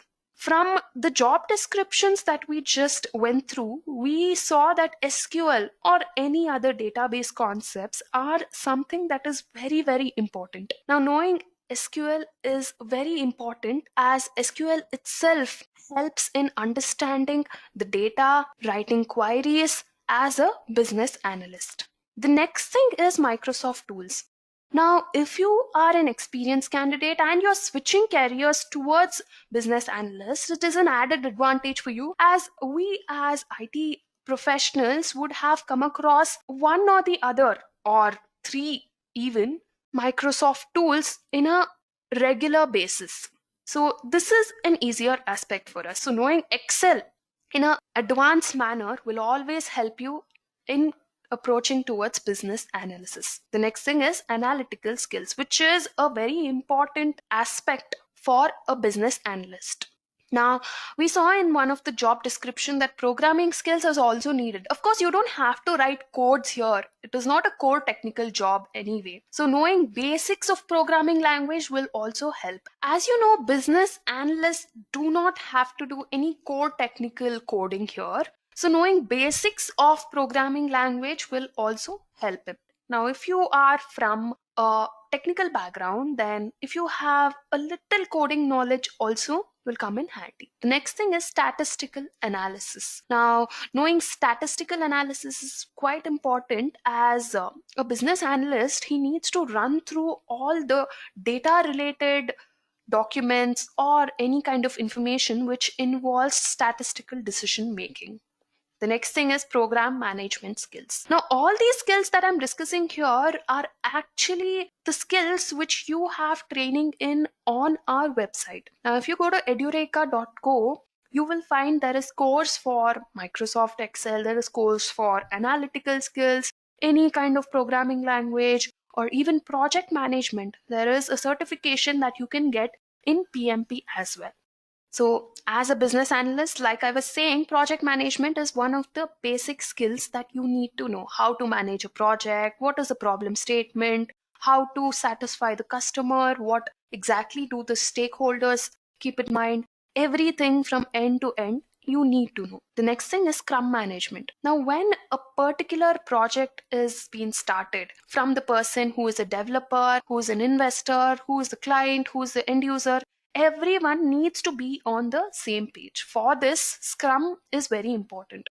You need to manage what is going on today, what is going to be tomorrow, everything. And this, who does this is business analyst. So Scrum management is an important skill that is to be needed by a business analyst. Next thing is data visualization tools such as Tableau, Power BI, any such things. With that, we should understand the trends right now we have in business analysis. The first thing, according to 2020, Agile was extremely unavoidable. Now, Agile technique was not even implemented until probably 2020. Of course, there were companies which were using also, but then predominantly they were not implemented. So then after 2020, they realized that Agile is something that every business or every company using business analyst should implement Agile technique. And then our prime focus is customers. As well said saying says that customers are the king. and hence our focus should be on customers. The next thing is obviously visual thinking superpowers for product owners. Now, as a product owner, it is important that they estimate everything related to the product. Now, it is important to have your visual aspect, visual power with respect to product, as even the client needs to understand what your product is all about. Now, mind you, we are also one among the product owners. By we, I mean business analyst. Now, taking product centric approach. Like I said, customer is the king, product is the queen. Now, with customer and product being the centric, any kind of business can reach towards the end. That said, data driven forward planning. Now, every data from who is the owners, who is the client, or who is the end user, anything should be put into data, and every day our work should be with respect to that, and planning should be made with respect to the data that we have in hand, and this is where our data driven approach or planning comes into picture. Finally, we need to understand that cybersecurity is something that every business, every company, be it big or small, must have. And business analyst, because this person keeps everything in account, will always help you towards cybersecurity and maintaining the security of your data. Now, data security is very important, be it you are in a sensitive business or an open business as well. That being understood, some of the tools a business analyst uses in order to perform his analysis is modern requirements for DevOps, ClickUp, Smartsheet, Adobe Acrobat, Blueprint, Jira Core, SmartDraw, and many others. Now, these are the tools that are mainly and predominantly used in most of the businesses, top core businesses per se. Now, there are many more tools. If you look up on the internet, probably you'll get. You can go on and learn about any of them if that interests you. Now, learning at least one will help you and come in handy as a business analyst.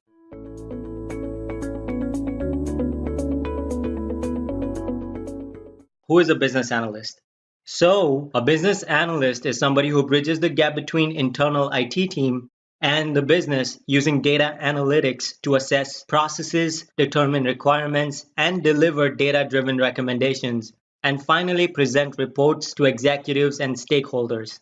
So let's break that down a little bit, shall we?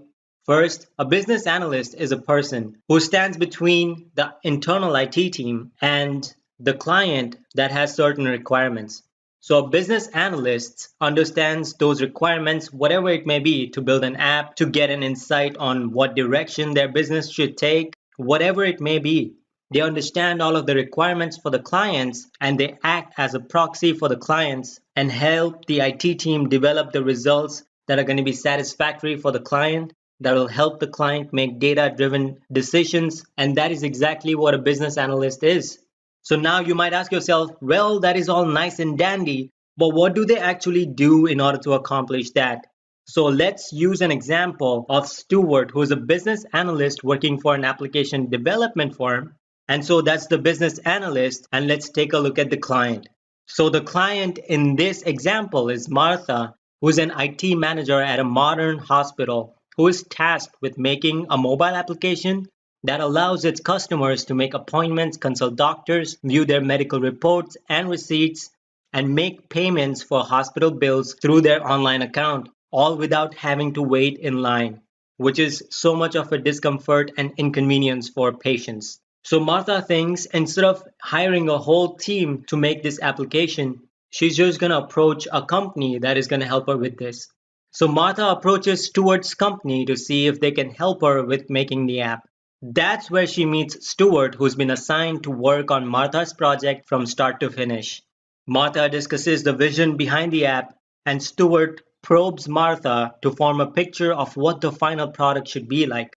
He assures Martha that he will take it from here and deliver the product as per requirements, budget, and time frame. But how does he do all of that? Well, let's find out. So in this section, we will attempt to understand the roles and responsibilities of a business analyst by using the same example of Stuart and Martha. Okay, so let's get started. So first thing that Stuart has to do is to understand the vision behind the app, what Martha and the hospital are trying to achieve with this app. Here he understands properly what the motives behind making these applications are. Next, he gathers all the requirements from Martha by asking her the appropriate questions about the apps. He does this so that he can understand what the app should look like and how it should function. So he coordinates with Martha to gather all the functional requirements like features and how they function, customer data security, payment system, automatic assistant on the app, etc. And non-functional requirements like look and feel of the app. After he documents all of this, he then allots resources. So what does that mean? He assigns the various parts of the projects to respective teams, such as the development team, the user experience and user interface team, and so on, and finalizes all the tools and software they're going to need for the project, keeping in mind the budget of the client, of course, and the time frame. So the project has been delegated to appropriate parties and they are all off to races in order to finish the project. And so his next duty is to make sure that We're supercharging our remote configs with the release of our JSON editor on Bytebrew. With our new JSON editor and remote configs, we unlock the ability to remotely update a payload to your game within a single key, so you can change multiple game values with just one config. So, what are you waiting for? Sign up now. So his next duty is to make sure that he tracks the progress and offers recommendation. So what do I mean by that? So as the project develops, he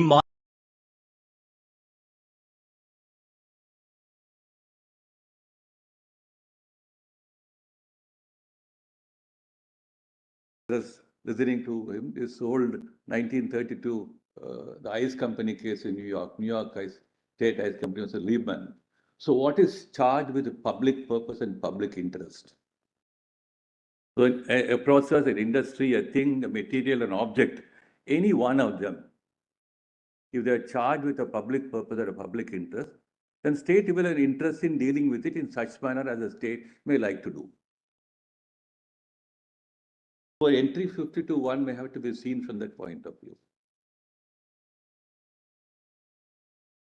Well, we have moved away from a license charge, but I said the importance of control of an industry or a process or a thing or a material would always remain in the contemplation of the state, and particularly because Parliament will decide for the entire nation.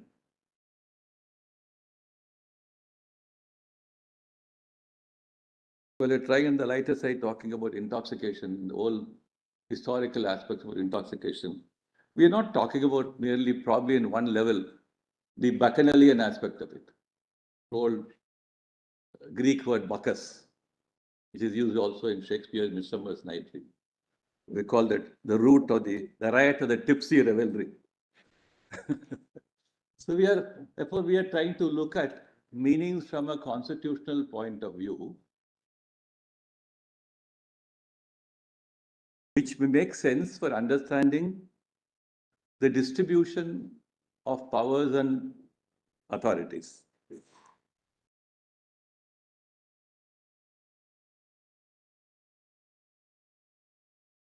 Very often, like for instance, the word telegraph. When the word telegraph was invented, they did not know telephone. But courts interpret telegraph to mean telephone. There you are supplying a meaning to the word by reason of an additional invention which has come into the world of science and technology, and human experience comprehends it, and therefore says, I'll give this meaning to the word telegraph. Like Article 24, I give a meaning to life and liberty. But it comes to terms and expressions which have scientific and technical meaning. The court will not supply a meaning in the abstract. It can learn a meaning or pick up meaning only from the experience of technology and industry.